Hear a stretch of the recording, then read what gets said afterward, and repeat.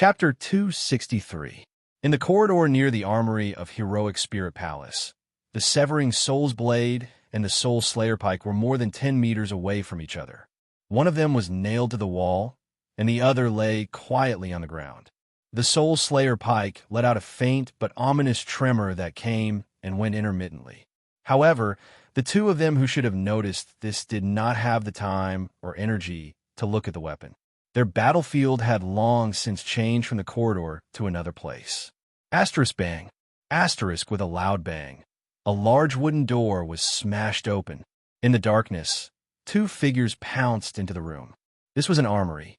The wide storage shelves were covered with layers of thick cloth, and in the darkness, there were all kinds of equipment.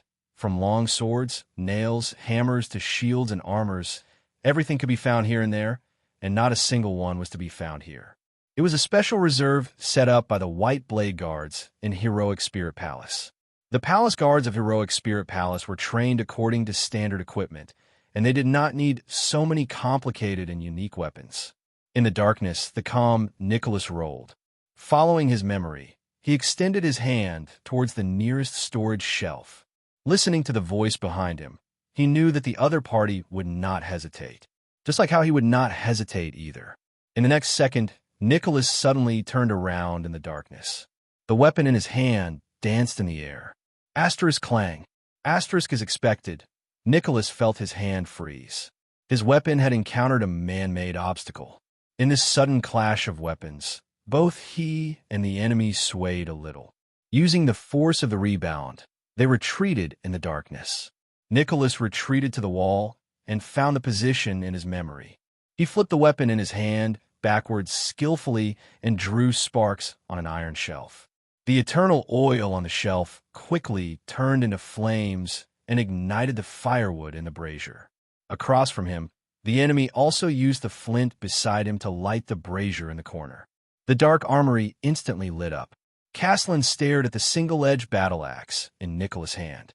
"Looks like you think the same as me," Caslin said, waving the broadsword he had just obtained. "In a battle, look for the weapon closest to you." Nicholas gestured with his lips and did not answer. Of course, this is one of the principles of the White Blade Guards. Back then, the person who taught me this, Nicholas, did not speak. He lowered his gaze and held the handle of the axe with both hands. He swung the axe back and forth in front of him, skillfully drawing an X shape. Caslin smiled.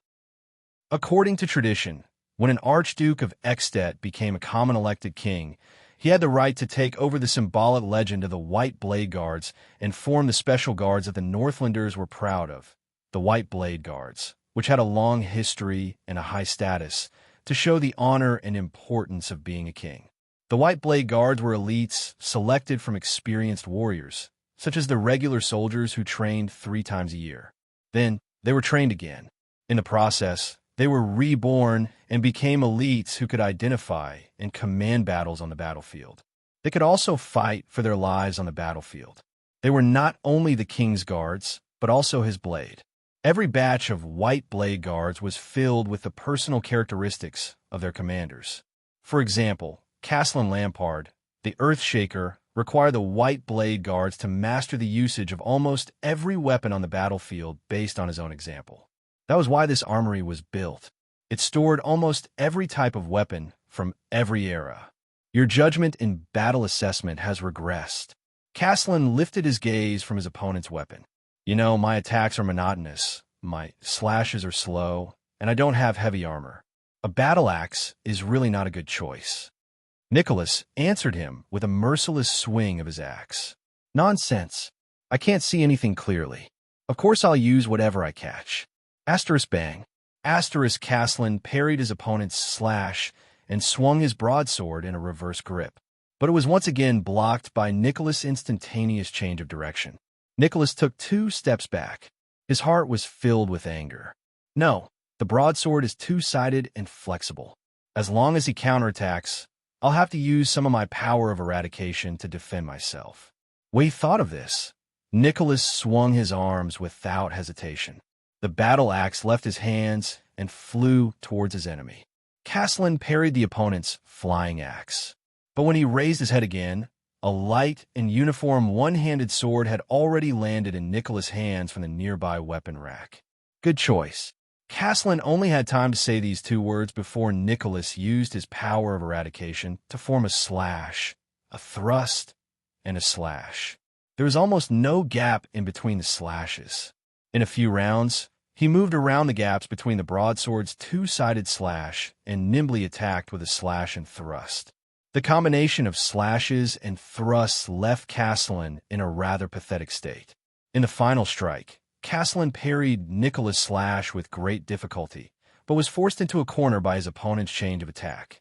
He had no choice but to roll on the ground. At the same time, he knocked down a row of weapon racks to block Nicholas' advance.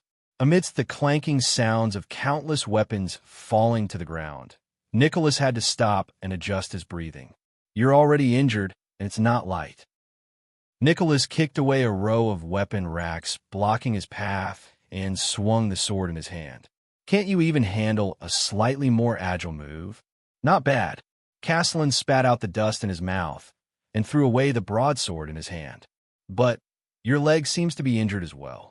He grabbed the handle of a new weapon from the ground with his right hand and said flatly, "I guess it's not easy to dodge."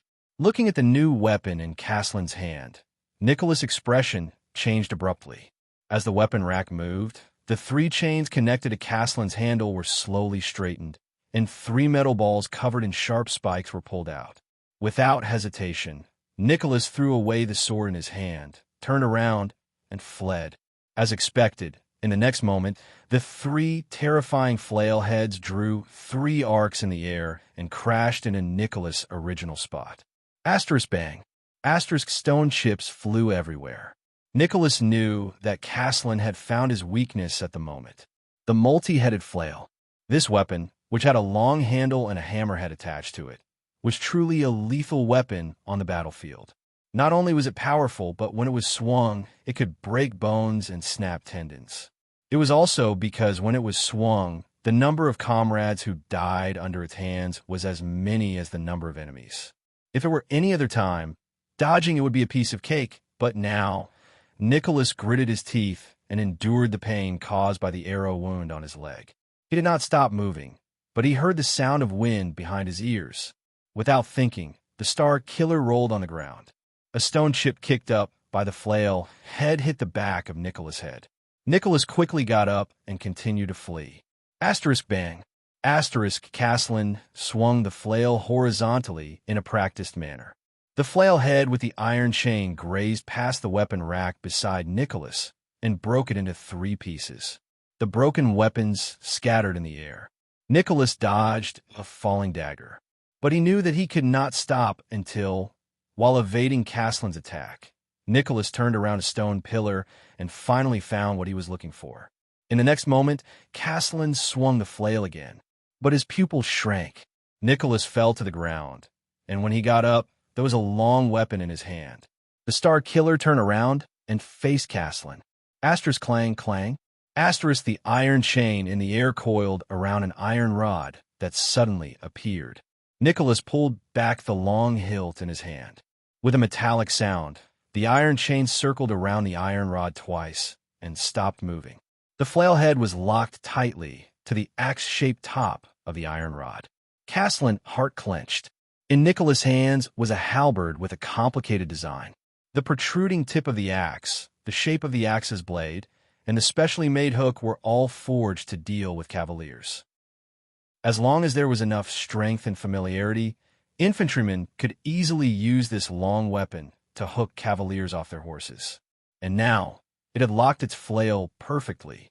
Nicholas panted lightly. He could feel the fatigue in his body. Even though he was strong, he was still very tired after going through a few hours of high-intensity battles. Fortunately, the other party was the same. He did not stop. He stretched his right hand behind him, and with the halberd in his hand and the flail, he stabbed towards Castellan in a practiced manner. Castellan let go of the locked flail in a flustered manner. This time, it was his turn to stagger to avoid Nicholas' erratic halberd, which could change direction at any moment. Asterisk bang. Asterisk the halberd knocked down the row of bow racks beside Castellan. The unstrung longbows fell to the ground. Castellan did not stop. With a stern expression, he continued to roll in a circle to avoid Nicholas' sweeping long weapon. Nicholas tightened his grip on the weapon in his hand and swung his halberd without hesitation. Asterisk bang. Asterisk with a slide kick, Castellan dodged the attack. At the same time, he kicked down a weapon rack. The weapons on it fell to the ground with a clatter. The old man folded his arms and held 3 or 4 weapons under his left armpit. He then ran 7 or 8 steps before he turned around to face Nicholas again. When he saw the weapon in Castellan's hand clearly, Nicholas was alarmed. The old man stretched out his right hand and pulled out an outdated weapon that had disappeared from the battlefield a long time ago from his left arm. A javelin. Castellan raised the javelin with a stern expression and pulled his right arm back. Asterisk whoosh. Asterisk the javelin slipped out of his hand. At that moment, Nicholas could not care less about the halberd in his hand. He crouched down and ducked his head. Asterisk clang. Asterisk the javelin whistled through the air and brushed past Nicholas' head, which had just lowered before it stabbed into the stone tiles behind him. Nicholas could not care less about the cold sweat on his head. He decisively threw away his halberd. But in the next second, there were 2 more whooshing sounds. Nicholas used all his strength to avoid the 2 javelins that were aimed at his chest and head, but the arrow wound on his leg started to hurt again. The Star Killer ducked behind a stone pillar. Just as he hid, a javelin flew from afar and stabbed into the spot where he was just a moment ago. Nicholas leaned against the stone pillar and panted. He anxiously searched for a new weapon and cursed in his heart. As a white blade guard trained by Castellan, no one knew better than him how terrifying Castellan was. Castellan's strength and reflexes were terrifying, which earned him the title of Earthshaker. But the old commander's ultimate skill was that he was proficient in the usage and characteristics of almost every weapon. Any weapon he grabbed on the battlefield could become an unparalleled killing tool.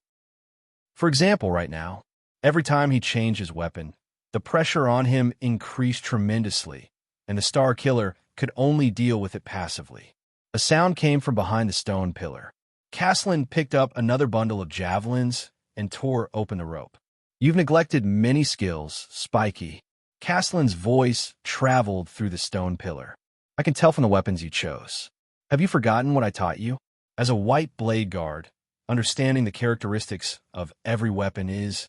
Nicholas gritted his teeth as he leaned against the stone pillar.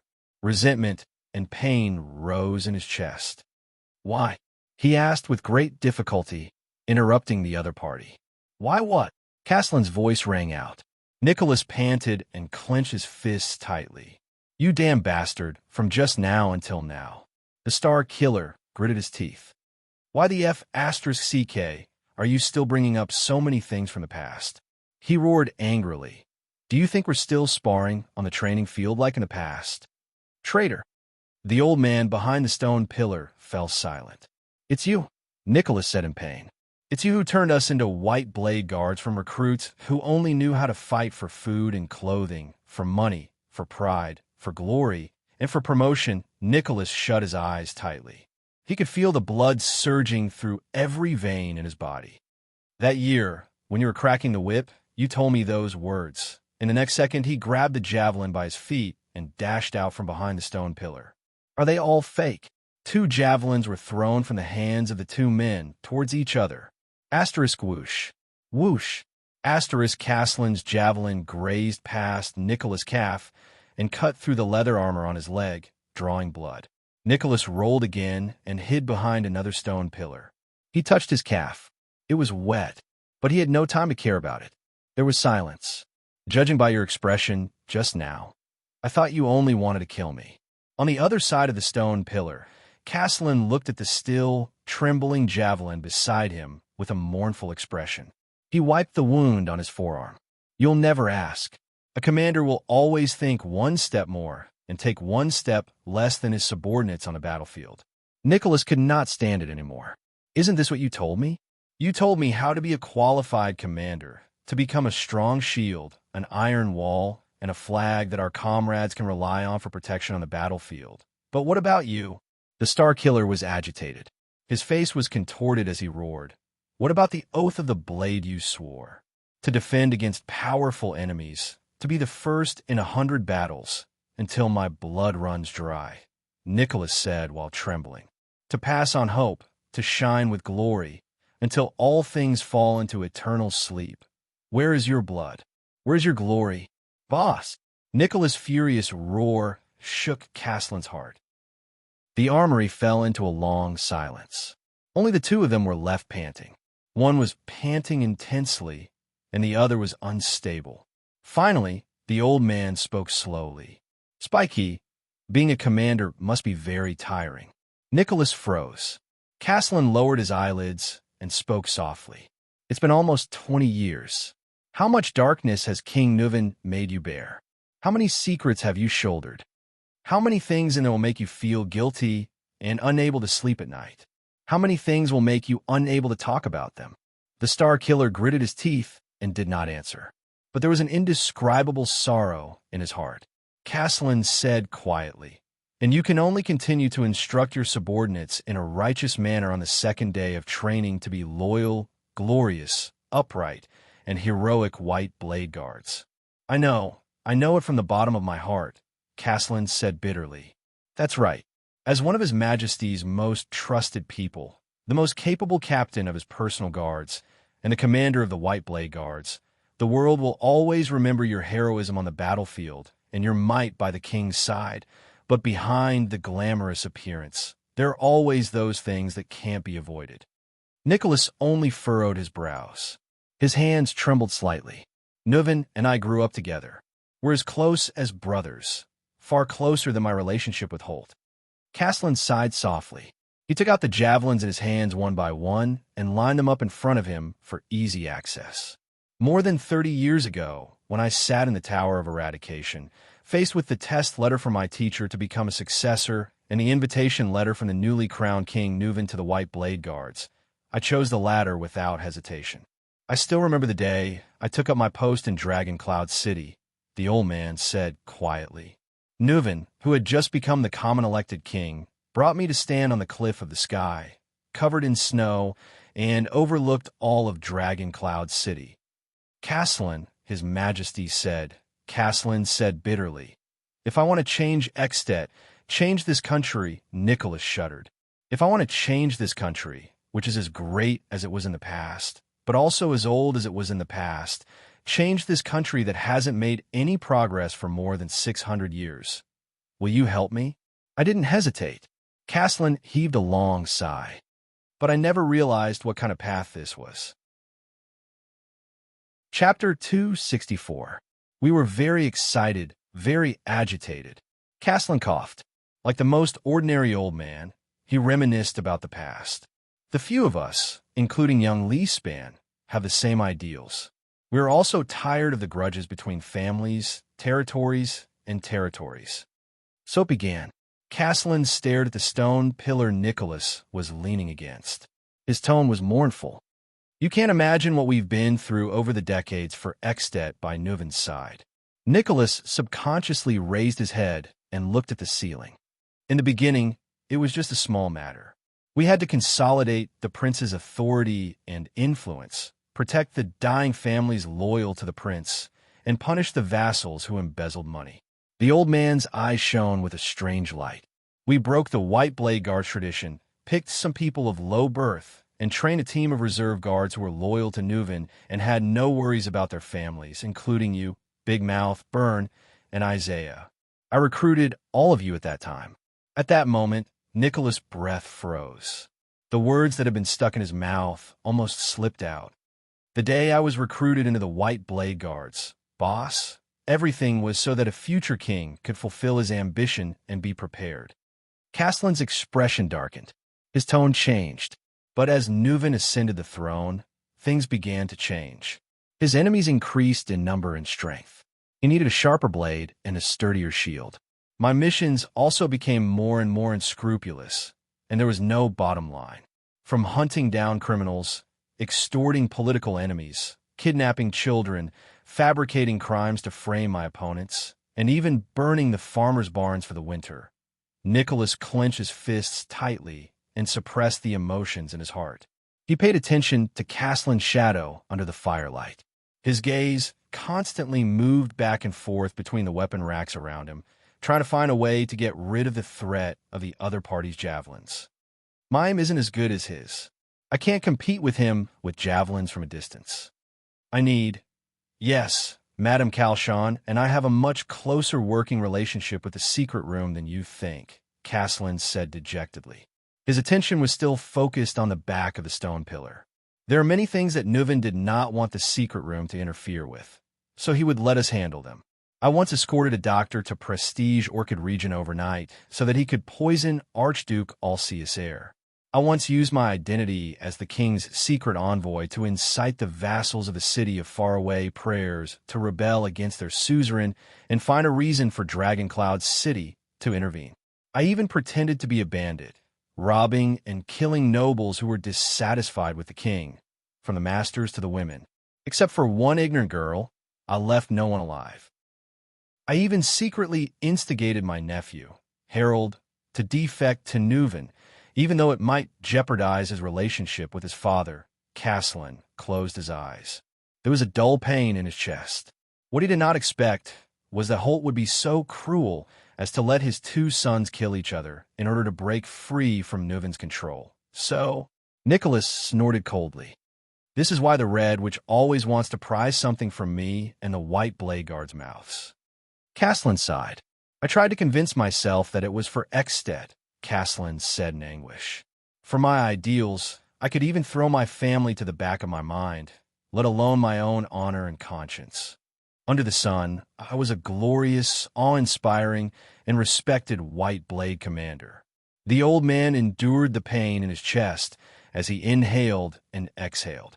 Under the shadows, I was a cold-hearted, ruthless, and unscrupulous king's killer. I led the earliest batch of guards to do the dirtiest and most secretive things.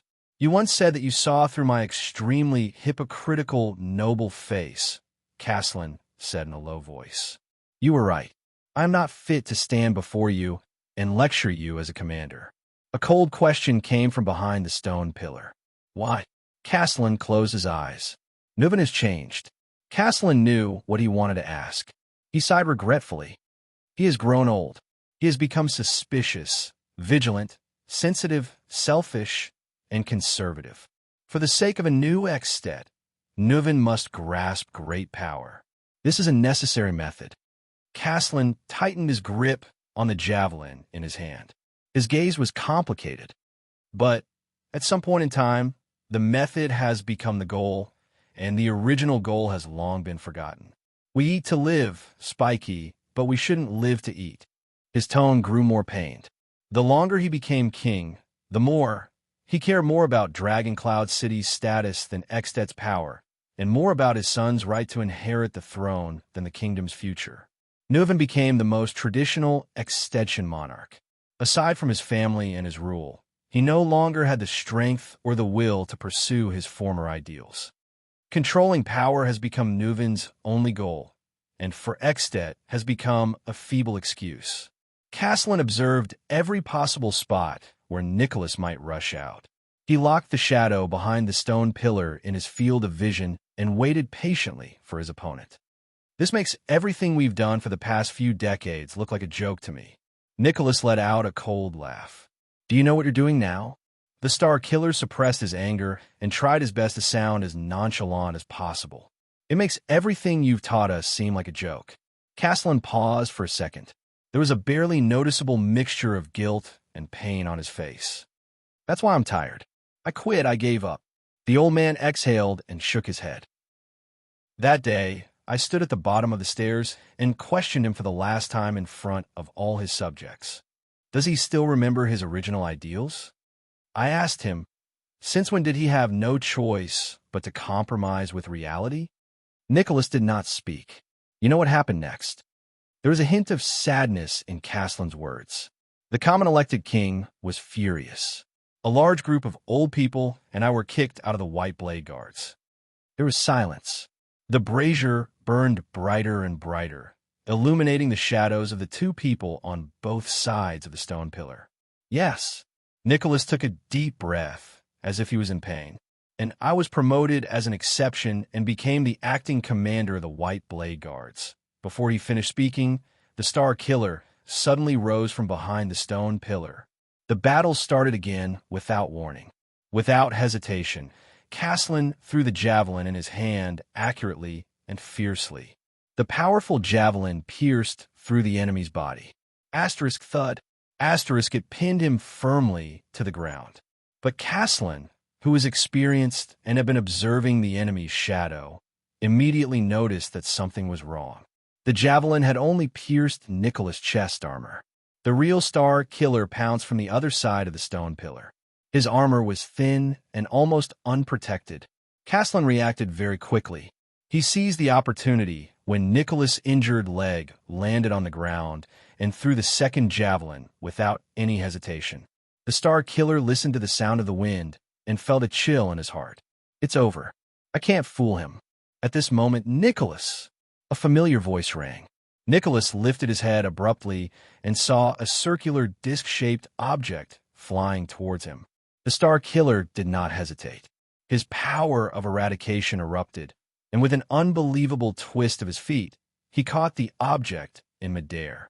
The javelin flew towards him. Asterisk bang. Asterisk a muffled sound rang. Caslin's pupils shrank.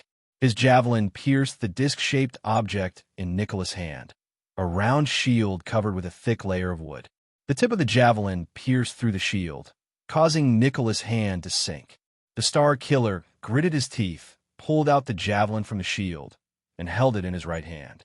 But Caslin had no time to care about Nicholas. He turned around solemnly and looked at Nicholas' helper vigilantly. Burn. Caslin frowned, but there was a hint of nostalgia in his eyes. Long time no see. But as a former White Blade Guard and the King's administrator, Burn Merk, who stood at the entrance of the armory, obviously did not like to respond to his former superior's enthusiasm. Sorry, boss. It's not that I don't want to reminisce. In the distance, Merk's expression was solemn. He took two short-handled throwing axes from the weapon rack and swung his arms. But I just saw my daughter. I'm not in a good mood now. Caslin's expression changed.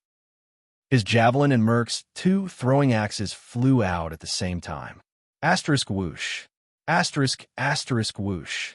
Asterisk the javelin and throwing axes crossed each other in the air. Asterisk shick. Asterisk even though he tried his best to dodge. Merk's thigh was still pierced by Caslin's javelin. He fell into a row of weapon racks in pain. But it's enough. That was what Merk thought. Amidst the clanging of metal, Caslin used his javelin to deflect a throwing axe. But another axe cut his left arm, and a large piece of flesh was torn off. The old man took a deep breath and endured the pain in his chest. Burn is still as good as ever when it comes to throwing. As he thought about this, he turned around and threw the third javelin. It was thrown at Nicholas, who was charging at him at high speed. Asterisk bang. Asterisk the Star Killer's thick shield blocked the javelin again. Due to the momentum of his charge, this time, the spearhead even pierced through the top half of the shield, and a part of it protruded from Nicholas' wrist. Nicholas, who was charging, instinctively turned the round shield and replaced the part of the shield that was pierced with the lower half of the shield. As expected, in the next second, there was another dull sound. Asterisk bang. Asterisk the fourth javelin came from the same angle and position and pierced through his shield again. Like the previous javelin, the javelin pierced through the top and bottom of the shield. Nicholas felt a chill in his heart. If I didn't turn the shield just now, but he didn't have to worry anymore. Nicholas resolutely threw away the heavy shield, which he had worked so hard for, and raised the javelin in his right hand. He was 3 steps away from Caslin again. Caslin also threw away the remaining javelins with a solemn expression. Only the one in his right hand was left. In the next second, both of them raised their right hands at the same time. Asterisk shick. Asterisk almost face to face. The 2 javelins pierced each other in the air. Caslin, who still had his right hand in the air, instinctively dodged. The enemy's javelin pierced into the weapon rack behind him, and only a trace of blood appeared on his face. Asterisk shick. Asterisk, but Nicholas did not dodge. He allowed Caslin's javelin to pierce through his left shoulder. Ah! Nicholas endured the intense pain in his left shoulder with a ferocious expression. Under Castellan's strange gaze, he swung his right fist. The power of eradication exploded from his bones. His fist instantly turned twice in the air, avoiding his opponent's 2 interceptions. At this moment, the calm Castellan's expression suddenly changed. Asterisk thud. Asterisk amidst the strange, dull sound of metal. Castellan locked Nicholas' throat, and the Starkiller's fist landed on Castellan's body. Time seemed to have stopped at that moment. Strangely, Nicholas' fist did not go straight for Castellan's vital organs. Instead, it only hit Castellan's right armpit. The Starkiller's fist drooped weakly. Castellan could not help but tremble. He loosened his grip on Nicholas' throat. Nicholas, whose face was red from holding in his breath, finally let out a breath. Both of them stood on the spot and swayed. Asterisk thud.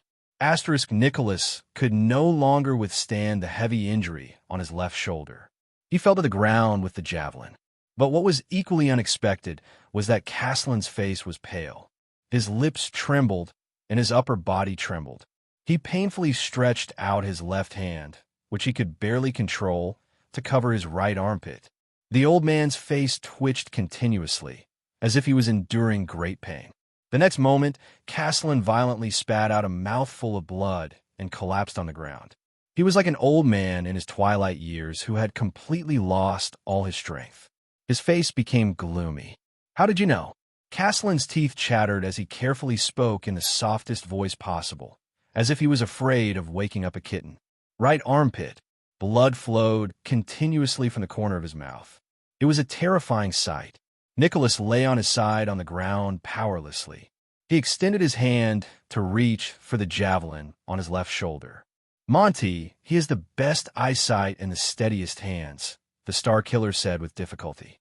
"That's why he was chosen to be your assistant the night you were on the verge of death and had your metal ribs replaced." He knew. Castellan's gaze froze.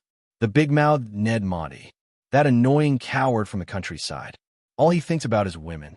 Umph. Castellan chuckled in resignation in his heart. "Monty only told me one thing." Nicholas shut his eyes tightly and gritted his teeth. "There's a weak joint at the side of your new skeleton. That's your weakness. As long as you have enough strength. He told me to keep an eye on your safety during the battle." Nicholas' eyes were tightly shut. When he said this, Nicholas felt a tightness in his chest. He actually could not continue. The leader's weakness. That's the place they should have sworn to protect. But Nicholas clenched his fists tightly. His eyes were filled with tears. Castellan sat on the ground, trembling. He leaned against the weapon rack behind him and let out a sigh of relief. As he breathed, blood gushed out continuously from his mouth and nose, staining the clothes in front of his chest. A javelin? Castellan, whose upper body was almost drenched in blood, indifferently glanced at the row of javelins beside him. "Did you force me here on purpose? You're used to fighting with your right arm to protect your weakness," Nicholas said dejectedly. "I had to find a chance when you completely lifted your right arm, such as when you threw the javelin." Castellan raised his eyebrows and let out a desolate laugh. "On Spiky's hand. This ending isn't too bad. Beautiful. Ha, Spiky, you cough, cough, cough, cough." His laughter did not last long. Castellan frowned again and hissed. He coughed violently in pain. As he moved, Castellan's chest let out a terrifying gurgling sound. The old man's face also contorted rapidly. Nicholas closed his eyes. He could not bear to look at his old superior's expression. Damn it! Nicholas stretched his hand desperately to reach for the javelin on his shoulder, hoping that it could divert some of his attention. "I can't pull it out." At this moment, Nicholas felt a slight pain in his left shoulder. He opened his eyes in surprise and saw that Castellan was holding the javelin in his shoulder with his left hand. "Bear with it," Castellan said in a low voice and spat out another mouthful of blood. "It might hurt a little." In a daze, Nicholas exerted strength in his shoulder and watched as Castellan pulled the javelin out of his shoulder. He did not even notice the pain. Nicholas remembered that afternoon many years ago. When he was dying, Castellan, the executioner, picked up the piece of wood from the ground and brought it to his mouth. "Bite it." The iceberg pulled the whip in his hand and said coldly, "This will hurt." Nicholas shook off his memories and struggled to sit up. His power of eradication began to tighten his muscles. He looked at Caslin, who was leaning against the weapon rack and spitting out blood with a pained expression. He felt even more resentful in his heart. Talia.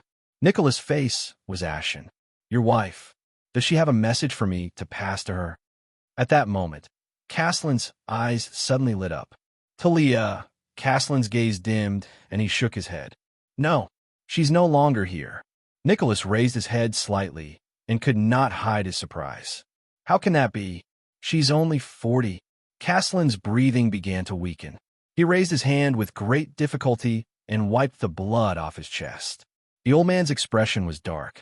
He raised his trembling hand and carefully took out a piece of red silk cloth from his pocket. A year ago, she finally found out. Caslin stared at the piece of red silk with an intoxicated look on his face. He slowly unfolded it, as if it was a rare treasure. Before I confessed to her, she found out that I was that person back then. Caslin's hand trembled slightly. The bandit leader who robbed and killed her family's convoy, killed her father, mother, and older brother, slaughtered her entire family, and only a 6-year-old girl was spared. Nicholas froze. From then on, Talia fell ill. Even the best doctors could not find the cause of her illness. Caslin seemed to be losing more and more control over his hands, but he still shivered and lifted the red silk cloth inch by inch. Just like that, she lay on the bed every day, enduring extreme pain. Like the most beautiful flower, she withered day after day. That was the most difficult battle in my life. I would rather fight another 30 rounds with Zakriel, exchange my sword with Xiao 200 times, exchange my life with Sira Dark Thunder 10 times, and be punched 20 times by Jasmine than face it. Caslin coughed violently. His expression was pain. But I could only watch Talia die day by day, and try to explain to her that it was the king's order, and that I had no choice but to do so. Caslin finally lifted the red silk cloth. His eyes were sparkling. At the last moment, Talia forced a smile and told me that perhaps this was God's will. She was destined to atone for my past sins. Nicholas stared blankly at the item in the silk cloth. It was an inconspicuous black stone. 2 small figures were carved on the stone. One was slightly larger, and the other was slightly smaller. The carvings of the small figures were crooked and extremely crude. It was basically a circle with 4 limbs propped up against it. It was obviously a child's play. But Caslin stared at the stone in an infatuated manner. The trembling in his hands grew stronger. In the end, I held her almost weightless body in my arms and asked myself, Caslin Lampard, the Earth Shaker, what is the meaning of your life? The sound of someone dragging the ground could be heard from afar. Merc was dragging his peer's thigh as he crawled towards them, bit by bit. Caslin's eyes were bleak. He flashed a weak smile at Merc, who was crawling towards them. There was a moment when I started to hate Nuven. Until a few months ago, when Nuven's last son died in Constellation. The old man shook his head. Every word he spoke was mixed with a lot of blood that seeped out of his mouth and nose. Looking at the sunset that day, I suddenly pitied him. We all lost everything that we cherished. Half a lifetime's worth of hard work vanished in a thin air overnight. In the end, that once high-spirited Prince Walton fell into the vicious circle he weaved. He fell into the fate of the suzerains of Ekstedt and couldn't get out. He was as miserable as my elder brother and nephews. Nicholas tore off a piece of clothing and tied it around his injured shoulder. He gritted his teeth and said, "Idiot." Merc crawled to Nicholas' side and stared at his old superior with him in a daze. At that moment, it was as if there was a ball of fire burning in my chest. The pain was indescribable, and I didn't know why. Caslin's voice grew softer. However, when King Nuven sent someone to find me and wanted me to inherit the position of the Archduke of Black Sand region, I suddenly understood what that ball of fire was. Caslin's eyes brightened. He exerted force in his hand and gripped the stone in his palm tightly. I don't hate him anymore, but it's not over yet. Everything that Nuven and I started back then, Caslin said as he struggled. Tears streamed down his face. It's not over yet. What Nuven couldn't do, what Nuven gave up, and what Nuven didn't dare to face, Caslin coughed violently. His face was pale, and he trembled as he said, "I'll fulfill his wish and be loyal to him. This is the meaning of the rest of my life." Merc stared at him in disbelief. Nicholas pressed down hard on his shoulders, lowered his head, and did not say a word. Only his fists continued to clench. At this moment, Boss, Merc, who was lying on the ground, spoke in a low voice. "When you knew that you were betraying him, betraying his majesty, how did you feel?" Merc's expression was sorrowful and pained. His words came out in a stutter. Nicholas could not help but glance at Merc. Caslin turned his gradually clouding gaze around. He parted his lips and asked with the ghost of a smile, "Did I betray him?" Merc was stunned. There was silence. "Right. I remember, Spiky." The old man's eyebrows twitched. Nicholas raised his head and stared at Caslin with a complicated expression. Caslin's gaze slowly became unfocused. The corners of his mouth were no longer vomiting blood. Staring at the ceiling, Caslin forced a smile and said softly, "With the name of your power of eradication, why don't you call it the twist of fate?" Both Nicholas and Merc froze for a moment. "Hey!" A second later, the Star Killer snorted in disdain. "What kind of F***king name is that? *clatter. A soft sound was heard, and Nicholas' words were stuck in his throat. Nicholas and Merc shuddered at the same time. The stone with the two little people carved on it had just rolled off Caslin's hand. Both of them slowly turned their heads. The legend of the White Blade Guards, the Earth Shaker Caslin Lampard, was lying quietly on the weapon rack with his eyes closed. He did not say a word and showed no reaction. Merc stared at the motionless Caslin with a dazed expression. The silence lasted for a few seconds. Then Nicholas slowly extended his hand and grabbed the stone in his hand. On the back of the stone, a sentence was carved in a crooked manner with a lot of misspelled words. Caslin's protector. Talia tears welled up in Nicholas' eyes. He turned his head abruptly and tightened his grip on the stone in his palm. Thud.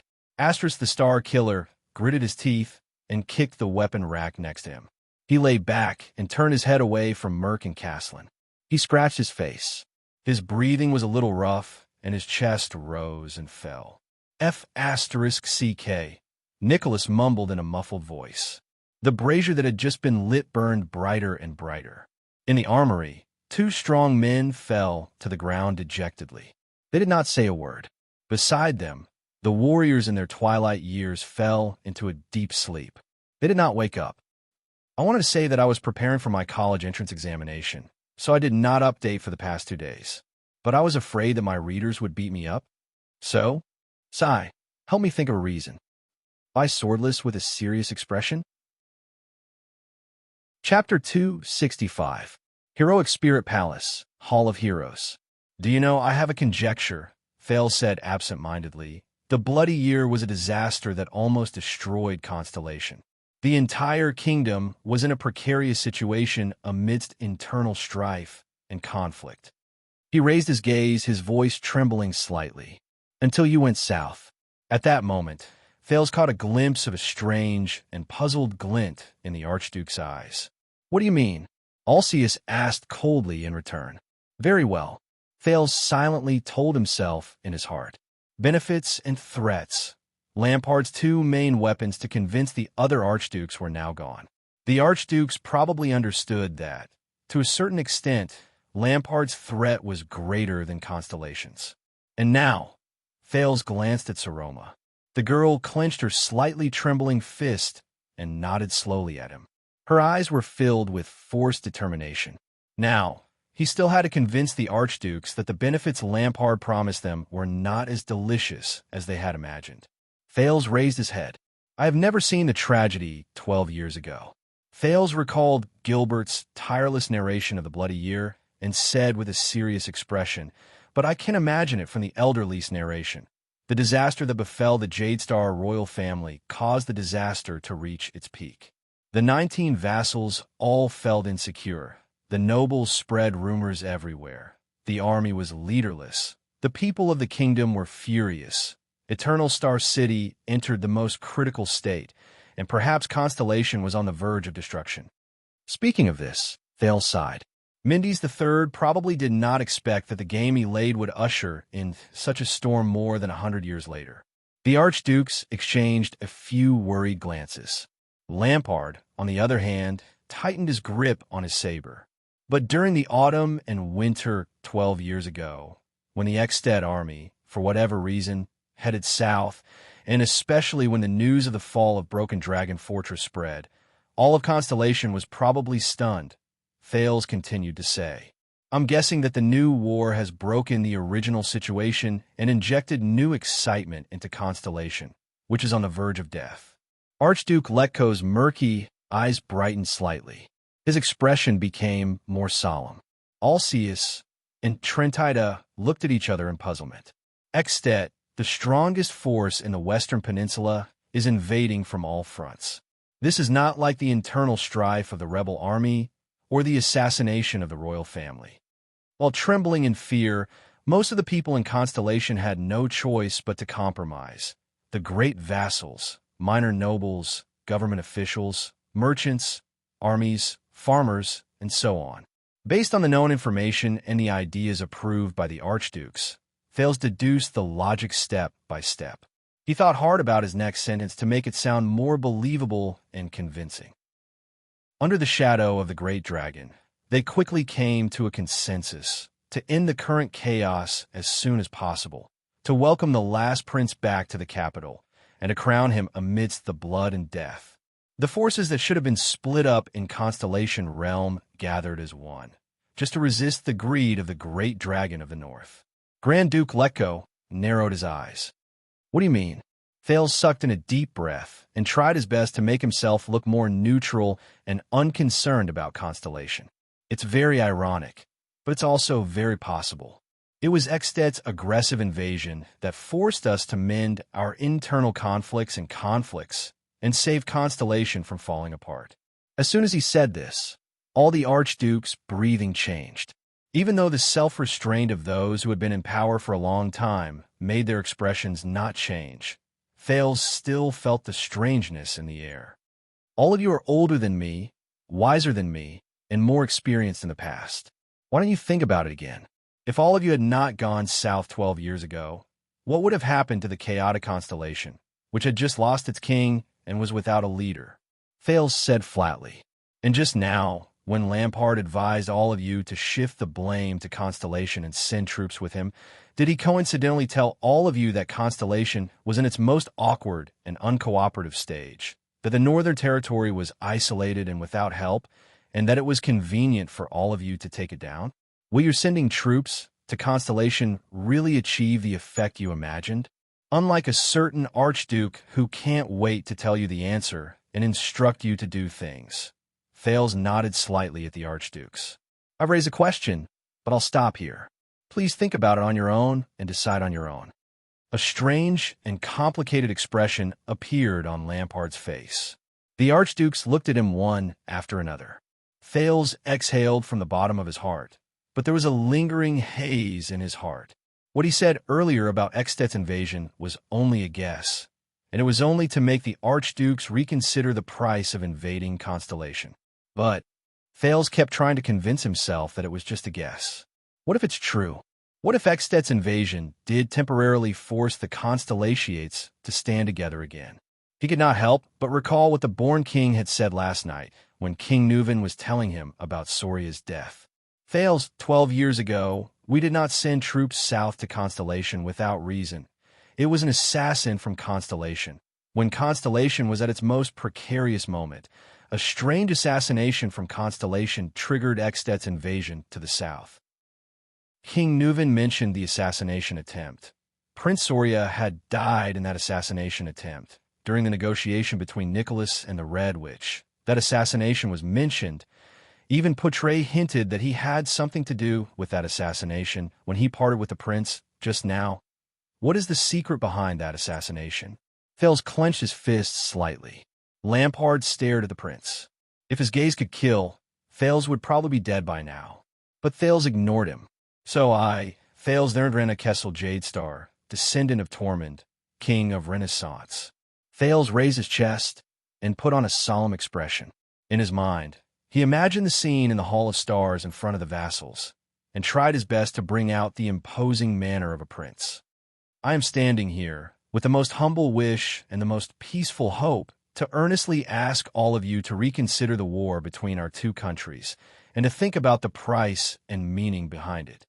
At that moment, the four archdukes, Lecco, Rockne, Trentida, and Alcius also looked back at him seriously. Their expressions were solemn. It was as if the person before them was not a weak child, but a ruler who could stand on equal footing with them.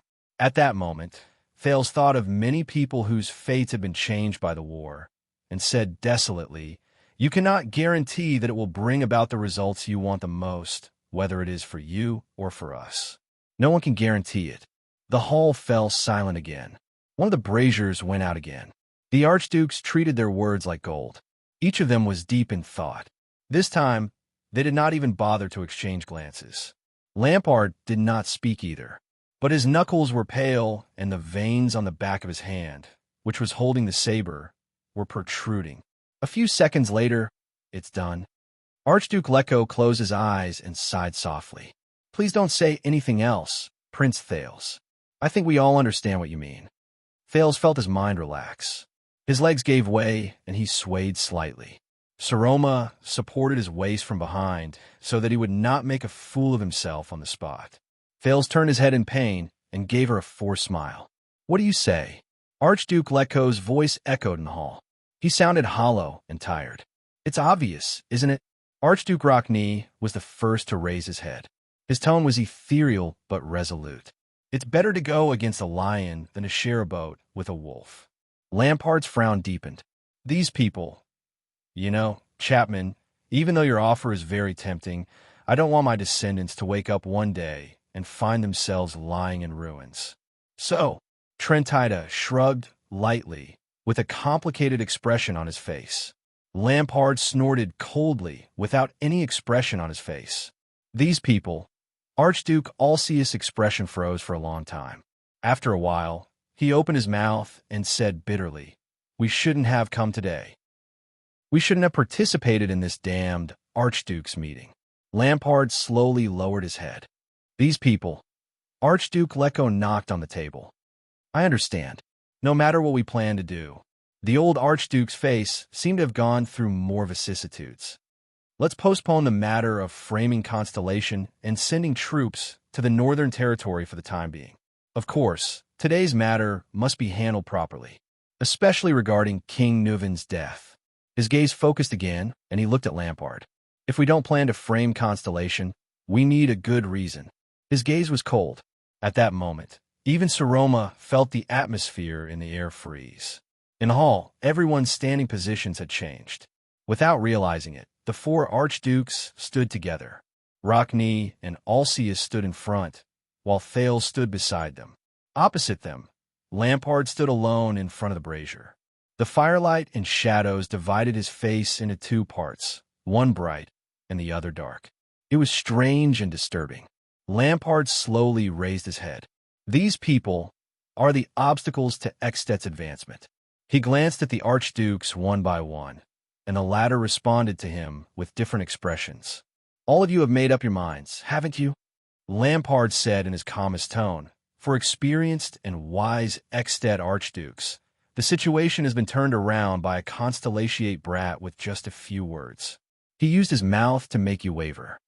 He snorted softly and glanced at Thales. "Pathetic." Thales held Saroma's hand tightly and quietly watched the Archduke's interaction from the sidelines. He gritted his teeth, knowing that the situation was irreversible. He can't turn the situation around with just his mouth. Archduke Lecco's tone also became cold. "No one can." The bald old Archduke narrowed his eyes. "But aren't you the one who used actions and facts to help him convince us, Chapman Lampard?" Lampard mocked in a gloomy voice. "So this is your answer? First, for Eksted's sake, you decided to cover up the king's death together.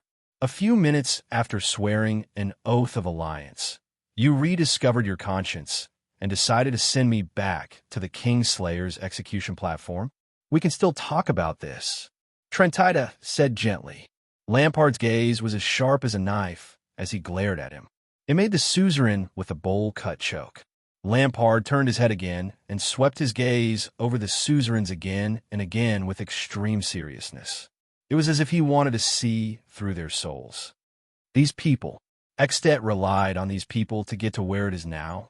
Ridiculous. Pathetic.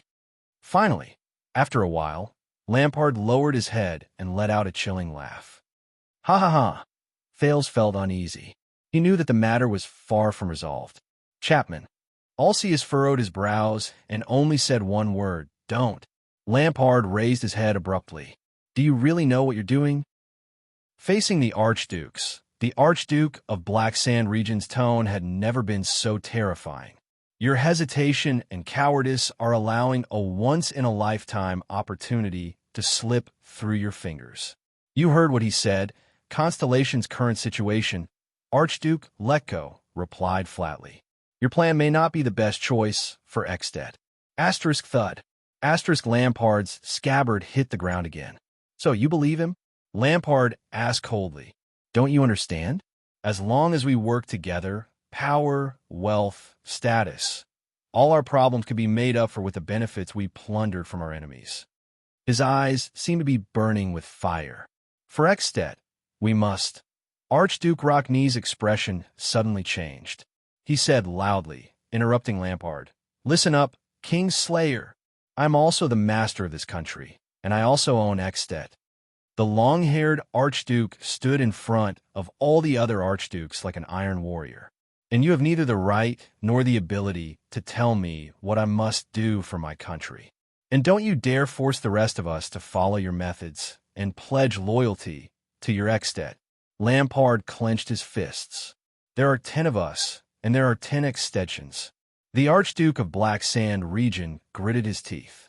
This is where the problem lies. Archduke Rockney sneered.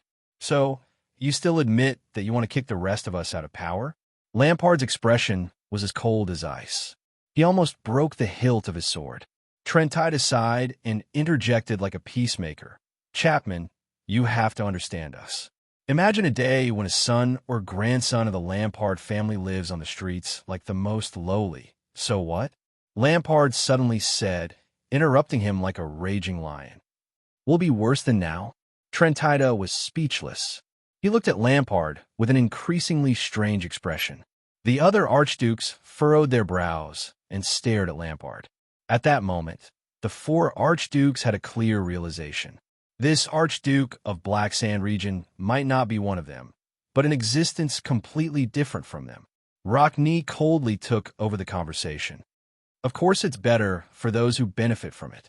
Unfortunately, I'm not one of them. There was silence. Lampard took a deep breath, as though he was trying to suppress his rising anger. He let out an unsettling chuckle through his nose. It's been 600 years. He coldly swept his gaze over everyone, not even sparing Saroma. From the moment we were born, we were like hounds with a collar. We racked our brains to scheme against our vassals, and fought openly and covertly against the king in every possible way. Even if we became kings, we would just be repeating the same fate in this sorrowful shackle. For 600 years, generation after generation, we've been walking in circles like headless ants. Lampard's face was contorted. Don't you feel bored? The joint ruling pledge. To break this sorrowful cycle for the future of this kingdom. The Archduke of Black Sand Region gritted his teeth, his hands trembling. I bet everything on it. In the end, I could only watch your selfishness and short-sightedness destroy Extet's future. The archdukes stared at each other. An indescribable feeling rose in their hearts. At this moment, Your Grace, Thales said softly, please don't make excuses for yourself. You make it sound like you're so noble, selfless, and great. Lampard turned his head abruptly and shot an icy glare at the prince. If Extet could be saved, why did it have to be you? Why couldn't it have been someone else? For example, King Nuven? Lampard's breath froze. The other archdukes were also slightly stunned. Yes, I only understood later on that you weren't the only one who saw the current situation in Constellation. The prince sighed and recalled the scene when King Nuven mentioned the virtuous king to him a few minutes before his death. and also the supreme commander who led the army to cross the fortress, the born king, Nuvan Walton VII. If you really only had Extet in your heart and nothing else, why didn't you seize the opportunity and hand over your authority to King Nuvan? Thales stared at the twisted Lampard and enunciated each word clearly. In the struggle between the vassals and the royal power, you could have accepted the king's officials, the king's orders, and the royal power's infiltration into Black Sand region. You could have willingly become the next beacon illumination city. You could have brought all of Extet closer together under the banner of Dragon Cloud City's Cloud Dragon Spear. The prince raised his hand abruptly and pointed at the stone carving of the Cloud Dragon Spear on the ceiling. Let the most powerful born king become the sole ruler of Extet. The hall fell silent again. Lampard's expression grew colder. But you were unwilling, and your family was unwilling, Thales answered softly. That's why today's tragedy happened. Did you think that your past, the deaths of your brother and mother, gave you a reason to hate the joint ruling pledge? Did you think that your actions would be different, become unusually prominent, especially tragic, and become heroic? Lampard stopped in his tracks and turned around stiffly. His gaze was terrifying, and his face was ferocious. My past. How dare he? How dare he? For the first time, Thales bore the Archduke of Black Sand region's almost suffocating aura without holding back. But he only took a deep breath, gritted his teeth, and raised his head. At that moment, Thales remembered everything that happened in front of Broken Dragon Fortress. He remembered the sacrifice of Araka and the Fury Guards. He also remembered the tragedy in Dragon Cloud City, the destroyed Shield District, the White Blade Guard who fell one by one, and their fearless posture. No, Lampard, strip away your outer shell. You are actually no different from the others. You are just creatures who fight for power and serve your own interests under the banner of For Extet. You don't even care about the lives around you, and you don't even cherish the land you belong to, yet you talk about the country and the future, the prince said coldly. You don't have the right to be noble. The prince closed his mouth and ended his sentence. At that moment, the Archduke of Black Sand region and the Prince of Constellation's gazes met in the air. One of them was overflowing with murderous intent, while the other was firm and unyielding. Lampard stood where he was. The temperature around him seemed to plummet. You. Lampard stared at Thales and spoke slowly. With a heart full of hatred and coldness, he hissed the word through gritted teeth. You. Saroma was so afraid that she shrank behind Thales. But she did not succeed, because Thales grabbed her hand tightly and dragged her back to his side. He forced her to look into Lampard's eyes. I am not you, Thales replied coldly without showing any signs of weakness. Listen up, Chapman Lampard. My name is Thales Jadestar. Lampard's pupils shrank slightly. A child who cannot drink. The prince took a step forward. His expression was firm. And your nemesis. Chapter 266. Ha ha. Archduke Rockney's mocking laughter could be heard faintly, as if responding to Thales' words. At that moment, Lampard felt an endless rage surge in his chest. Trentida blinked, wanting to communicate with Alceus, but the latter's expression remained solemn, and he did not say a word. Archduke Letko remained seated at the square table. Lampard sucked in a deep breath and forced himself to shift his gaze away from Thales' body. So, this is the end. What he said next sent a chill down everyone's spine. I'll ask you one last time, Archdukes. The Archduke of Black Sand region said coldly, is this your final choice? Are you going to give up on our alliance and choose that child's nonsense? As soon as he said that, the atmosphere in the hall became tense. Trentida frowned. Why isn't Prime Minister Leespan here yet? Could it be? Thales looked at Lampard's expression and suddenly felt uneasy. Last time, Archduke Rockney chuckled. You're really daring to say that. He pulled out a hair tie from his bosom, tied his long hair into a ponytail, and tucked it into the back of his collar. Lampard silently watched his movements and read his response. Archduke Letko's expression became serious. Chapman, let's leave each other some leeway. The eldest sat upright and said in a stiff tone, let's solve this together. in another way that doesn't have to be so ugly. Lampard did not respond. He shook his head, as if he had just given up on something and decided on something. I knew it. I can never count on you. Chapman. Archduke Trinita's expression changed. You're still an Archduke. We don't have to go that far. Oomph. Lampard responded with a faint sneer. Who was the one who said that as a Kingslayer, I'm no longer a member of the joint ruling pledge? The atmosphere instantly became tense. Thales clenched his teeth. As expected. Just as I thought. Lampard, you don't want to be enemies with the four of us. Xianxia said worriedly. Don't do anything stupid. Stupid? Lampard glanced at him and placed his hand on his waist. In the next second, asterisk clang, asterisk in front of all the archdukes. Lampard drew his sword amidst the sound of metal rubbing against leather. The archduke's expressions changed. Thales' heart skipped a beat. It was a sharp and shiny knight's hand-and-a-half sword, completely inconsistent with its worn and yellowed scabbard. This meant that its owner had wielded this sword hundreds and thousands of times, and at the same time maintained the blade with great care, just so that one day he could unsheath it and kill his enemies. Archduke Lampard glared at the others with a murderous look. Grand Duke Xianxia sighed softly.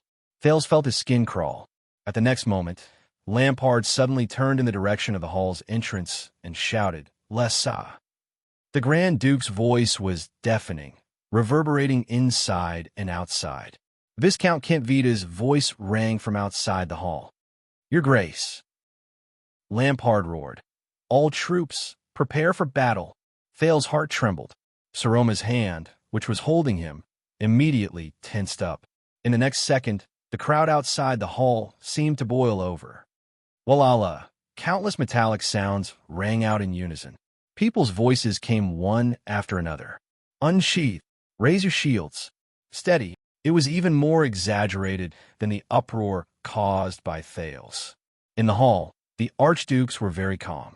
Rockne methodically tied his hair.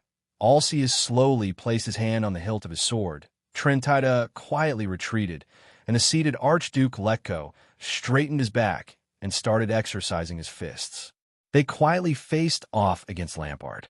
Behind everyone, Trentida said in a low voice, in fact, his military strength is several times more than ours, and he still controls Heroic Spirit Palace and the Gatehouse. So, it seems like we're the ones doing stupid things? Thales gritted his teeth.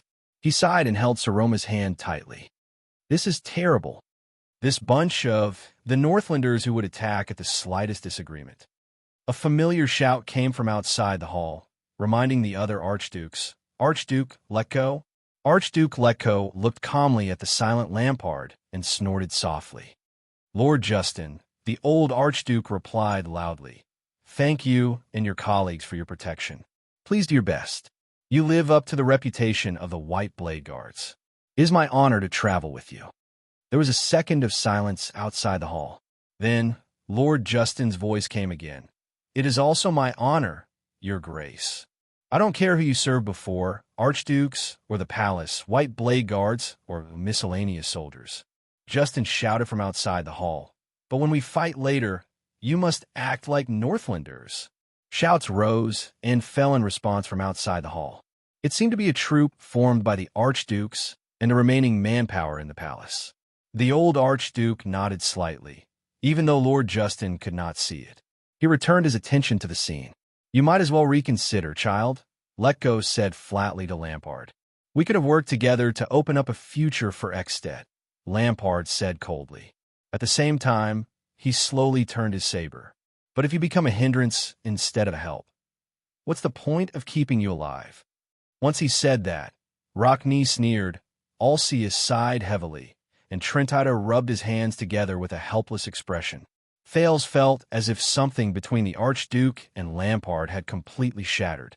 He knew that something was called tacit understanding, or rules. From now on, the situation were sliding in an unpredictable direction. Thales could not help but hold his breath. Chapman, think carefully about the consequences. Putting aside the fact that both sides are injured, even if you kill all of us here, how are you going to face Prime Minister Lee Span, the current Dragon Cloud City, and all of Extet? Archduke Lecco was calm and composed, as though the scene before him was just a training exercise. Lampard shook his head. This is not the outcome I want the most, but you have forced me into a situation where I have no choice. Asterisk clang. Asterisk Alceus unsheathed the two-handed heavy sword from his waist. He sighed. Not only will you become everyone's target, but Extet will also be in chaos after we die. Is this the outcome you want? Thales stared at the heavy sword that had almost slit his neck. His eyebrows arched slightly. Lampard said coldly, whether it's regicide or disrespect, once you walk out of here alive, no matter what reason you find, you will not let me go, whether it's because I broke the joint ruling pledge or because of that brat's nonsense. Even if I lose everything in the ruins, I will not be worse off than I am now. Coward. Archduke Rockney, who had tied up his hair, gave a simple answer. At the same time, he drew his weapon, a sharp long sword that shone with a cold light. It was obviously not an ordinary weapon. He stood side by side with Alceus and faced Lampard with a solemn expression. Lampard turned to Thales, swung his saber, and narrowed his eyes. As for you, I will give you the ending that is most fitting for your status, Prince Thales Jadestar. Truly a good move. Thales exhaled in resignation. Stand behind me, Prince Thales, Lady Saroma. Archduke Lecco looked at Lampard's expression and chuckled. I may be old, but I am still a Northlander. Before I fall, no one can hurt you. The old Archduke stood up slowly. There was an unquestionable might in his words. He drew a short knife, like a huge beast that had just woken up. Thales responded with a smile. Trent tied his side, holding the short sword at his waist. He stood a little further away. I hate today. In the field, Rockney, Alceus, and Lampard were already at each other's throats. I heard that your brother stood still and let you stab him 3 times before you killed him. Rockney swung the saber in his hand disdainfully, provoking Lampard without the slightest scruple. But we will not wait to be captured. Rockney snorted. 1 against 2. Are you prepared to die here, Chapman? Alceus held his sword with both hands. His expression was solemn, and he did not say a word. Are you joking? Lampard did not seem to be affected by the words at all. He was abnormally calm when he entered battle mode. Since that day, 12 years ago, I have been prepared for every second. The tips of their swords were pointed at each other. Like the most sincere Northlanders, they showed no mercy. At that moment, Thales subconsciously glanced at Saroma. The girl's face was pale, but she was no longer as timid and panicky as before. She only looked at him calmly, with a questioning gaze. It was as if the words she said in front of the archdukes had given her a lot of courage. Looking at her expression, Thales suddenly felt a lot less nervous. At this moment, Asda's voice rang in Thales' ears. Do you need me now? I will only ask one last time. The Soul Slayer Pike has discovered me. I must leave immediately. With a heart full of frustration, Thales also let out a long sigh. Beside him, Saroma gave him a strange look. Thales gently closed his eyes. He clenched his fists. That's enough. The next second, Alceus and Rockney got into their battle stances and were ready for battle. Lampard slowly opened his mouth with a ferocious glint in his eyes. The Archduke of Black Sand region roared, "Kill them all!" At this moment, a young male voice suddenly rang in the hall. Is that enough? The voice was so loud and piercing that it even cut off Lampard's words. The archdukes were stunned and turned their heads. Under everyone's dumbfounded gazes, the second prince of Constellation, Prince Thales Jadestar, had climbed onto the long table at some point in time. At this moment, with a head full of charcoal dust, the prince stomped his feet and waved his small fists. His face was contorted, and he yelled at the people in the hall through gritted teeth. Listen up, all of you. At that moment, the archdukes, who had been scolded in an unprecedented manner, could not seem to react. They all looked at Thales in shock. The prince yelled out the words in one breath. He bent down and pressed his hands on his knees. He panted in pain. The sin of hell's river faded from his vocal cords. Under the table, Saroma stared at him in a daze. Thales took a deep breath and straightened his back again. He pained his chest, which was aching from yelling too much. I have an idea. Compared to the ending where both sides get hurt, it's much better. The title of the chapter is a tribute to you resurrected corpses. P.S. How can a diligent person like me stop updating? I'm updating every day for 48 hours a day. Oomph. Chapter 267. Phone pushed it. Being banned on the homepage was a form of official recognition of the author's achievements. Being able to show my work here meant, damn, when I said this, Bourdieu's speech about speech kept popping up in my head, and I couldn't continue. In short, I was very happy. Along the way, although there were many obstacles, I was proud and touched that the readers were always by my side. When a number of favorites was less than 100, 9 readers had joined the group. They discussed the plot and chatted with each other. They gave me a lot of motivation in my monotonous life. They supported me in recording and presenting the next chapter of the story.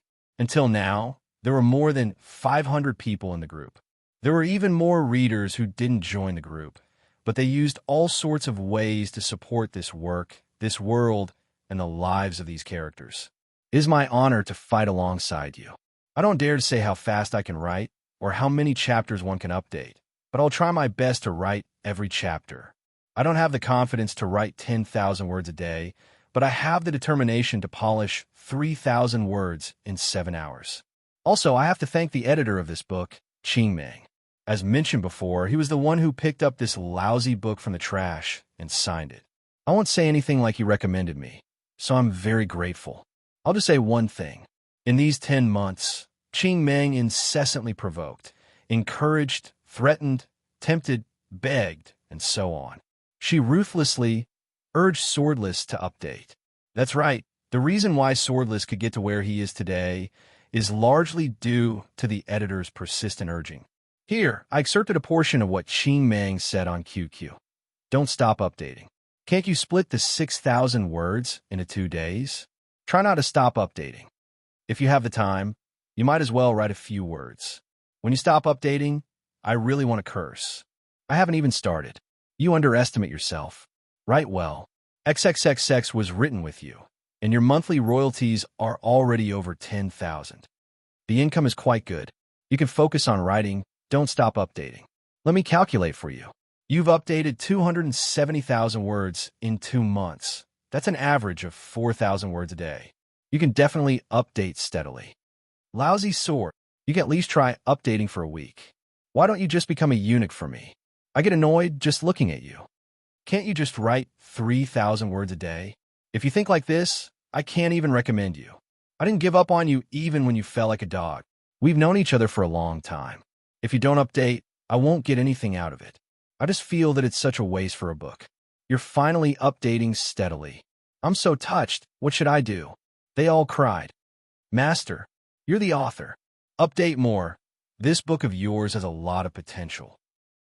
Why do I care more about my work than you do? You're currently ranked 11th in the monthly votes. Go. Burst the chrysanthemum of 10th. I'll change the name of the book to Broken Root Bloodline. My only request is that you don't stop updating during the blocking period, or else I'll really block you. It's up to you now. The above was enough to explain everything. My gratitude to Qingming is expressed in words. Swordless doesn't often expose his private thoughts on the internet, but he has been writing for a year now, and he has a deep relationship with his fellow readers. It's time to say something from the bottom of his heart. The birth of Kingdom Bloodline came from a long time ago, but it was an accident that it was published. Many years ago in high school, Swordless was at the peak of his passion for fantasy novels. 3 of my friends and I excitedly agreed to write a fantasy novel after graduation. I was probably one of the most enthusiastic people, and I even prepared a historical timeline and a draft of a map. That's right, it's the crude and childish hand-drawn map on Weibo. However, after the college entrance examination, the 4 of us only had a hurried meeting at McDonald's and laughed together for an afternoon before leaving it at that. Later on, the 4 of us went our separate ways and had our own lives. One of us even passed away. Although we kept in touch, no one mentioned this matter again. The passion and impulse from back then slowly cooled down, and I'm not even sure if they still remember this promise. Because even I myself have almost forgotten about it. Until many years later, the summer of 2016. I still remember that day. I received a rejection letter for my PhD application. That was the last school on the list. For someone who was determined to walk the path of academic research, the frustration of having his future destroyed was still very real. That morning, I was in a low mood, so I brought a bunch of beer back to the dormitory. As I drank, I organized everything in the bookcase. I felt that the names of every academic book were full of irony. Perhaps it was by chance, in an old book, Gadamer's Truth and Method, it suddenly appeared. The hand-drawn map from high school. The map that I never had the chance to show them after I finished drawing it. Looking at the names written in pencil many years ago, the lines drawn inch by inch, I once again thought of the unfinished promise. I thought of my youth, interest, and passion, and of someone who had passed away many years ago. I felt my eyes stinging and my chest feeling stuffy. All sorts of feelings welled up in my heart. Maybe it's time. I told myself that. Pick up the promise, pick up the dream of the past, even if I'm the only one left. So, I pulled open the keyboard in my drunken state. In the early hours of the morning, the first 2 chapters of Kingdom Bloodline were published. The image of the boy who curled up in the abandoned house, gritting his teeth and struggling to survive, appeared in front of me for the first time. At that time, everything was still hazy, the world was not clear, and many of the characters only had a blurry face. It was not until the next day, when I woke up and stared blankly at the big line on the screen that said, "Your work has been approved," that I realized what I had done. I went downstairs to smoke my 16th relapse and thought for 5 minutes. And so it began. At the beginning, the journey was not smooth. Perhaps many excellent works were signed when they were less than 30,000 words. But that was not Kingdom Bloodline. 10,000, 30,000, 50,000, 130,000. It was not until 150,000 words were written that the book received an invitation to sign. Green Mang's editor picked up the lonely little thales from the trash, his words. After signing, probably because the 6th chapter was frequently reported, the book went missing on the website for a few days. 370,000 words. 3 days before the book went on sale, the book's bookmark had just passed 300. During that time, I experienced breakups, thesis defense, graduation, going home, working, and all sorts of life experiences. After the book went on sale, the number of readers gradually increased, followed by more doubts, criticism, and even abuse. At that time, I realized that writing was really tiring. Should I give up? During this process, similar thoughts had popped up in my head more than once. But my heart always told me, you like to write, no matter how bitter, tired, or not understood, you have the motivation and reason to persevere. The author of Heart Demon, Qingji Huaqing, once said in the author group, if you can realize your value while making a living, what could be more blissful than that? I quite agreed. Just like what my acceptance speech said, bitterness is insignificant. Happiness is needless to say. Every time I had the thought of giving up, leaving the book unfinished, watering down the word count, or escaping from the general outline, I would go to the author group to have a look and laugh with everyone. At the same time, I would convince myself, look, these pronunciations are all gathered here because of that fantastical and magnificent world, and they are full of hope for that world's future. You can't let them down. You can't. You have to continue writing. Continue writing. Until today's one. 3 million words. Back to the main topic. As the first work of a newbie, once Kingdom Bloodline was long, Wujian's writing strength was not enough, and the poor rhythm was obvious. Looking back, the first volume was too sloppy, the second volume was a little taken for granted, the third volume was too complicated and redundant, and the second volume was too wide. The first half of the fourth volume was too rushed, and the second half was too dragged. Overall, the book also had the problem of too tight rhythm and insufficient relaxation.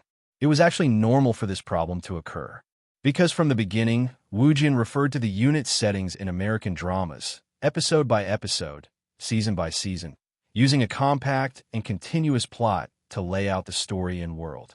Now it seemed that once this method of writing stretched out, all kinds of problems would occur, such as reading fatigue. Believe me, Wujian is trying to solve these problems. And Wuxian is a person who likes to go back and change the text every few days, smile. Well, readers, it's still the same old saying, I write well, you read well. I believe we can find resonance in the book and let each other think. This is more effective communication than many forms of discussion. I hope everyone will subscribe to the original version, especially Qi Dian or QQ reading. Believe me, buying the original version can be addictive. Finally, I will post a paragraph in the epilogue of Border Town Prodigal. To encourage myself, frowny face, the conflict of human nature is the real moving factor that can't be lacking in any novel.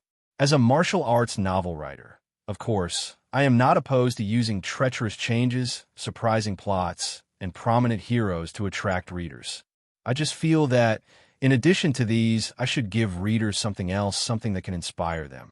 Something that can make people admit that martial arts novels are also novels. But I also know that new attempts are not only risky, but also always strenuous and unrewarding. But I am willing, because I am a martial arts novel writer. I always hope that people who write martial arts novels can also be called writers in the future and be valued like other writers. I always hope that martial arts novels can also be called novels in the future like other novels can be placed in the living room with dignity.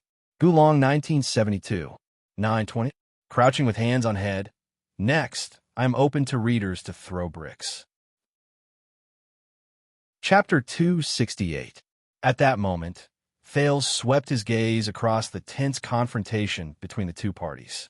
If he stopped here, perhaps Lampard's plan and goal would be destroyed, and the two countries would be able to avoid war.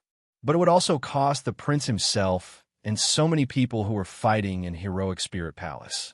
Saroma stared at him worriedly under the table and quietly asked him to stop. But Thales clenched his fist lightly. His battle was not over yet. There was still one last step left. During Constellation's national conference, when Thales fiercely rebuked the guardian duke of the land of cliffs, the one-eyed dragon coaster, Gilbert praised him, but also sighed and told him that the carefree counterattack that forced the opponent to a dead end was actually not a brilliant way of governing. Later on, Thales understood through his many experiences that in the game of power, only inexperienced newbies and hot-headed fools would act like the main characters in popular night novels who would seek revenge for the smallest grievance. They would be greedy for temporary benefits and use fierce, ruthless attacks to attack their political enemies. Take Thales as an example. At that time, he seemed to be winning, but in the end, he forced Koster to become his sworn enemy. The prince's merciless style also made many of the vassals who were watching by the side feel sympathetic.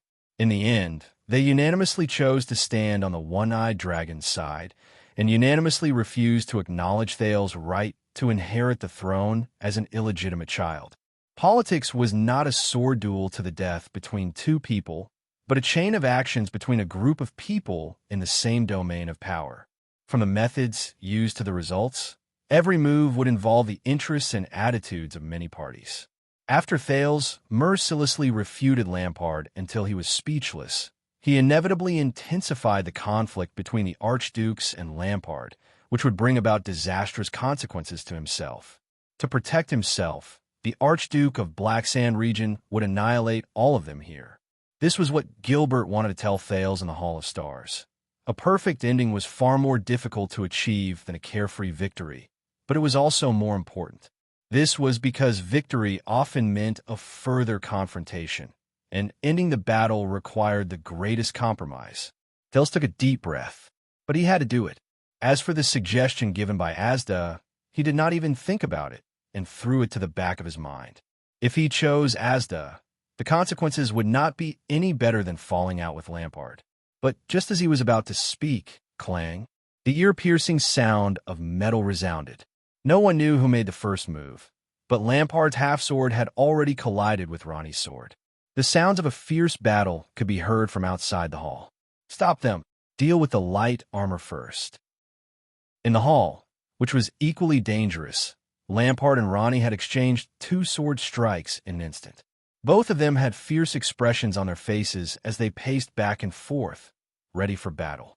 Thales, who was standing on the square table, widened his eyes and almost vomited blood. F*CK.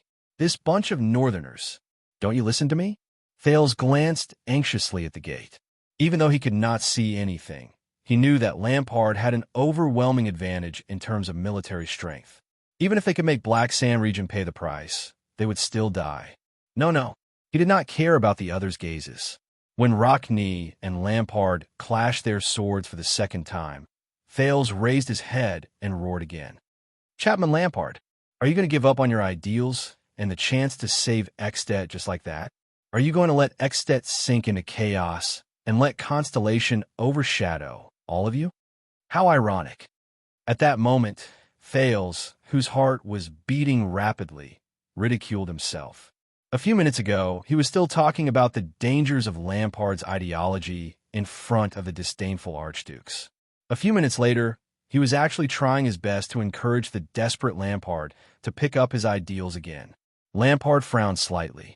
He took 2 steps back and parried Alcia's heavy slash that came from the side.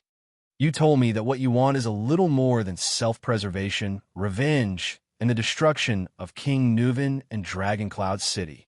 Thales took the opportunity when they were temporarily separated to shout with all his might. For that little, you have sacrificed so much, snatching the last chance of survival from a hopeless situation that has long been beyond redemption. Due to the unusual movements in the hall, the sounds of fighting outside the hall were still incessant. In the chaos, Thales shouted at the top of his lungs, "Then why don't you take another risk and see if you can snatch a new chance of survival? Think about your brother and father."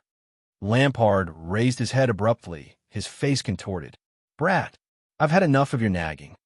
The Archduke of Black Sand region gritted his teeth and returned the blow to Alcius. "You just want to save your own life, don't you? Get lost. F***CK. A surge of anger surged in Thales' heart. In the next second, as Saroma cried out in alarm, Thales took a deep breath and resolutely jumped off the table. Amidst the sounds of fighting outside the hall, the prince recklessly stomped on his aching feet. Under everyone's shocked gazes, he crossed his arms over his head and rushed forward.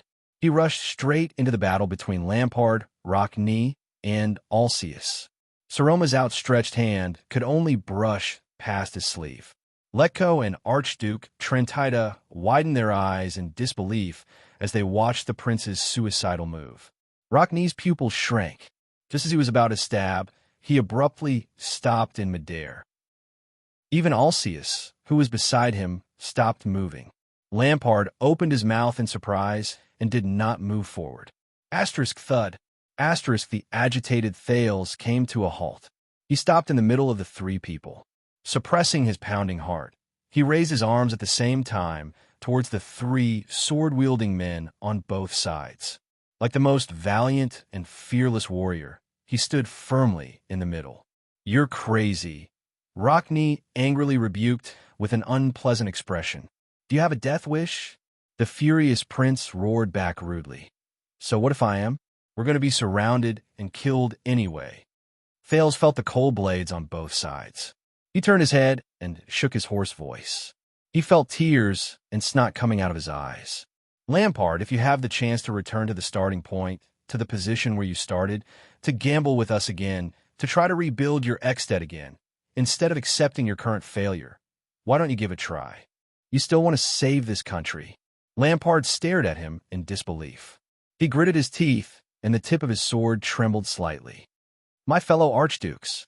The prince, who could not care less about panting, turned his head. He first swept his gaze over the dissatisfied Alcius and Rockney, then fixed his gaze on the astonished Archduke Letko behind the table, and Trentida, who had slipped away at some point. He swung his fist fiercely. "I swear on my life that we have a way to save ourselves.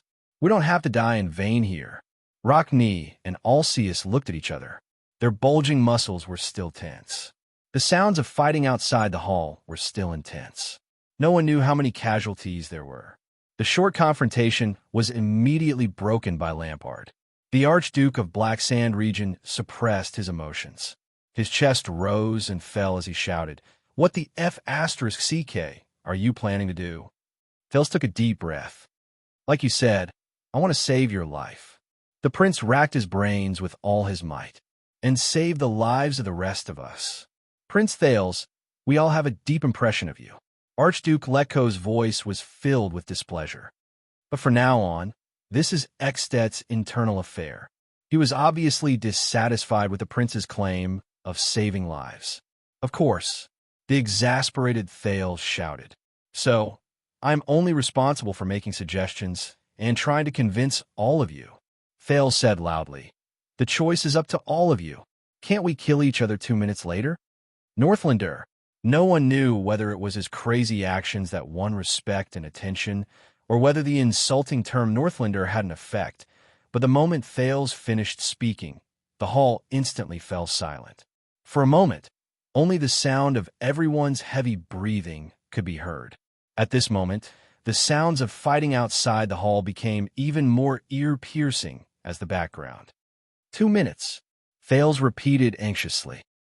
Archduke Letko glared at him furiously. His nostrils flared. Lampard's gaze was sharp. He was hesitant. Saroma looked at him worriedly. Just when Thales, who had his arms raised high, felt that he could not hold on any longer, Lampard took a deep breath and exhaled heavily. He seemed to have made up his mind. He put down the tip of his sword and stabbed it into the ground. Black Sand region, hold on. Lampard shouted rather angrily. Do not attack without my order. The noises outside the hall instantly became much quieter. Thales immediately turned his intense gaze towards Archduke Letko. The old Archduke had a strange expression. He first slowly closed his eyes, then abruptly opened them. Lord Justin. The bald Archduke's voice was loud and clear, which was rare for him. Please hold back for the time being. Your Grace, Lord Justin's voice rang out. Do you need help? Letko and Lampard's gazes met in the air. No. A few seconds later, the noises outside the hall completely stopped. Rockne and Alceus looked at each other. One was indignant, while the other put down his weapon in resentment. Seeing this scene, Trentida whistled softly, seemingly pleased and content, until Archduke Letko's piercing glare came at him. 2 minutes, Letko said coldly. Thales heaved a sigh of relief and put down his aching arm. But he could not rest, because all the gazes in the hall were once again on him. This time, it was heavier, colder, and more unbearable than before. The prince pinched his thigh and forced himself to be alert. He raised his head to look at the emotionally unstable and unpleasant expressions on both sides. Damn it! One side wants to break the system of the joint ruling pledge and the division of archdukes and rebuild the centralized Ekstedt. The other side wants to maintain the framework of the joint ruling pledge, eliminate the abnormalities and traitors among them, and protect their own interests. 2 minutes.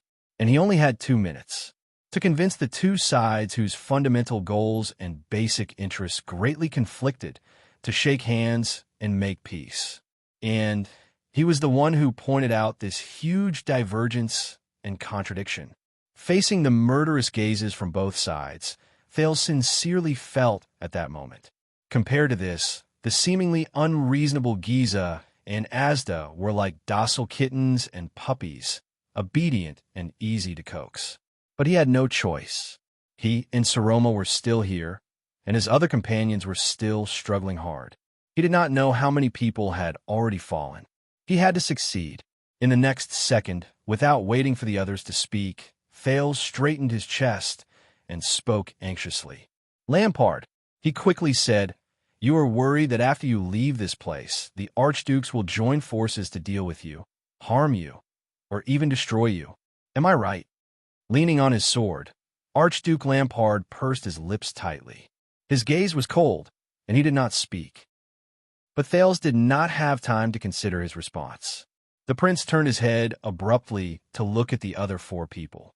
My fellow archdukes, your most urgent wish now is to walk out of Heroic Spirit Palace, which is tightly controlled by Lampard, alive from his oppressive encirclement, return to your territories, and protect your families. Am I right? The 4 of them looked at each other. Dissatisfied and angry, they did not say a word. Saroma stared at Thales in a daze, worried about his situation between the two sides. Thales shook his head and blew out a breath to make himself more clear-headed. He gritted his teeth and raised his head, staring at the stone carving of the cloud dragon spear at the top. So, one side wants to live in the present, and the other side wants to live in the future. For this, you have to come to a consensus here. Cover up the true cause of King Nuven's death. Thales felt a tightness in his chest, but he still forced the words out of his throat. The archdukes will ensure that Lampard will not walk out of Heroic Spirit Palace with the crime of being a kingslayer, and give up any plans to harm him in the future. Archduke Letko snorted coldly. At this moment, Lampard will spare our lives and let us leave this place alive, the prince said coldly. We will use the present to exchange for the future. Lampard grinned, baring his teeth. It's useless. The Archduke of Black Sand region shook his head in disdain. Thanks to you, they are now wary of me, afraid of me, and will not let me go. Lampard glanced at the archdukes coldly. Even if it's not the crime of being a kingslayer, sooner or later, for one reason or another, they will lead their troops to attack me and destroy me. Rockney pointed at the blade of his sword in a timely manner. Smart. At that moment, Thales had never hated the tactless Rockney so much. Damn it, I need to get straight to the point as soon as possible. Thales raised his head abruptly and spoke to Lampard. He spoke faster. That's right, they will not let you go, because you are the one who trampled on the joint ruling pledge by killing the king, and even tried to destroy the pledge with a revolution. To protect the joint ruling pledge, and for their own interests, the four archdukes will definitely join forces to destroy you. Looking at Lampard's increasingly hostile gaze, Thales' expression became solemn, and he changed the topic. Unless, under everyone's gaze, Thales said seriously, unless Chapman Lampard's life is already tied to the joint ruling pledge. Destroying you is equivalent to destroying the joint ruling pledge. As soon as he said that, what? The four archdukes, including Lampard, all widened their eyes and looked at Thales in disbelief. Only Saroma shook her head thoughtfully, as if she had understood something. But the prince surprised the men again. Thales Jadestar took a deep breath. His gaze was resolute, his tone firm, and with anxiety and decisiveness, he swung his arm. I suggest everyone. Archduke Letko raised his eyebrows slightly and looked at him in puzzlement. But the prince had not finished speaking. Following the great tradition of Ekstet since ancient times, and the eternal practice of Raikaru's joint ruling pledge, Thales clenched his teeth and closed his eyes. A perfect ending. A political compromise. A binding of interests. After the unfortunate passing of King Nuven, all the archdukes present here, at this time and place, the prince suddenly opened his eyes and said resolutely, "Convene the King Selection Congress." At that moment, the expressions of the five archdukes changed.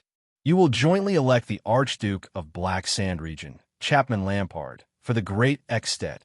Thales pointed his arm at the shocked Archduke of Black Sand region and said in a loud and stern voice, "The next common elected king."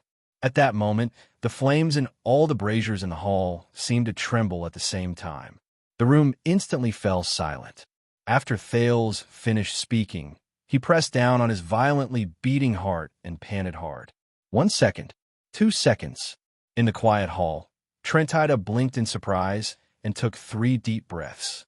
Rockney and Alceus were like stone statues, frozen on the spot. Only their gazes were fixed on the prince. Archduke Letko was expressionless, but his eyebrows and upper lip kept twitching, and his wrinkles rose and fell. The hostility from their life and death duel seemed to have been dispelled in an instant. Even Saroma, who was deep in thought, forgot to think for a moment.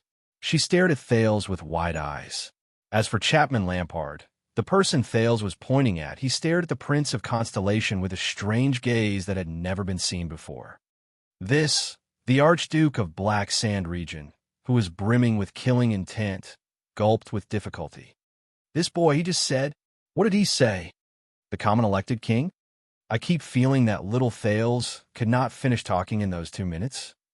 What do you think? Chapter 269. What the F***ck are you talking about? Archduke Rockney snapped out of his daze. He could no longer hold back his anger and shouted at Thales. Thales calmed his breathing and stared at Rockne calmly. They don't like this suggestion.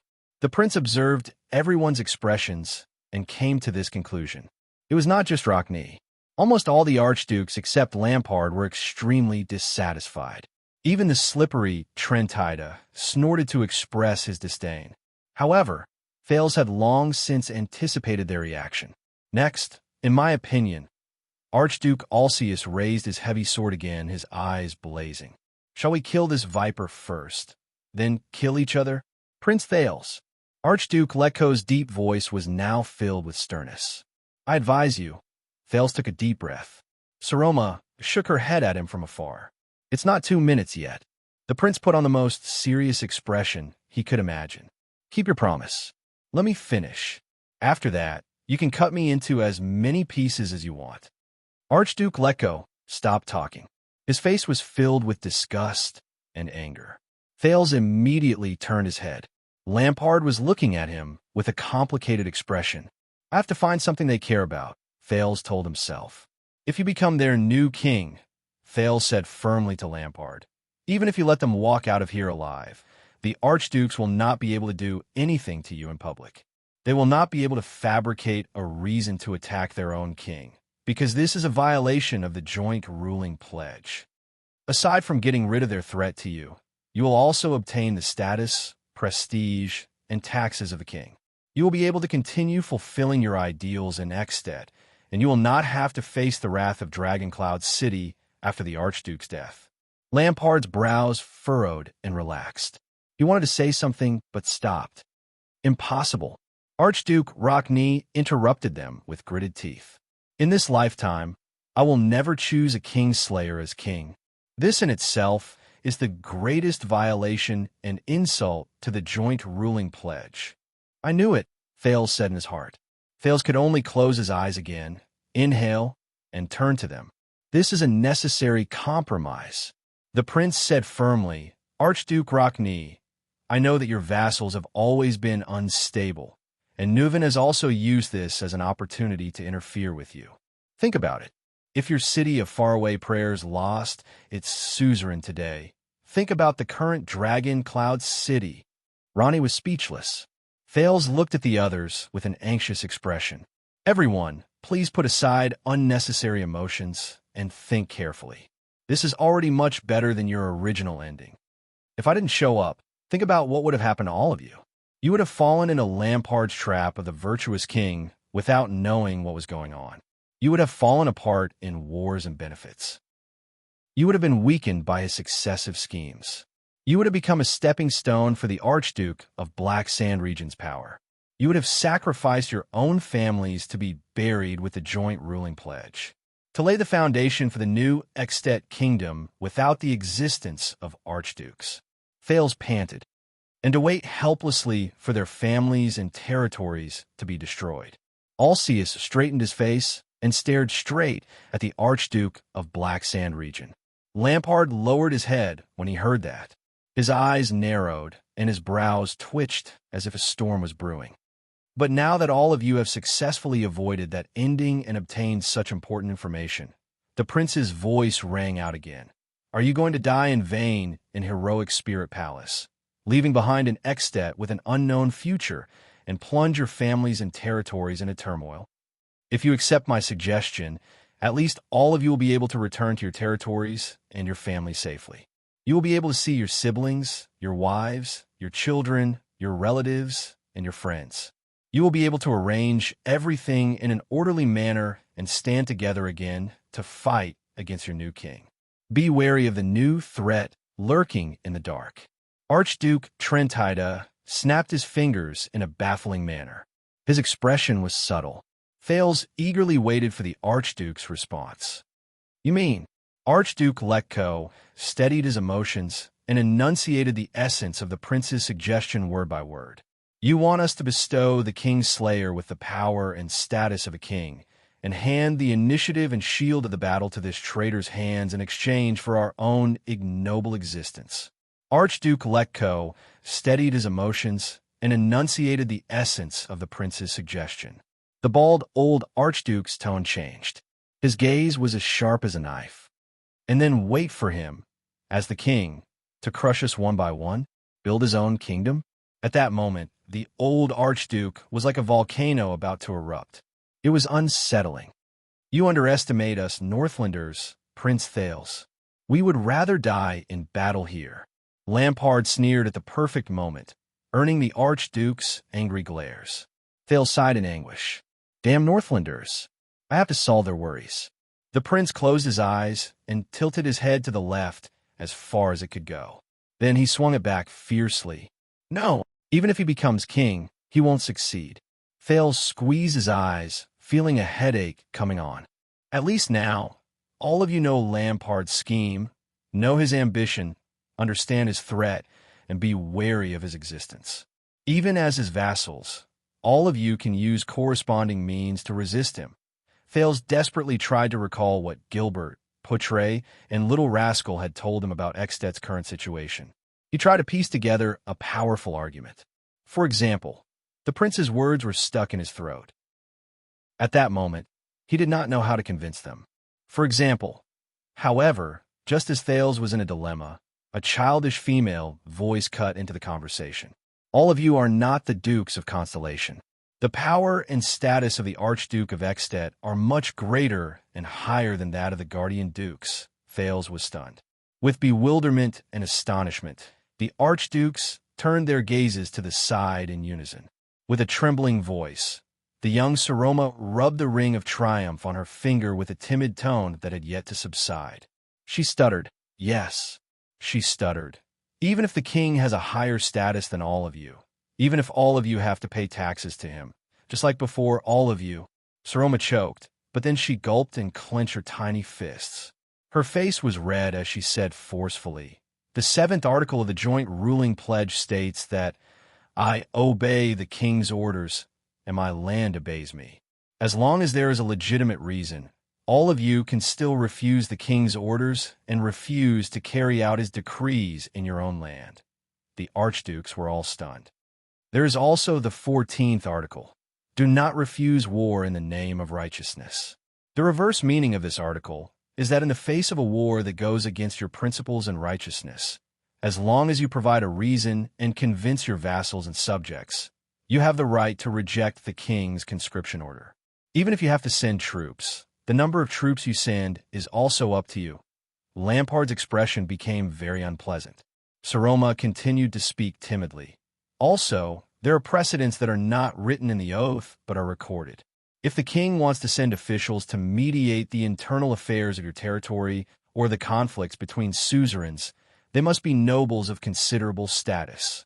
All of you may have to pay taxes to him, but the ratio of payment is usually decided by your own internal meetings and according to the annual harvest and income. This is the practice after Tan on civil strife. It was first proposed by the first Archduke Alcius.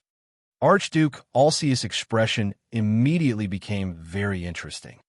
So, all of you do not have to be afraid of the king. Saroma took a deep breath. In Extet, the king and the archdukes are both the owners of the land. This is the power that the archdukes tacitly acknowledge under the joint ruling pledge. Lampard shut his eyes tightly. So, this is why the joint ruling pledge must be destroyed. With such a restriction, Extet can only be a great dragon with 10 heads forever. Saroma continued, but for the past 90 years, under the pressure of Dragon Cloud City, many archdukes have not dared to bring it up publicly due to all kinds of pressure. But Black Sand region is not Dragon Cloud City. He does not control your trade routes, nor does he control your grain production. He is also not your blood relatives or in-laws to interfere with your internal problems. Saroma exhaled softly. Her small face was flushed. After she finished speaking, she suddenly realized that the archdukes were all looking at her. The girl quickly lowered her head nervously. The archdukes, including Lampard, stared at her in surprise, as though they were meeting this girl for the first time. That girl, what exactly is she? Thales heaved a sigh of relief and cast a grateful glance at Saroma. Yes, Thales resolutely clenched his fists and pumped them in front of his chest. Just like how all of you resisted King Nuven's pressure with your dignity as archdukes. So what if he is the king? Can he just issue an order for all of you to surrender?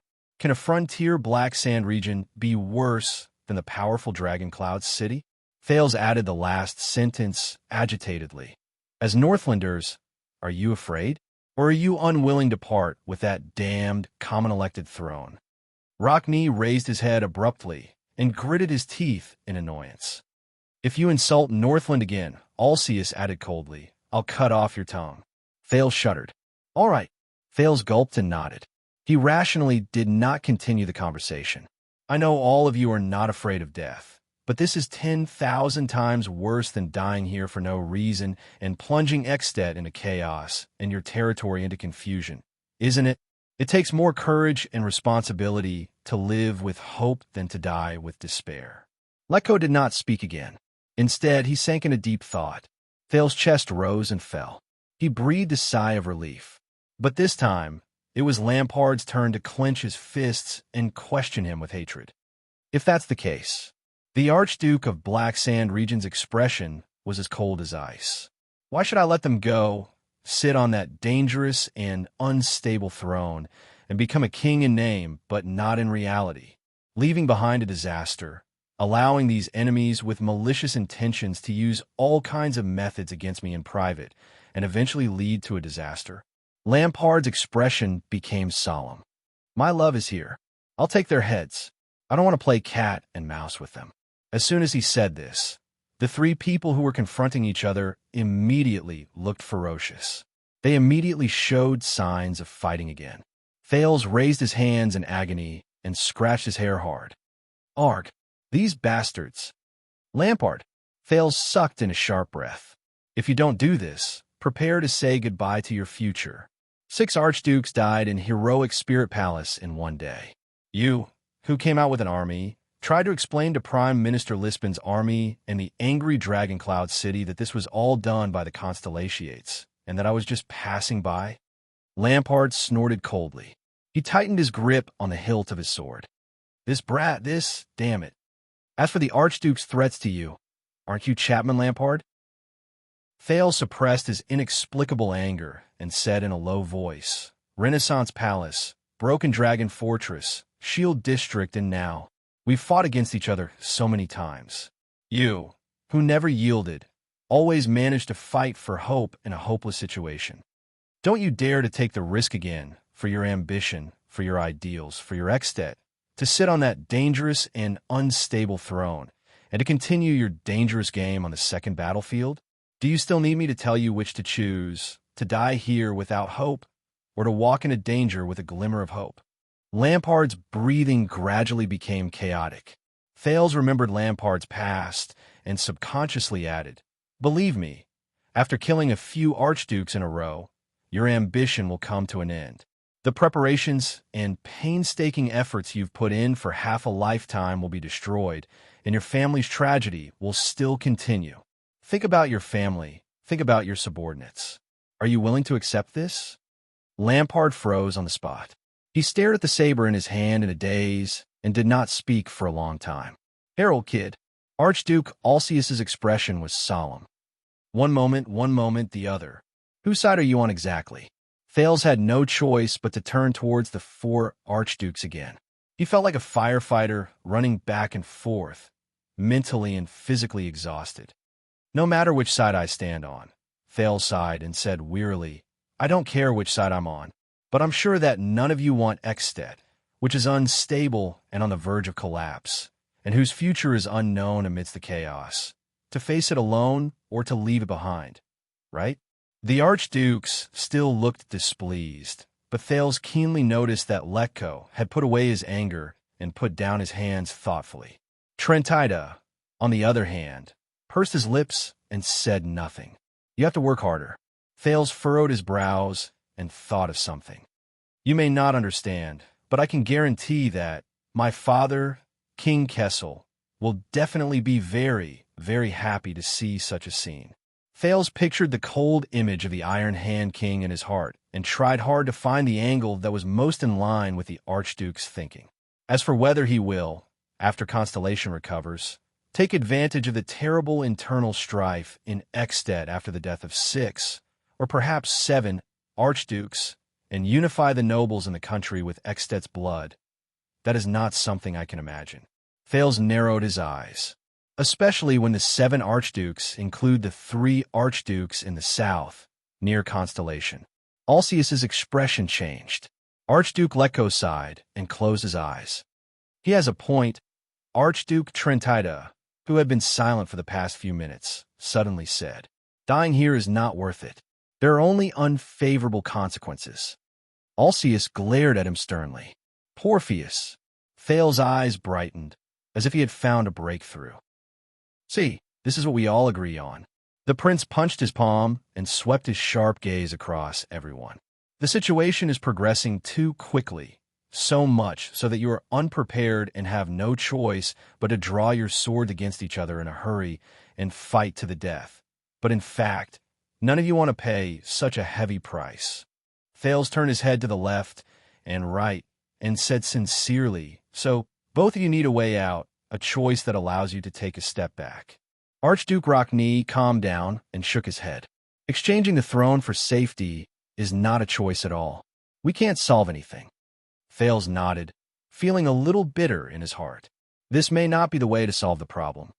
But please remember, in this round, none of you surrendered, none of you admitted defeat, and none of you abandoned your principles and beliefs." Thales stared at the archdukes, who were gradually quieting down. He said solemnly, "You are only temporarily covering the middle of the game, temporarily withdrawing your swords, rubbing your palms together, and leaving the outcome of the battle for the next time." Archduke Alcius' face contorted, and he growled in displeasure.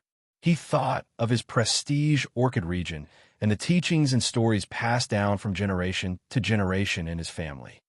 "This Jadestar fellow, Jadestar." Thales turned to the hesitant Lampard. "This is my proposal. You, Lampard, will become king. You will be free from the crime of regicide and the threat of the archdukes. You will obtain new power and status.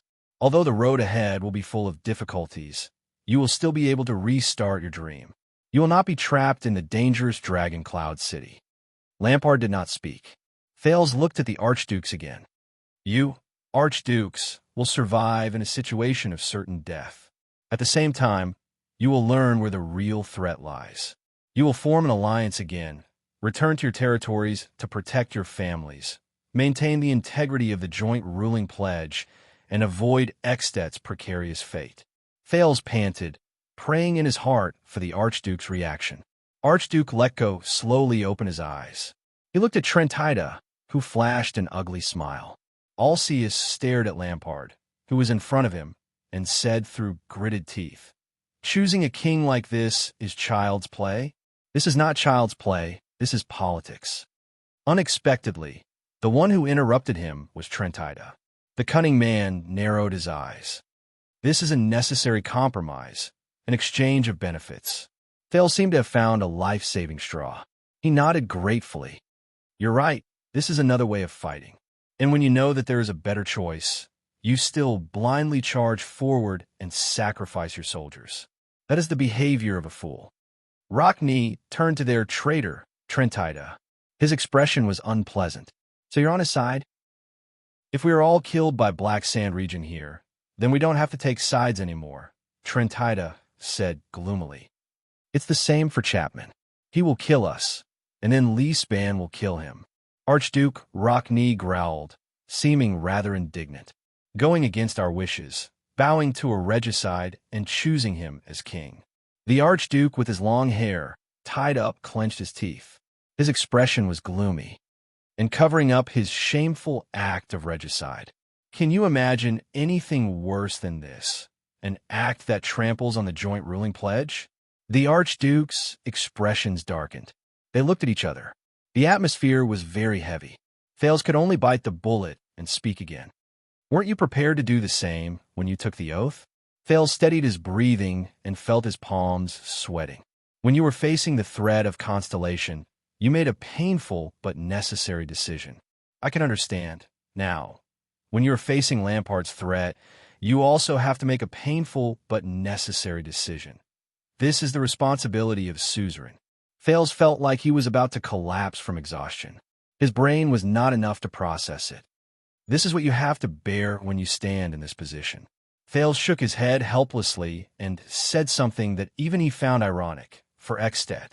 Hearing this, Lampard exhaled and looked elsewhere. A soundless, mocking smile appeared on his face. After Thales said the last sentence, he felt sweat all over his body. He was about to collapse. He had tried his best. If this was still not enough, then what next? It has been far more than 2 minutes. Archduke Letko, who had not moved for a long time, opened his tired eyes, as though he had gone through an intense duel. Prince Thales, Alceus, and Rockne subconsciously raised their swords and looked at Lampard, who had also become vigilant. "I'm sorry." Thales swallowed painfully. His mouth was dry. "Perhaps my flow of time is different from yours." Chapter 270. But none of you interrupted him, did you? Trentida put away his dagger and crossed his arms. He sighed and said, "Look, sometimes, even though his mouth is stubborn, his body will always reveal his inner thoughts." He raised his gaze. "What do you think?" Alceus frowned. His gaze moved back and forth between Lampard and Thales. Ronnie, on the other hand, observed Alceus' expression. Lampard only raised his sword expressionlessly. No one could guess what he was thinking. Just as Thales was getting anxious, Archduke Letko broke the silence again. The old Archduke's voice was hoarse. "You know, the King's Selection Convention needs the High Priestess of the Temple to bear witness." Thales shuddered and spoke almost instinctively. "High Priestess Holm is now outside the gatehouse. She will be waiting for your summons within a 5-minute journey. Her status is extraordinary. Even Prime Minister Li Span can't stop her." The Archdukes frowned. "You planned this beforehand?" Archduke Letko asked in surprise. Thales shrugged. He was drenched in sweat. There was silence. Archduke Letko and Trentida looked at each other. 2 seconds later, the old Archduke closed his eyes and let out a bleak laugh.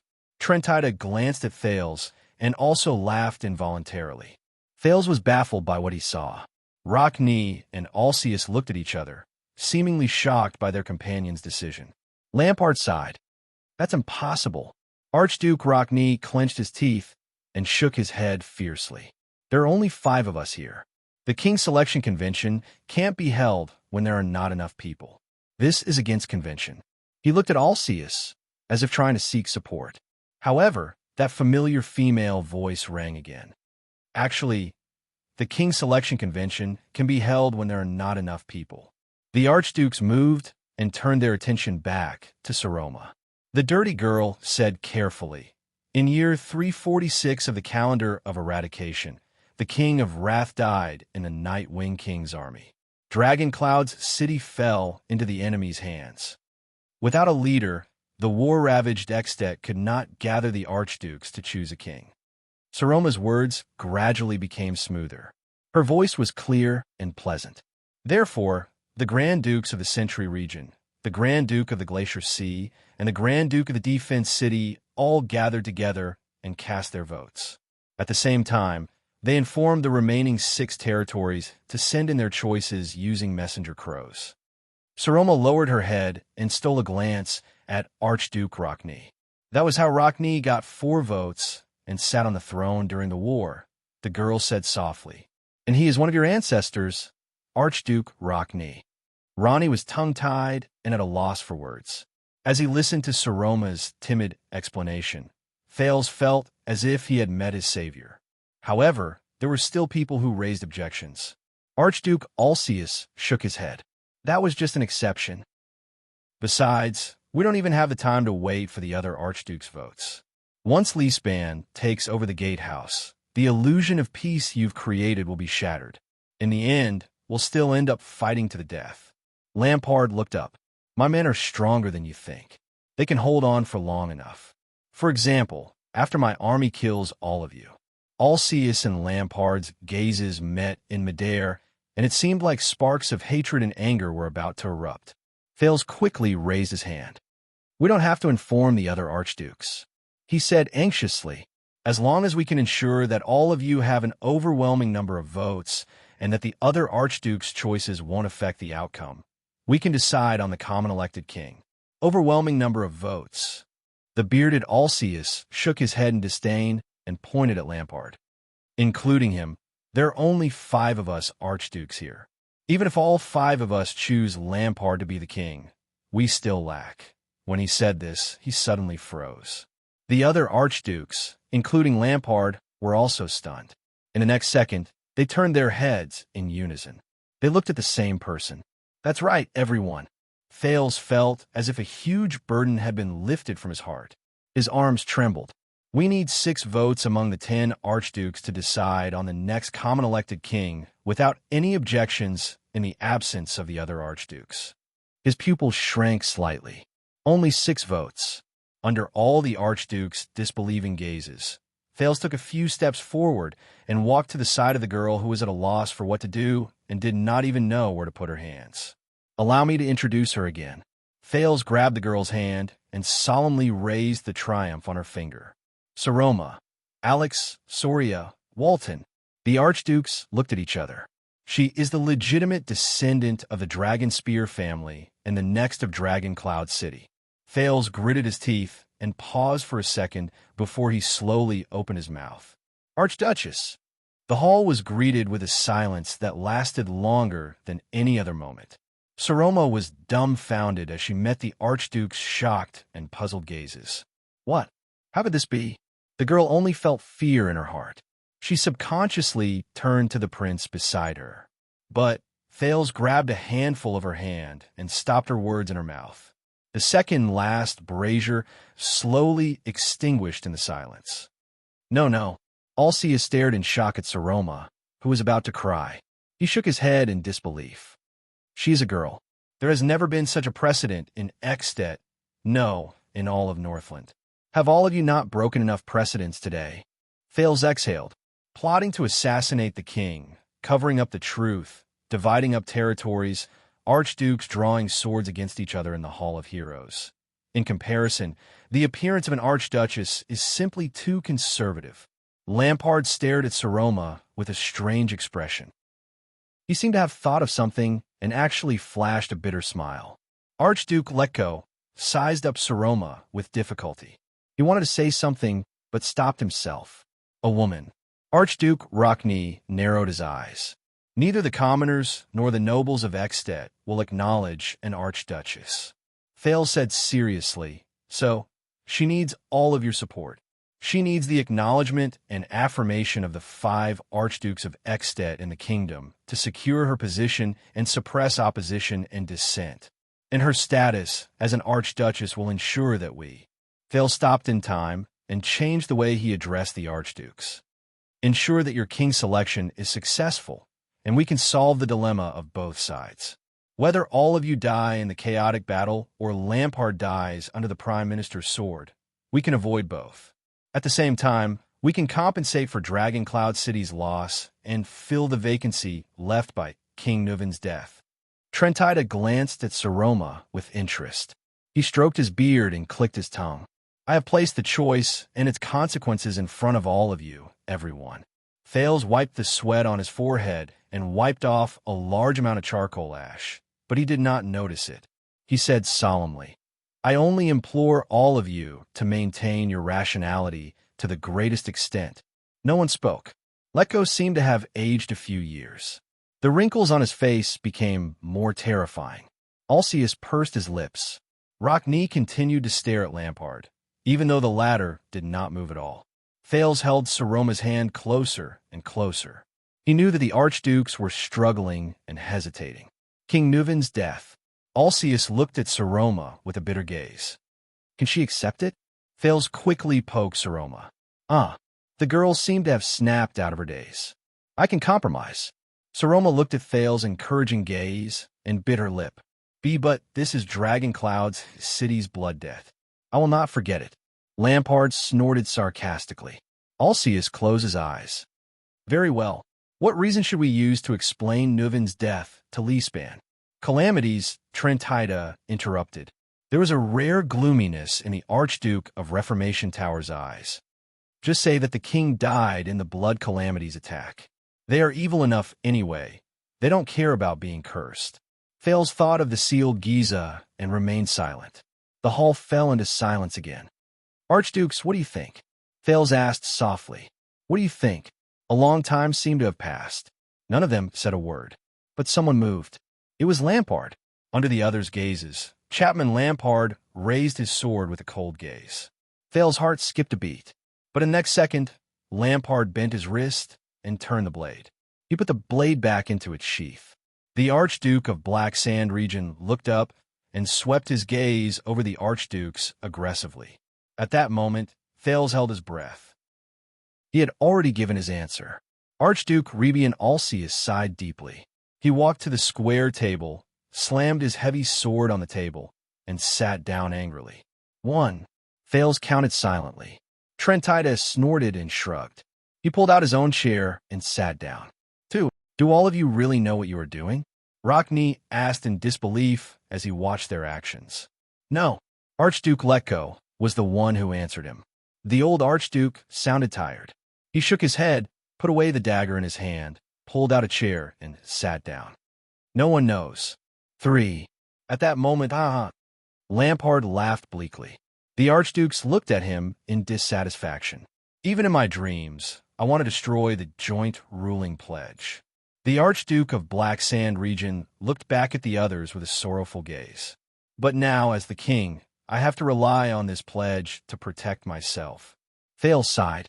And all of you worked so hard to protect the joint ruling pledge. Lampard swept his gaze across every Archduke's face.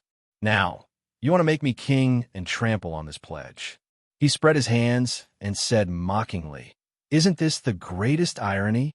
The Archduke's expressions became very unpleasant. Asterisk swoosh. Asterisk the sound of metal rubbing against leather was heard. What's even more ironic is that you used the joint ruling pledge to break it in the end. Rockney put away his sword and said coldly, "We broke the pledge to protect it better." Rockney gritted his teeth and glared at Lampard. "This is not over, Lampard." Lampard stared back at him coldly without saying a word. Rockney walked to the side of the square table and stared at Thales fiercely. The prince's heart trembled. "What's wrong?" "Listen, Brad." Rockney grabbed the back of the chair beside Thales. "This chair in this order has been the Rockney family's exclusive seat for 600 years, he said coldly. "If you dare to jump up there again." Thales quickly pulled Saroma and took about 10 steps back. He flashed an innocent and ingratiating smile. Damn it. No wonder his expression was so bad just now. Rockney sat down heavily. 4. Thales heaved a long sigh of relief. He instantly relaxed and broke out in cold sweat. He felt his vision blur and his legs become weak. He was about to collapse on the ground. Amid Saroma's cry of alarm, Thales felt his back stiffen. Someone grabbed the back of his collar and lifted him up. He avoided the fate of falling. Thales calmed down the dizziness brought about by his weakness and looked at the person behind him in shock and bewilderment. "Child." Chapman Lampard let go of his collar and looked at the prince with a complicated expression. There was a subtle look in his eyes. "You didn't drink that wine back then. What a pity." Chapter 271.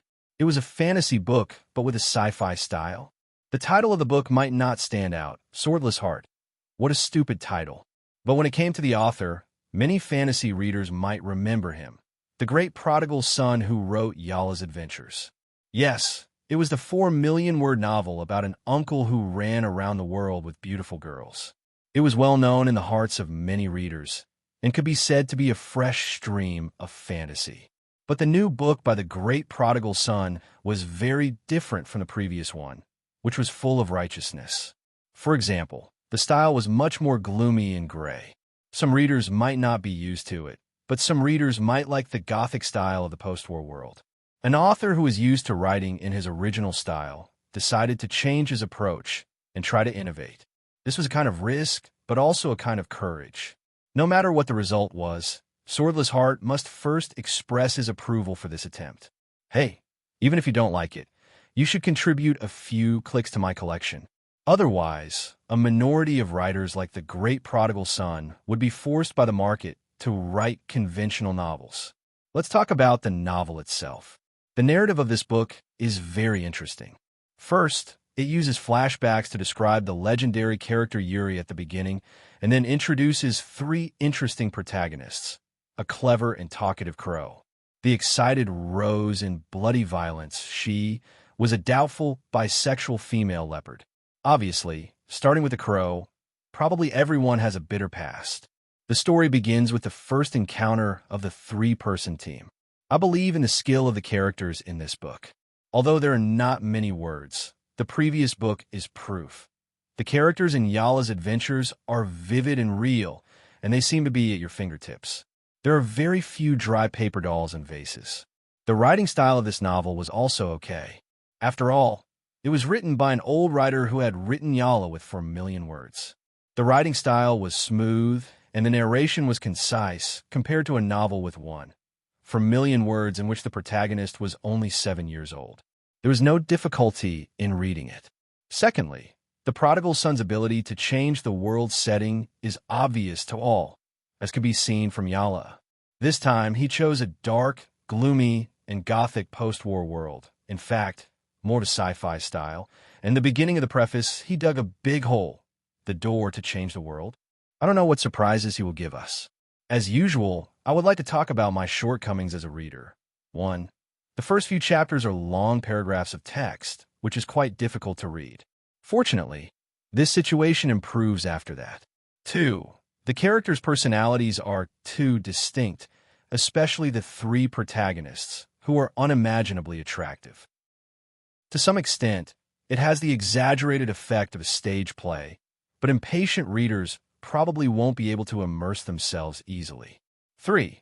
The narrative technique is rather complicated, especially the flashback from the first volume to the second. From the present to the first encounter, it is easy to make people feel lost. As for whether this is the case, you can judge for yourself. One sentence of evaluation: a refreshing old author's gothic and precious creative experiment. Chapter 272. Tada! The long-awaited anti-theft chapter. Are you surprised? Are you going to get chicken dinner? You'll get back soon. Pirated versions. Come and subscribe to the original version. You'll get addicted.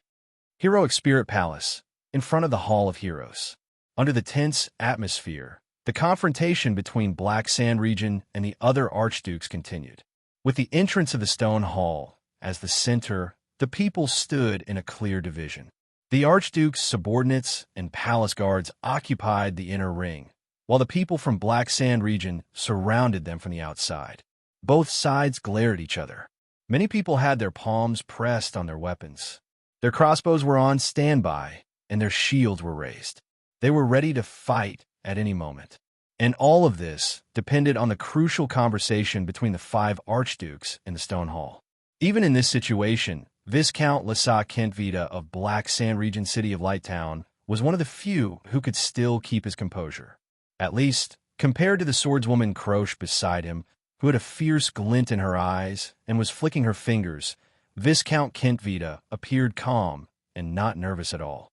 Then, a scout sent the latest news into his ears, causing Kentvita to furrow his brows. The Viscount pondered for a moment, then waved at Croche. With a solemn expression, he walked to a corner and sent someone to summon the Fire Knight, Tolja. The 3 of them gathered together. Kentvita took a deep breath and carefully told them what he heard. Viscount Kentvita lowered his voice and said in a deep voice, "The sentry post at the palace gates sent news that someone has broken into the gatehouse. It's very likely that they've already invaded Heroic Spirit Palace."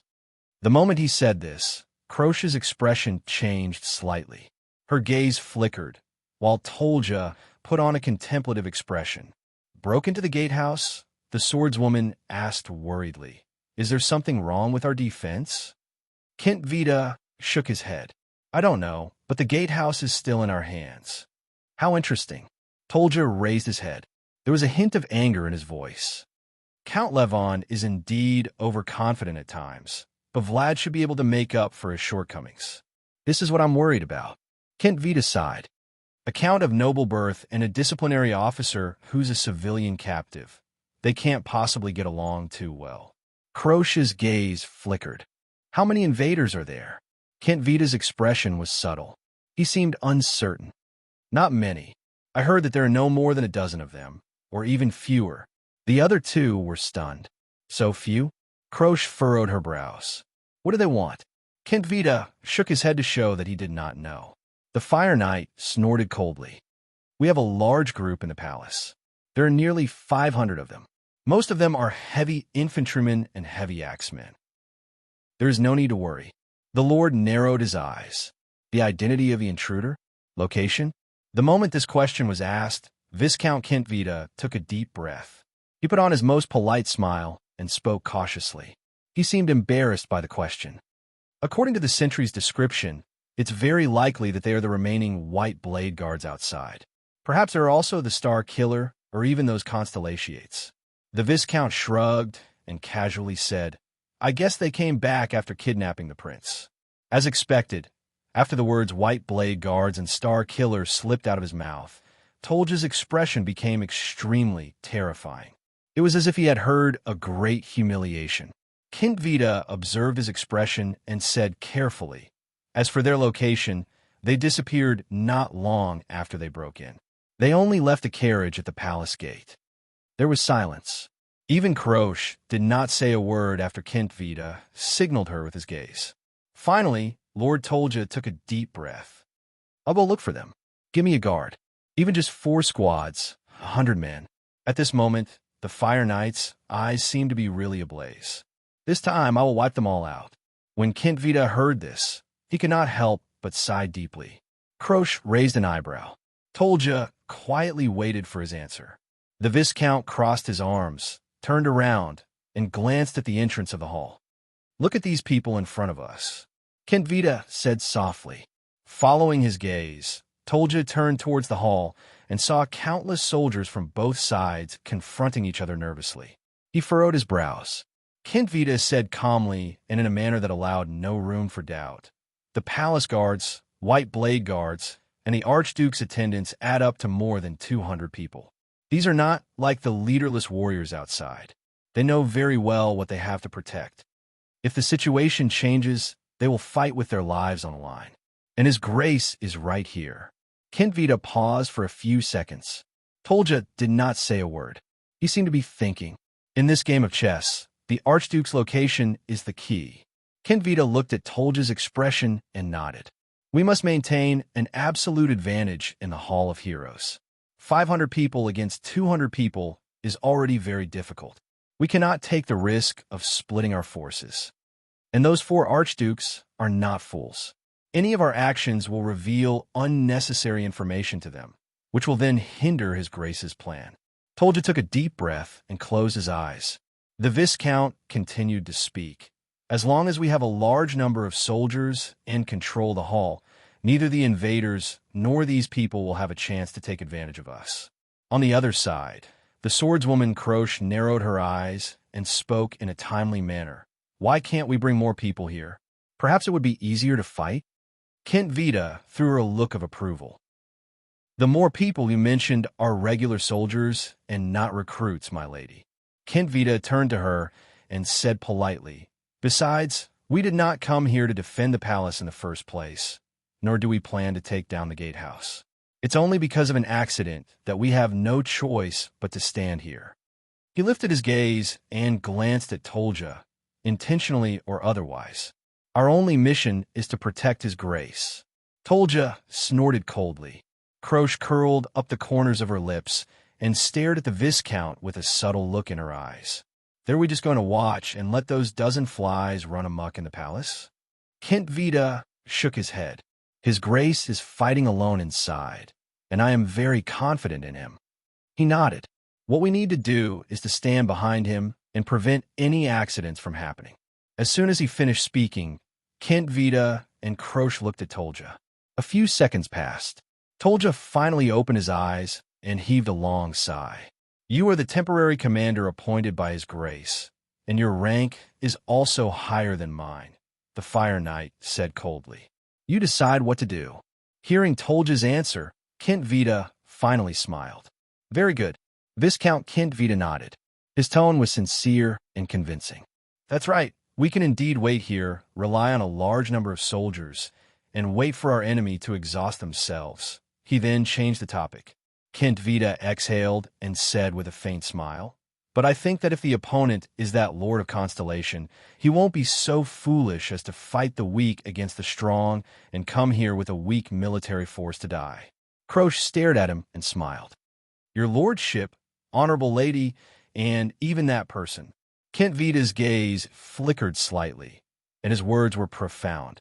"If you stay in the army with combat power like yours, you will not be much more useful than a few ordinary class warriors who work well together in a chaotic battle."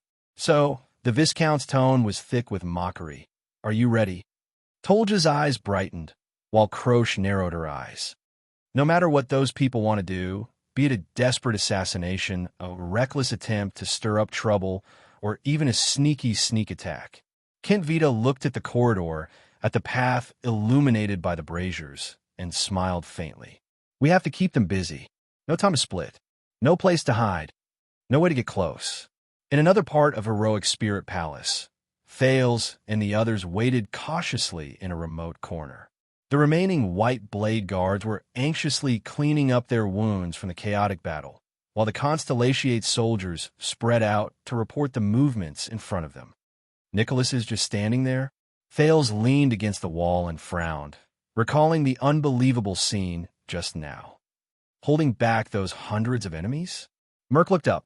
If he wants to maintain the effects of the Severing Soul's Blade, yes. The former administrator with a crew cut nodded. His expression was solemn, and his tone was somber. The conditions for that legendary anti-mystic equipment are very harsh. On the other side, Poitre's side, I think we've lost a supreme class fighter. The only supreme class fighter. Thales furrowed his brows. Beside him, Little Rascal said dejectedly, "He'll be fine." After the chaotic battle, just now, Nicholas turned around and ordered them to continue forward with a fierce look. He continued to stay in the circle of yellow light, resisting Black Sand Region's pursuit. Indeed, with Nicholas' extraordinary performance, they managed to break into Heroic Spirit Palace.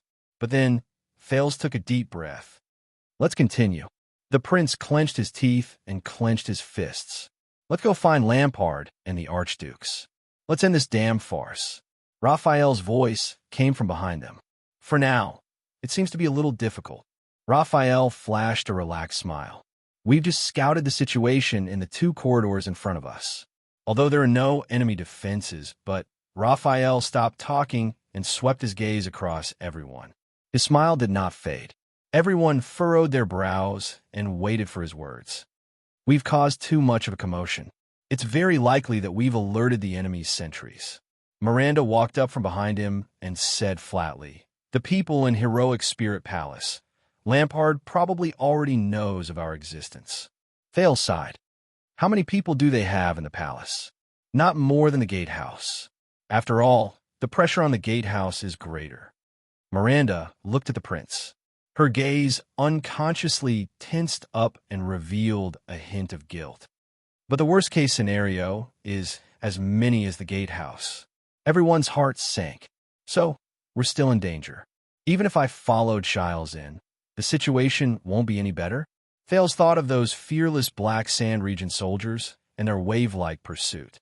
He felt extremely irritated. About that, Cohen raised his eyebrows and rolled his eyes. "That Uncle Star killer. Can we call him back? You want to play that trick again?" The White Blade guards glared at him. Merc also cast him a sideways glance. His meaning was self-evident. Cohen's expression froze.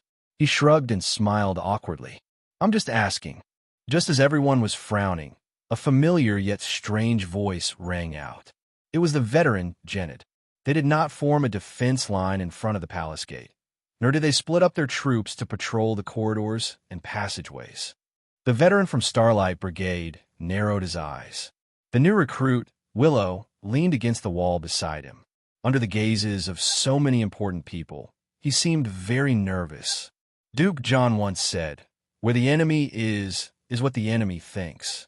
On the battlefield, this can explain a lot of things. Listening to his words, Poitre's gaze flickered slightly. Thales' eyes lit up. "For example?" Poitre continued the veteran's words and took a deep breath. "For example, They're very confident in the defense of the gatehouse. They think that no one can break through the gatehouse.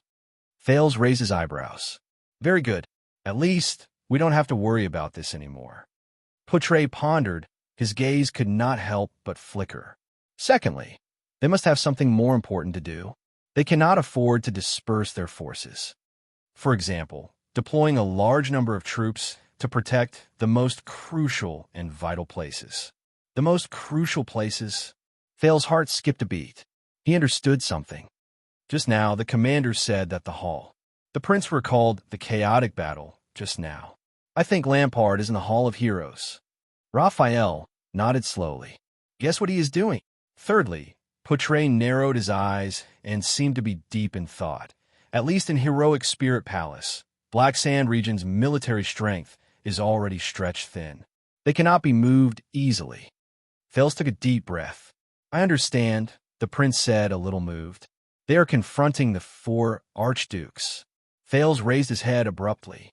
So they cannot disperse their forces, nor do they dare to take the risk, because to them, the attitude of the 4 archdukes is more important. He had to think this way. Poutre nodded with a firm expression. So, while our current situation may seem bad, the vice diplomat said softly, but compared to just now, it's a world of difference. We have indeed caught their vital point. Poutre raised his head and revealed a smile. From now on, even though we are few in number, as the third party who suddenly entered the battlefield, we have the initiative. Chapter 273. Outside the corridor, the atmosphere was still tense.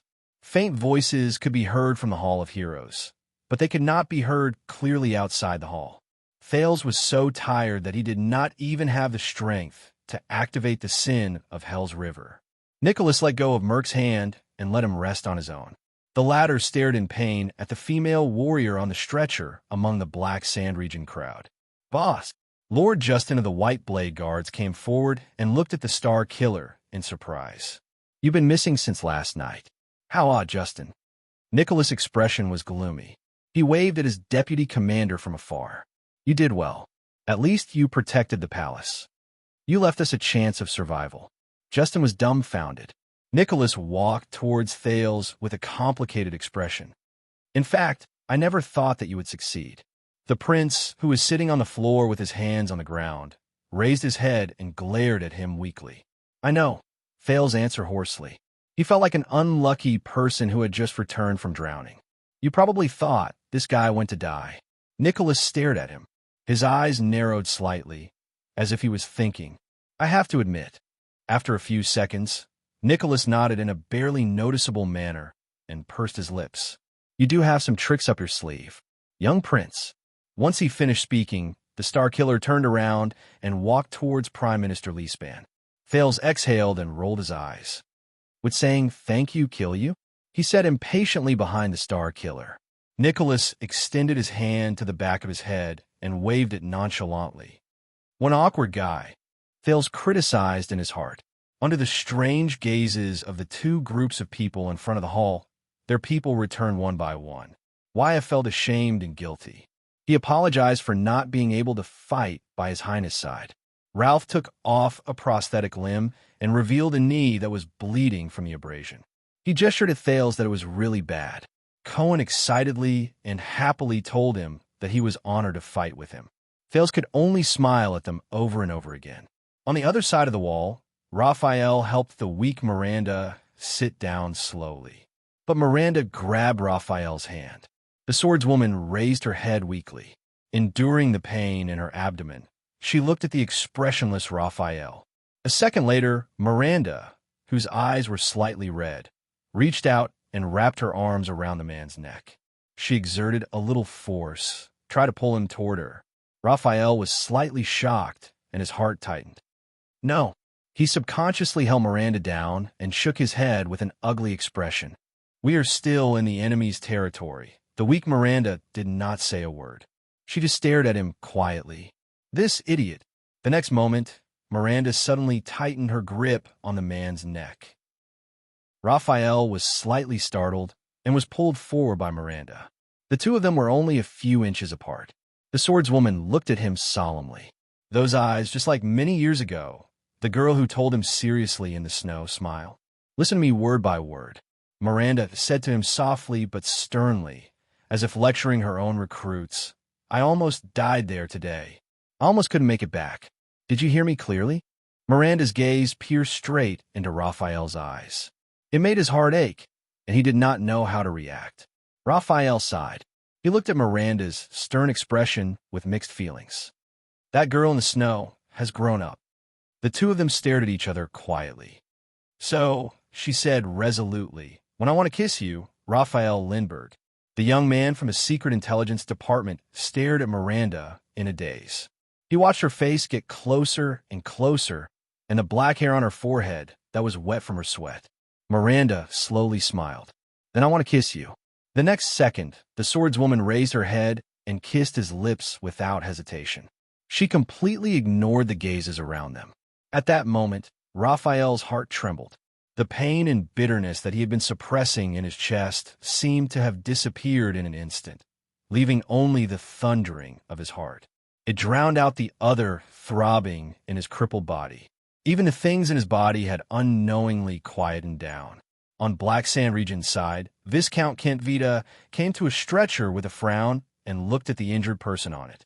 How is it, Esh? The Viscount asked faintly. Ankle. On the stretcher, Croce withdrew her gaze from Miranda and Raphael, who were kissing each other. She then glanced at the dejected Merc and the gratified Cohen and smiled coldly. You'll have to lie in bed for a few months. At the last moment, both she and Miranda held back. Perhaps both of them knew that this would never be their ending. The next second, Croce's face twitched as she endured the intense pain. Also, don't call me Esh. That title doesn't belong to you. All right, Esh. Kent Vita nodded in realization. Do you want some medicine to relieve the pain? Croce furrowed her brows. She stared at Viscount Kent Vita in annoyance and snorted coldly. The Viscount stared back at her without a hint of guilt. A few seconds later, Croce tilted her head and said bluntly, You should stop mentioning medicine. I've had enough of your medicine. Kent Vita could not help but laugh. You're still holding a grudge. Kent Vita rolled his eyes and curled up the corners of his lips. About me drugging you? Croce turned her head abruptly. She glared straight at Kent Vita with a fierce gaze. Umph. Croce snorted coldly. Kent Vita patted his head in resignation. That night, I might have drunk too much, but other than taking off a few of your clothes, I didn't do anything else, did I? The Viscount of the City of Halting Light shrugged. He narrowed his eyes and swept his gaze over Croce's full bosom. You know, I'm not interested in big-breasted girls. Croce stared at him silently. The Viscount felt a chill run down his spine. Yes, you didn't do anything else. Croce said softly, but you destroyed my faith with your drunken talk that night. Lassa Kent Vita, you destroyed my faith to live by the sword. You made me realize for the first time what I really am, and where my value lies. Also, Croce's gaze was cold as she stared straight into Kent Vita's eyes. No matter what you're interested in, it has nothing to do with the size of my breasts. Kent Vita smiled faintly. To be able to destroy your faith, those drunken talk were really worth it. Also, you think that the size of your breasts is only related to you. The Viscount sighed and extended his finger without any scruples. As if he was poking an ordinary piece of pork, he poked the leather armor on Croce's chest. But this world doesn't think so. Just when Croce's gaze could kill, the door to the Hall of Heroes opened. Everyone outside the hall turned their heads in unison. Following the sound of steady, light, heavy, or anxious footsteps, a group of people filed out. The soldiers and guards immediately retreated respectfully and made way for them. Thales frowned.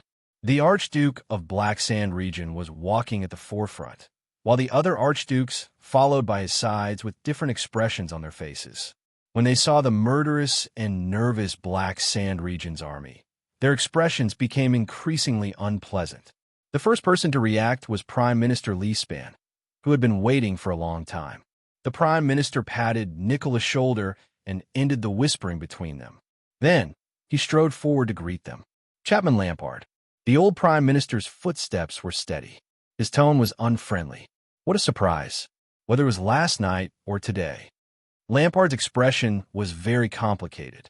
He pursed his lips lightly, and his face, which appeared to have gone through the vicissitudes of life, became increasingly solemn. Count Leespan. He ignored Lisbon's greeting, which had a profound meaning. The Archduke turned around and nodded at Kentvita. Then, he looked at the other people who came out with him. Alcius stepped aside with a solemn expression. Rockne, on the other hand, looked elsewhere in disdain. Under everyone's gazes, High Priestess Holma Bright, Moon, Temple, slowly walked out from behind them. Thales was nervous. He held his breath. Her face was still covered by a veil. Her gaze was melancholic and misty. She would only occasionally glance at Thales, which always made the prince feel anxious. The High Priestess held Saroma's hand. She appeared peaceful and quiet. On the other hand, Saroma was anxiously looking for something. When her gaze met Thales, the girl seemed to relax and exhaled. Thales responded with an encouraging smile. The girl was still in that disheveled state, but at least her small, dusty face had been cleaned, and her original appearance could be seen clearly. As a vassal of Dragon Cloud City, Count Lisbon's solemn gaze was focused on Saroma. He seemed to be thinking about something. Lampard slowly raised his hands. The whispering crowd instantly quietened down.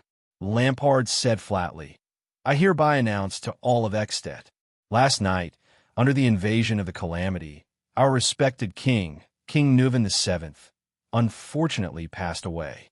His voice was not loud, but it was abnormally forceful. It echoed in the corridor with quite an imposing manner. At that moment, Thales clearly saw that other than the expressionless Letko, the other archduke's expressions were very unpleasant. Count Leespan, on the other hand, fixed his gaze on Lampard's face. There was silence. Even though they had been prepared for a long time, even though the rumor had spread like wildfire, even though the king's delayed return had already proved something. But the moment they heard the news, everyone's breathing still trembled. The expressions of Nicholas and the other White Blade Guards were even more unpleasant than before. In an instant, the warriors of Black Sand region and the palace were in an uproar. They whispered to each other. At first, it was just whispers. Then, it turned into an increasingly loud uproar, as if an inexplicable panic was spreading. Then, Lampard raised his hand again. Silence. With a complicated expression, Lampard lowered his head and said faintly, "As his granddaughter and blood relative, Saroma Alex Soria Walton will inherit his position." Following the Archduke's gesture, everyone saw the bewildered, bespectacled little girl next to the High Priestess become the next Dragon Cloud City Archduchess. This time, compared to the gradual panic caused by the king's death, the entire hall was instantly in an uproar.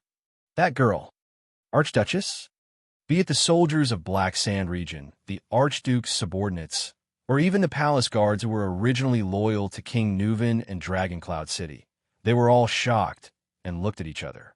If it were not for the fact that most of them were warriors, the situation might have long gone out of control. Only the White Blade Guards, including Nicholas, appeared unusually calm. But the Archdukes, including the ashen-faced Prime Minister Leespan, were not surprised at all. Watching Saroma's face turn from red to white as she endured everyone's gazes and panicked, Thales felt very uncomfortable. Lampard looked at the entire hall solemnly and did not move. At this moment, Prime Minister Leespan took a step forward. His action attracted everyone's attention. Count Leespan came before Saroma and slowly squatted down. "My lady, are you all right?" he asked softly, as if he was comforting a child. Saroma stared at him in a daze. The wrinkles on the Count's face trembled slightly. "I'm Seal Leespan. I was your grandfather's vassal and his kingdom's prime minister." "Greetings," Saroma answered timidly, perhaps because of the High Priestess's signal. "Your Grace," Leespan shook his head. His gaze was filled with love and sorrow. "No, please remember," the Count said sternly, "I am your vassal. I am loyal to you." Saroma was stunned. She stared at the Count's stern expression. In the noisy corridor, Saroma nodded and pursed her lips. Greetings. The girl tried hard to put on a firm expression. Seal. It was only then that a smile appeared on Lispin's wrinkled face. He slowly stood up. In the restless crowd, Croche, who was half sitting on a stretcher, shook her head mockingly. In the end, it was our enemy who brought out an archduchess. How ironic. Viscount Kentvita turned his head around. Do you really think so? Croche still had a disdainful look on her face. Am I not? Kentvita chuckled and quickly poked her head. No, Esh. Under Croche's murderous gaze, the Viscount nimbly withdrew his right hand before the female warrior broke his finger. Listen carefully with that cute little head of yours. Kentvita's sharp gaze shifted to Saroma, then to the Archduke's silhouettes. He stared at their ashen, calm, or insuppressible expressions. He sighed and said, the reason why Northland had its first Archduchess was not a coincidence or some other reason. It was precisely because we swung the hammer for the first time. The first time we smashed the iron rules that have haunted Northland for 1,000 years. Croche paused for a moment. Because we swung the hammer, the Viscount said meaningfully, the corners of his lips curling up slightly. Amidst the debris and chaos, the Northlanders and Northlanders, who were caught off guard, were able to accept the first Archduchess. Perhaps it's not just the Archduchess. There's something else. Kentvita's eyes burned with a strange flame. He enunciated each word clearly. Those who do not work do not reap. Croche lowered her eyes and seemed to be deep in thought. At this moment, High Priestess Holm put down the girl's hand and slowly walked forward. Archduke Lampard stepped back gracefully and made way for her. The High Priestess spoke faintly. The commotion outside the hall had clearly not subsided, and her voice was not loud either. But unexpectedly, the High Priestess' words rang clearly and directly in everyone's ears. As the spokesperson of the Bright Moon, I hereby solemnly announce to the entire Extet Kingdom. Everyone instantly became solemn. The 35th common-elected king of Extet, the Archduke of Dragon Cloud City, Nuvan Rikaru Khan Walton. He has passed away today. There was still silence, but the atmosphere was no longer as oppressive as before, because everyone knew what was going to happen next. High Priestess Holm said faintly, according to Rikaru's joint ruling pledge 662 years ago, since the old king has passed away, a new king shall be elected. The Bright Moon bears witness. Under the sacred effect of Rikaru's joint ruling pledge, in the great and solemn King Selection Congress, one person has obtained the highest number of votes and has been elected as the next common elected king.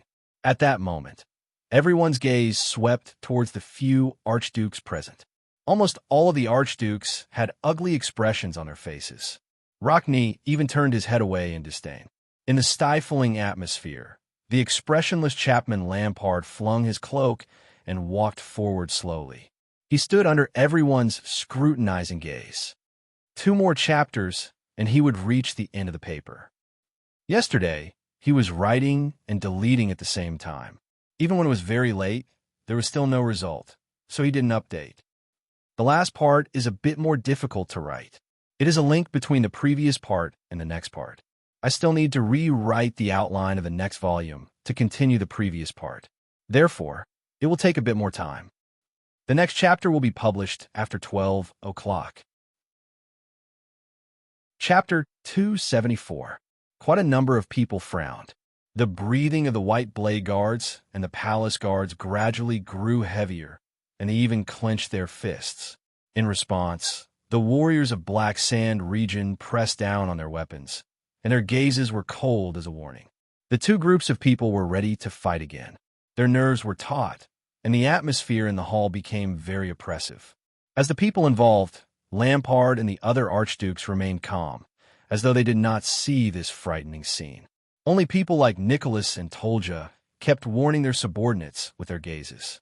It's really full of Northland characteristics.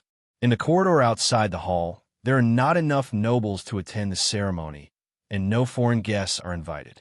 There are only 2 groups of soldiers who can't wait to kill each other, and schemers with ulterior motives. In a remote corner, Poitre sighed and whispered into Thal's ear, "This is probably the most I've seen in my life. the simplest, most time-saving, and most soul-stirring coronation ceremony. Thale's eyebrows twitched. You can't say that. There are 6 archdukes present, and us, the foreign guests. As for the simplest, most time-saving, and most thrilling, the prince repeated the vice diplomat's words. Recalling everything that happened today, he could not help but shake his head. All right, I suspect that no one will be able to break this record in the future. Fortunately, the conflict that many people were worried about did not happen. Lampard stood in front of High Priestess Holm and nodded slightly at the priestess. The priestess' emotionless voice rang in everyone's ears again. I, Jewel Holm of Bright Moon Temple, am here to inquire on behalf of the gods, on behalf of the Dragon Queen, and on behalf of all previous kings. Everyone immediately became serious. Thales was no exception. Due to the several strange encounters with the representatives of the gods, he was even more anxious than the others. As the suzerain of Black Sand region, one of the 10 glorious and majestic extant archdukes, and the candidate of the King's Selection Congress, Chapman Solenholm Lampard, the high priestess' voice was indistinct but clear. Her voice was solemn, and her gaze was solemn. Lampard stared at her eyes through the veil solemnly. High Priestess Holm said calmly, "Are you willing to swear on your honor and life?" All the Northlanders pressed their palms against their hearts in unison. Their expressions were respectful and solemn. Just when Thales looked around, wondering whether he should imitate them, Poutre shook his head and dismissed the idea. The priest's words were solemn and steady, but they seemed to be filled with an indescribable power that struck everyone's heart. As a Northlander, bear this heavy responsibility. As the king of the entire territory, rely on your wisdom and breadth of mind to stand at the forefront of the kingdom. I swear to defend Extet and Northland with my life. The glorious and noble spirit of defending the kingdom will not be buried. To ensure that the legitimate and natural rights of the vassals are not violated. To protect the lives and property of the Northlanders from being harmed. From now until the end of your life. The officiator's voice fell. All the Northlanders held their breaths and turned their gazes towards the Archduke, who was dressed in military attire and who did not smile. Lampard took a deep breath and closed his eyes. No one knew what he was thinking. At that moment, as he listened to the oath, Thales suddenly remembered the Archduke of Black Sand Region's ideals and wishes. He hasn't given up, Thales told himself with certainty as he looked at the Archduke's expression. No matter how many restrictions there are, how great the obstacles are, how difficult the road ahead is, he will stick to it and never regret it. For his Extet. In the next second, Lampard suddenly opened his eyes. His gaze was like steel. The Archduke's palm, which was pressed against his heart, suddenly clenched and pressed his fist against it. I, Chapman Solenholt Lampard of the Lampard family. The Archduke of Black Sand Region's voice was majestic and his expression was firm. I swear on my honor and life. He spoke resolutely, enunciating each word. It was shocking. As a Northlander, I will bear this heavy responsibility.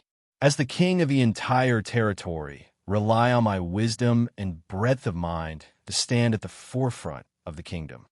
Thales listened to his oath quietly and frowned slightly. Saroma watched Lampard nervously and did not move. I swear to defend Extet and Northland with my life. Archduke Alcius subconsciously clenched his fists. I will uphold the glorious and noble spirit of defending the kingdom will not be buried. Archduke Rockney gritted his teeth. I will ensure that the legitimate and natural rights of the vassals will not be violated. Archduke Letko sighed.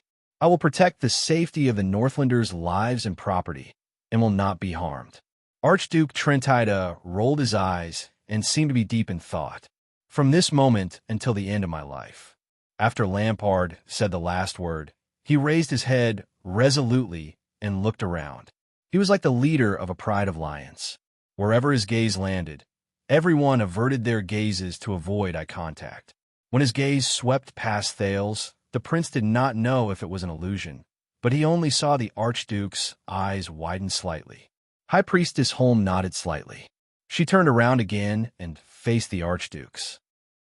As one of the 10 glorious and majestic extant archdukes, the co-candidate of the King's Selection Congress, the priestess read out each person's name in alphabetical order, causing all the archdukes to become serious.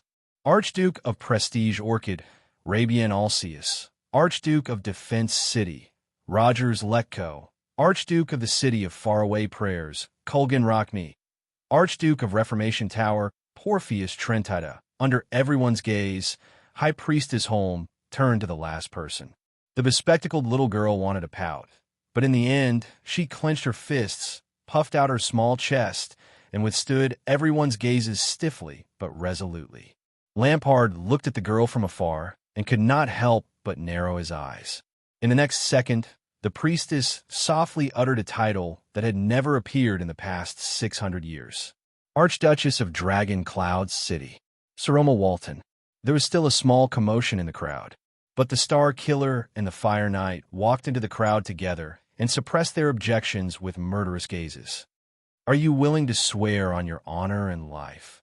As a Northlander, accept this oath. As the king's vassals, offer your treasured swords and shields and stand by the king's side.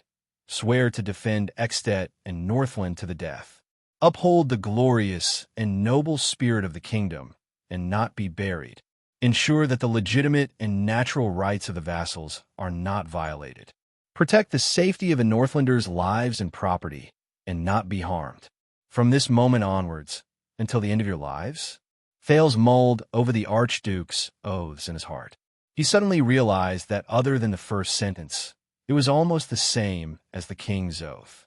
This made him suddenly realize that the joint ruling pledge, at least the people who made it valued it since the beginning, was not a contract between the king and his vassals. Instead, it was a sacred contract between the rulers in this land. I am willing to swear on my honor and life. Alceus paused for a moment and furrowed his brows tightly before he said, I am willing to swear on my honor and life. I am willing to swear on my honor and life.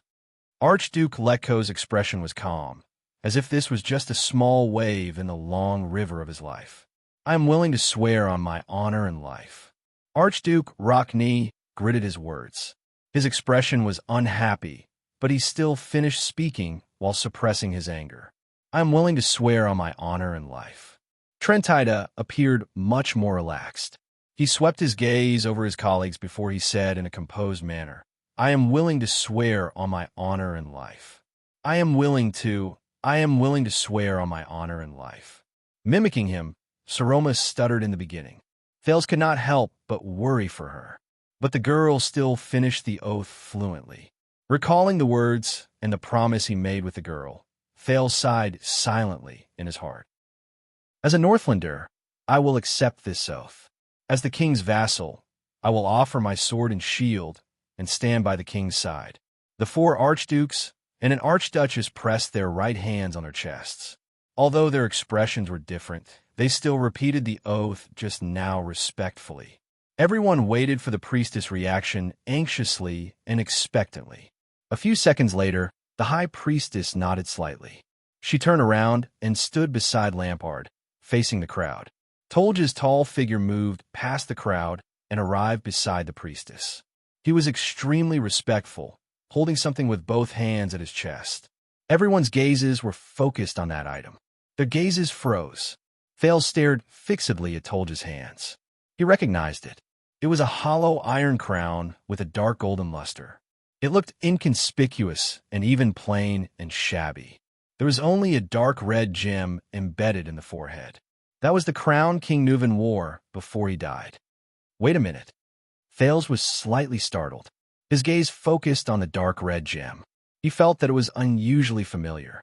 In the crowd, Nicholas snorted softly. Under Viscount Kent Vita's threatening gaze, he slowly walked forward, removed the severing soul's blade from his back, and stood side by side with the Fire Knight. 2 of the 5 war generals turned their heads and looked at each other at the same time. It was as if lightning flashed in the air. High Priestess Holm nodded slightly.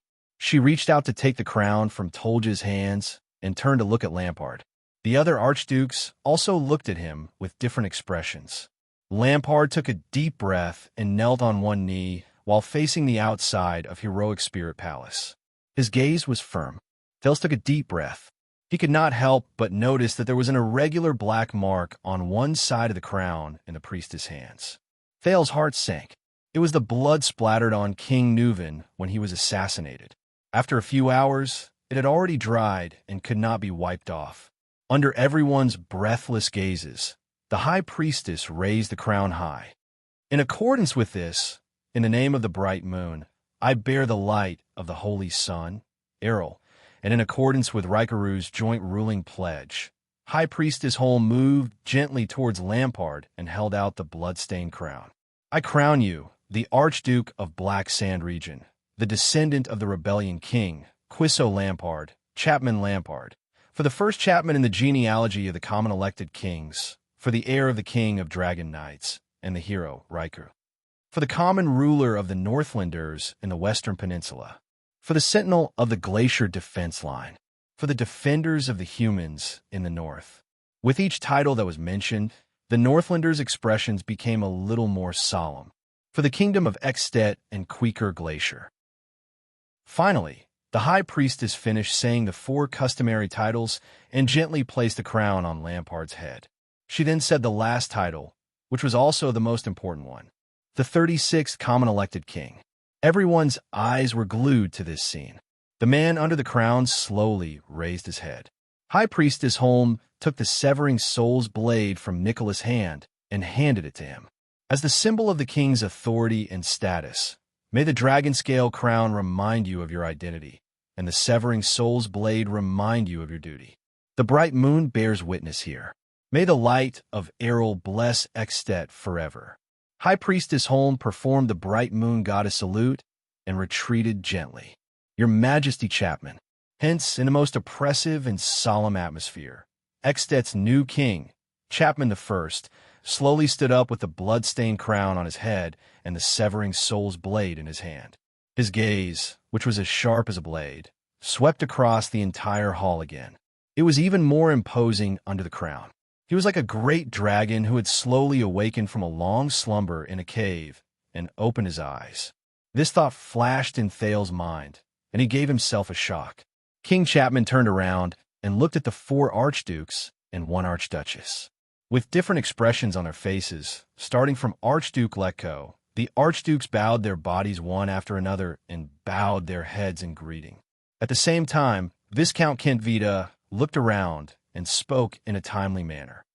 The old king has passed away. He slowly bent his body and knelt on one knee. Solemnly and loudly, he said, "Long live the king!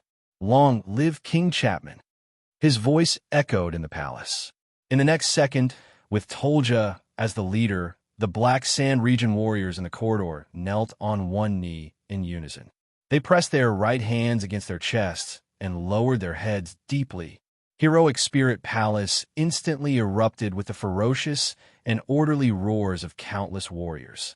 Long live the king! Long live King Chapman! Amid the repeated shouts, even those who were willing or unwilling, such as Nicholas, Justin, Merc, the White Blade Guards, and the Archduchess Guards, had no choice but to kneel on one knee and salute the new king. King Chapman only stood coldly in the middle of the crowd. His expression did not change as he listened to their shouts. Long live the king! Long live King Chapman! Among the people who saluted the king, the 4 archdukes stood out the most. They only pressed their hands against their chests and bowed slightly. "No, my lady."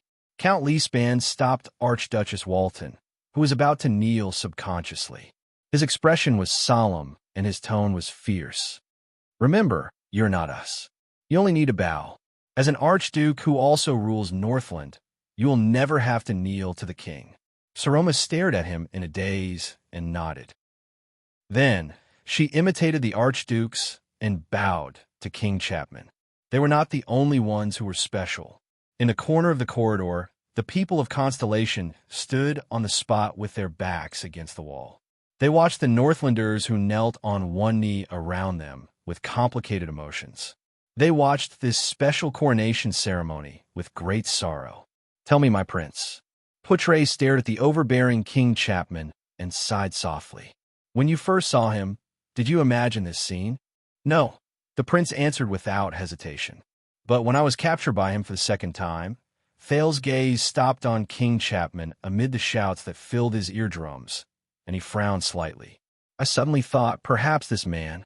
Thales remembered the scene when King Chapman, who was still an archduke, stood outside the carriage and spoke to Stake of Shadow Shield with anger and dignity. This man's face was as calm as water, but his eyes burned with raging flames. The prince said absent-mindedly, "He is the most suitable king of Extet."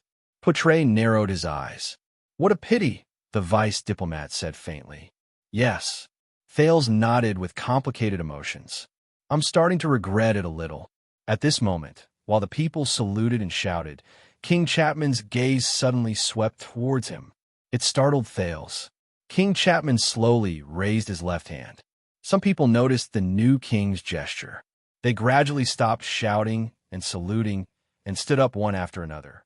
More than 10 seconds later, the corridor became quiet again. Chapman I looked around and said coldly, "As your new king, I hereby issue my first order." Thales was shocked. It can't be. What does he want to do the first second he becomes king? But the other archdukes' gazes were very calm and their expressions were indifferent, as though they had expected it. Only Saroma looked at Thales worriedly. This made the prince feel uneasy. Everyone was solemn as they waited for the king's words. Extet's new common-elected king, Chapman I, slowly turned to the corner of the Constellations and said coldly, "In the name of Extet's common-elected king, I hereby invite the Honorable Second Prince of Constellation, Thales Jadestar, as a witness to the friendship and relationship between the two kingdoms, to live permanently in Dragon Cloud City." At that moment, Thales felt as though he was struck by lightning. The Constellations looked at King Chapman in shock, then at the prince. Live permanently, Dragon Cloud City? Just as Thales was about to speak subconsciously, King Chapman said in an unquestionable tone, "And he will accept this kind offer. He will live together with the people of Extet in Northland and bathe in the snow and ice." Until this honorable prince, at that second, Chapman Lampard stared at Thales with a cold gaze. To be crowned king, Thales stared blankly at the aloof King Chapman. His emotions were in turmoil. A few seconds later, the prince lowered his head subconsciously and sighed softly. Chapter 275. King Chapman and his subordinates regrouped under the surprised gazes of the others. The king came before the prime minister, the former prime minister. Count Leespan stood up from beside the archduchess and met the new king's gaze without showing any signs of weakness. Saroma looked at the two nervously. "Now, my people and I will leave Heroic Spirit Palace, the first gatehouse, and even Dragon Cloud City." King Chapman's expression was cold. His left hand casually pressed against the saber at his waist, and his right hand tossed the severing soul's blade to Lord Tolja. "Count Leespan, the patrols under your command in the city won't stop us, will they?" Count Leespan flashed a cold smile. His gaze swept past the soldiers of Black Sand region, whose hostility did not diminish. "How will we dare to obstruct His Majesty's journey?" the old count said flatly. "As long as the people of Black Sand region can withdraw from Dragon Cloud City in a friendly manner." Leespan narrowed his eyes. "Except for the most unreasonable lunatics, no one in this country dares to disrespect the king." Chapman I nodded slightly without any expression on his face, as if he did not understand the hidden meaning in the count's words. "Then, I hope that you can provide supplies and a place for my people to stay, so that they can face the coming day before the bitter cold winter," the king probed, seemingly unbothered. "There should be no problem." This time, the count refused very straightforwardly. "Forgive me, but I cannot comply." King Chapman exhaled through his nose. His eyes were filled with coldness. Due to certain reasons, Dragon Cloud City still has a lot of messes to clean up. Count Leespan, who is used to seeing storms, did not change his expression. He said nonchalantly, "I apologize for Dragon Cloud City's poor hospitality, but I must first serve my master before I can spare the energy to share the burden of the Northlander's common lord.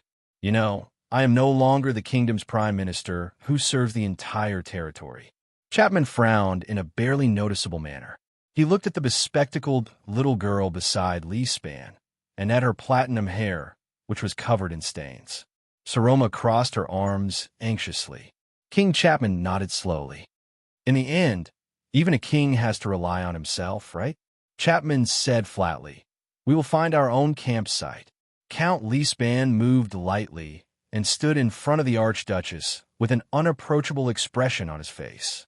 Only then did the king retract his gaze. "I wish you a smooth reign, girl," King Chapman said meaningfully. "After all, we are now bound together. I'll keep an eye on you, and I'll keep an eye on the boy."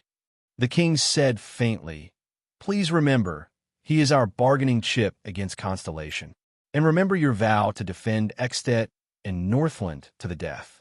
Saroma's face instantly turned pale. Without waiting for their response, King Chapman, who was wearing the blood-red crown, turned around and walked out of the palace while surrounded by his soldiers. The White Blade Guards and the palace guards watched them leave coldly, but their fingers never left their blades. In the crowd, the Fire Knight Tolja held the severing soul's blade and walked past the former commander of the White Blade Guards. His gaze was subtle.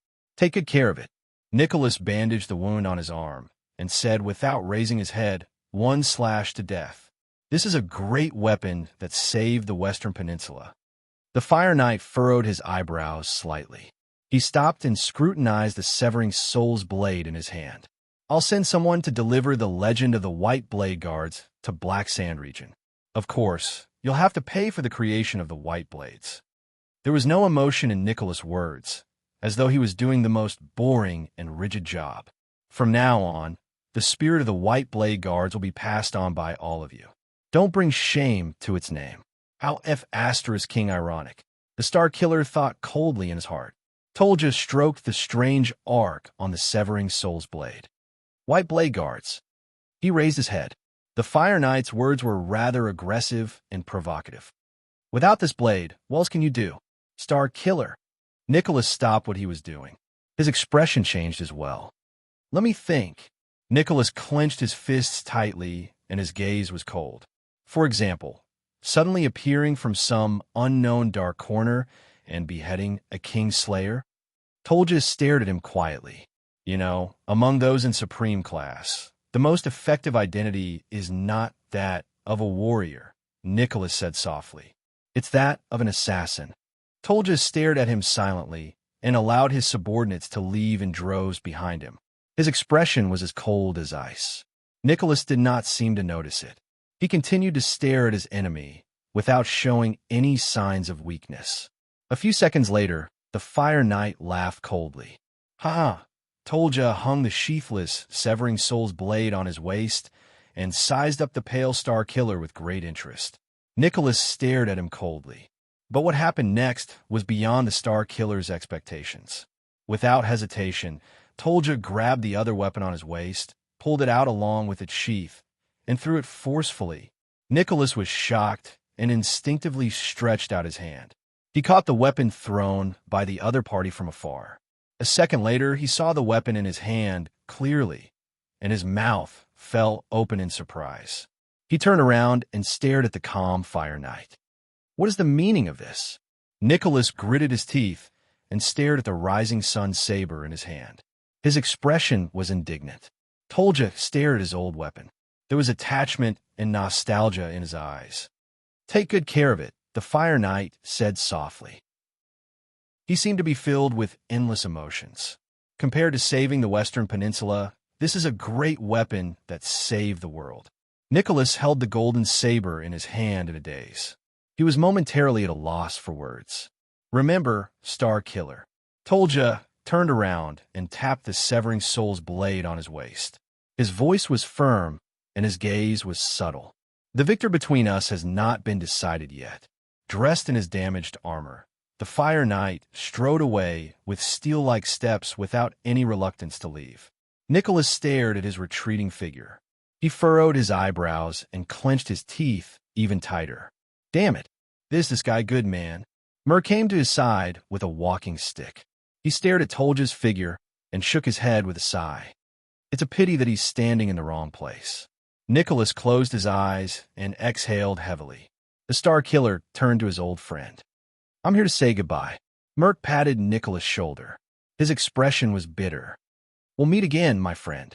He glanced at Archduchess Walton, who was surrounded by a crowd in the distance. His expression was hesitant. "You know, you can stay," Nicholas said in a low voice. "No, my story in the legend of the White Blade Guards." In the end, Merc sighed. He looked into the distance, turned around, and left with his walking stick. "It truly ends here." Nicholas stared at his back as he left, stumbling. He did not say a word. He just put his hand into his pocket and grasped an ordinary stone. Kent Vita followed beside King Chapman among the crowd, leaving Black Sand region. The Viscount watched the Fire Knight catch up to him from behind. His gaze swept past the lone, severing soul's blade at the latter's waist, and his expression was one of displeasure. "That's the Rising Sun Saber we're talking about. Rumor has it that it's the first legendary anti-mystic equipment that changed the world," Kent Vita said in dissatisfaction, but the latter ignored him. Hence, the Viscount could only turn to the king. "You're just going to let him casually give away the sharpest weapon in the world, as if it's a piece of trash, Archdukes, your majesty?" Tolja snorted softly. King Chapman did not even turn his head around. He just shifted his gaze slightly. "The sharpest?" The new common-elected king muttered with his head lowered. But Chapman the First only paused for a second before he raised his head again and regained his indifference and calmness. "My sharpest blade." The king strode over the floor tiles of Heroic Spirit Palace in an imposing manner. He stepped over the simple and crude decorations and said slowly, "My sharpest blade. Aren't you standing behind me?" Kent Vita's expression froze for a moment before he furrowed his brows. Behind the king, the tall and strong Lord Tolja lifted the corners of his mouth almost imperceptibly. The Viscount slowed down his footsteps and allowed the others to overtake him. When Tolja passed by him, he nodded slightly at him. "What a wastrel!" Viscount Kent Vita stared at the king and the lord's backs. He closed his eyes and sighed softly. "But it's precisely because of this that I'm willing to follow him and serve him as my king, until the end of my life." He crossed his arms. His expression was indifferent, but his gaze was sharp. The corners of his mouth curled up into an amused arc. "You deliberately posed for me when I came, then threw out such a cool sentence." Croce happened to be carried past Kent Vita on the stretcher. The female warrior snorted coldly in disdain. "Isn't this too old-fashioned?" Kent Vita furrowed his brows. "At least cooperate with me a little and say something along the lines of, 'Ah, that's the reason we fight.'" The Viscount strode forward again and followed Croce's stretcher in dissatisfaction. "Stop it." Croce interrupted him coldly. "Because of that boy, the joint ruling pledge became even more stable. In the end, we're still back where we started. Nothing has changed, toiling without gaining anything." Viscount Kent Vita raised his eyebrows and put on an amused expression. "Toiling without gaining anything? Returning to where we started? Nothing has changed." The Viscount looked as if he had heard something funny. He turned around and stared at the archdukes who were discussing something in low voices in the distance. Only those who live in the past and are unwilling to wake up would think that way. Croce stared at him, puzzled. Kent Vita turned his head again and chuckled softly. "In fact, everyone, including King Chapman, the archdukes, and that prince, they have changed everything." The female warrior stared at Kent Vita's profound expression and suddenly felt that this man had become a little scary. "Believe me, from today onwards, the harsh cold will arrive." Kent Vita sneered. His gaze swept past the countless decorations and furnishings in the palace that had a long history. He gently stepped on the floor tiles under his feet, which were unknown how many years old. "Extet, we can no longer return to where we started." Archduke Letko stood in front of the Prince of Constellation and stared at the listless boy. He sighed and said, "Rejoice, Prince Thales. If it wasn't for that young lady's insistence, you would have been staying in Black Sand City for a long time. Always being by the king's side, what a wonderful experience." Thales' expression changed slightly. He turned around and stared at Saroma, who was talking to Leespan in the distance. The prince took a deep breath and turned around again. King Chapman raised this order during the King's Selection Congress as one of his conditions? Oh no. Archduke Letko shook his head. His murky eyes shone with interest. It wasn't him who raised the condition. It was all of us who thought that this would be safer. Your Honorable Highness. Thales, who was preoccupied, was instantly rendered speechless. A second later, the prince lowered his head as if he had deflated. All of you, is that so? He closed his eyes. His mood was gloomy. Yes. After I did that, regardless of the consequences. Archduke Letko stared at him quietly. You know, Prince Thales, after today, aside from the threat of Constellation that Chapman mentioned, there will also be many people who will be wary of you, just like how they are wary of the Jadestar family, which has produced many talented people over the years and has never declined.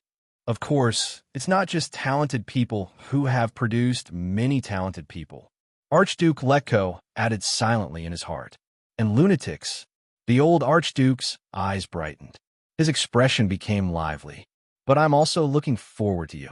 Thales opened his eyes. Looking forward to me? Archduke Letko nodded quietly. I don't know how Chapman became like this. The old Archduke watched the king's back slowly being drowned by the soldiers. He said solemnly, but we can all feel that he's becoming more and more dangerous. The day before the bitter cold winter is coming, he sighed. Thales pondered over this sentence. Perhaps one day, we will need to borrow your strength to fight against him. Archduke Letko stared at Thales sternly. Just like today, Thales, whose emotions were in turmoil, did not know how to respond. Is it over? Archduke Ulcius walked forward coldly and glanced at Thales. I've had enough. I don't want to stay in this damn place for even a moment longer and put my life in someone else's hands. In the distance, Archduke Rockney and Trentida watched them quietly. One was silent, and the other was grinning mischievously. Letko looked at the gradually departing Black Sand Region army and exhaled. We shall meet again. Take care of yourself, Prince Thales. The old Archduke said flatly, Be careful of the king, and be careful of the archdukes. He winked meaningfully. And the Archduchess. Thales was immediately speechless. Poutre watched the archdukes and their personal guards leave. Frowning, he came to Thales' side. Your Highness, about your future. The vice diplomat wanted to say something, but stopped. I know, Thales answered calmly. I'm a bargaining chip and a threat. Poutre put on an inquiring look. Amidst conflicts and compromises, the archdukes also have to hold on to their bargaining chips to contain threats. Thales thought through the cause and effect, then shook his head absent-mindedly. Restrain Constellation and restrain Chapman, and restrain Dragoncloud City. Raphael came forward.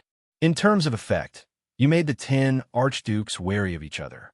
This is very close to the Secret Intelligence Department's desired goal, and even more so. Perhaps you are more suitable to work in the Secret Intelligence Department. The cadre of the Secret Intelligence Department smiled mysteriously. We shall meet again. Thales rolled his eyes. Poutre did not know what to say. He could only pat the prince's shoulder. I will report to the kingdom as soon as possible and come up with a countermeasure. He turned to the weak Raphael. You know what to do, right? The cadre of the Secret Intelligence Department nodded lightly. His Majesty and Lord Hanson will know everything that happened here in the shortest time possible. Thales watched them distribute the work. He thought of what would happen to him in the next few years and felt depressed. There's one more thing. Poutre came before Cohen and Miranda with a stern expression. Both of you, even though your injuries are not light, you must immediately hide your identities and leave Extet before the enemy intercepts you. Cohen opened his mouth, while Miranda was deep in thought. As noble dependents of two great families, especially Lady Arund, who holds the right to inherit the Guardian Duke of the Northern Territory, your value to Lampard, to King Chapman is immeasurable. This is Dragoncloud City, and he has just been crowned, so he cannot act out directly. But once you leave Dragoncloud City, he will definitely not let you go. The deputy concluded with a few sentences. Raphael's expression darkened as well. I will take them away immediately, while Nicola's people are still friendly to us. Raphael coughed and said, I know a secret passage from the pine forest back to the kingdom. We can hide it from Black Sand Region's eyes and ears. Putre nodded at him. Go. Hence, under Cohen's resentful sighs and Miranda's troubled expression, they left with Raphael. When they passed by Thales, Miranda glanced at him. Take care, Your Highness. The swordswoman's expression was a little conflicted. She frowned slightly. Don't give up. She endured the pain and said meaningfully, You are a good prince, unlike the others. Putre turned his head and pretended not to hear her. Thales scratched his head. He was so embarrassed that he could only respond with a smile. The others? Cohen, whose face was bruised, moved closer to Thales. Your Highness, the police officer's robe was burned to the shoulder, and there was a terrible burn mark on his neck. Although he had used the power of eradication to treat it, it still looked very hideous. He seemed to be a little hesitant at first. I just want to say, Cohen's mouth opened and closed many times. After a few seconds, he pursed his lips and nodded heavily. Thank you. Thales, who was feeling complicated, forced a smile. I should be the one thanking you, Cohen Caribbean. Thank you for fighting endlessly. The police officer blinked. No, Your Highness. We only fought a few times with our lives on the line. Cohen curled up the corners of his mouth and scratched his head. He seemed a little embarrassed. But he seemed to be unable to find the right words for a moment. After a while, Cohen, who was scratching his ears and cheeks, put on a straight face and said sincerely, You saved the world. You're exaggerating. Thales burst out laughing. He was a little embarrassed. I only tried my best to mediate a conflict. It's not my turn to save the world. Cohen paused for a moment. His gaze flickered slightly. He lowered his head. Cohen's face darkened. Believe me, Your Highness. The police officer seemed to have thought of something. He said with some emotion, For those who will be affected by the war. Thales cast a questioning look at him. The police officer took a deep breath and revealed a row of shiny teeth and a bright smile again. He bowed slightly at Thales. You have indeed saved the world. It was my honor to fight alongside you. Thales looked at him strangely. He nodded subconsciously and watched him leave. Raphael nodded at him gently. Well done, Your Highness. After sending off batch after batch of people, coupled with the fact that he was going to be placed under house arrest in Dragon Cloud City, Thales suddenly felt a sense of melancholy. Forget it. He comforted himself. At least the outcome isn't too bad. At least they're still alive. Hey, did I forget someone? In a certain corner of Dragon Cloud City, a short and small figure burped and sneezed loudly. At this moment, I'm sorry, I dragged you into this. The girl's voice came from behind him. They insisted on keeping you here. Thales turned around and looked at Saroma, who had an apologetic look on her face. No, this is their benefit and scheme. It has nothing to do with you. The prince let go of the gloom in his heart and shook his head in relief. And the people who were dragged into this, the people who should apologize, Thales shrugged dejectedly. For King Chapman, the fact that I am under house arrest here and the Archduchess of Dragon Cloud City has a close relationship with an enemy kingdom's prince will weaken your prestige and reputation. To the Archdukes, they would rather have me stay in the weakened Dragon Cloud City than let Black Sand Region control this bargaining chip. And to all of them, a prince who grew up in an enemy kingdom and has been held hostage all year round will be far away from the power and influence of Constellation. The prince shook his head. If I return to the country one day to be crowned, I will definitely be a new king with unstable rule. This is in everyone's interest.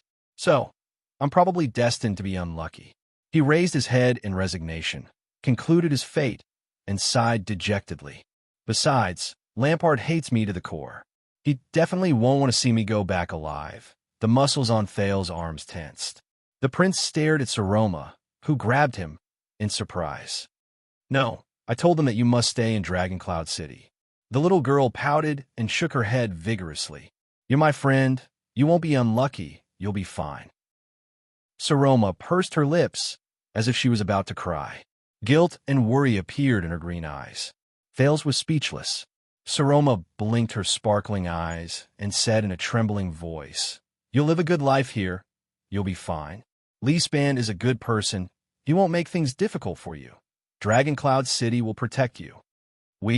As if to prove something, Saroma's eyes were filled with panic, and she said anxiously, "We can—" Behind her glasses, her eyes suddenly brightened. "By the way, there are many, many books in Raikuru's library that I haven't read yet." Saroma's breathing quickened, as if she was afraid that Thales would be unhappy. "I remember that you're very interested in the Battle of Eradication." As he stared at the anxious little girl, Thales' gloomy mood seemed to slowly improve. "Yes." The prince scratched his head and chuckled involuntarily. "I'm very interested, like magic. Like dragons." So, Saroma seemed to heave a sigh of relief. She asked carefully, "You'll be fine. Stay in Dragon Cloud City and follow me?" Thales exhaled. "Ah, yes." With a smile, he placed his hand on his chest and bowed slightly. "My lady." Only then did Saroma slowly curl up the corners of her lips. As Lee Span urged her to hurry, she turned around and left, occasionally looking back. The Phantom Wind follower came before Thales. "How do you feel?" Thales flashed a smile at the dispirited Ralph. "For the past month or so, compared to your career as a gangster?" The eyes on the half of the Phantom Wind follower's silver mask moved slightly.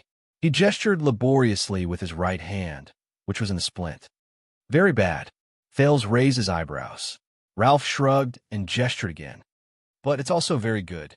Thales chuckled softly. The prince raised his head and looked at the sky of Dragon Cloud City outside the window with complicated emotions. There was a sense of relaxation in his heart that he had not felt for a long time. "Did you see that?"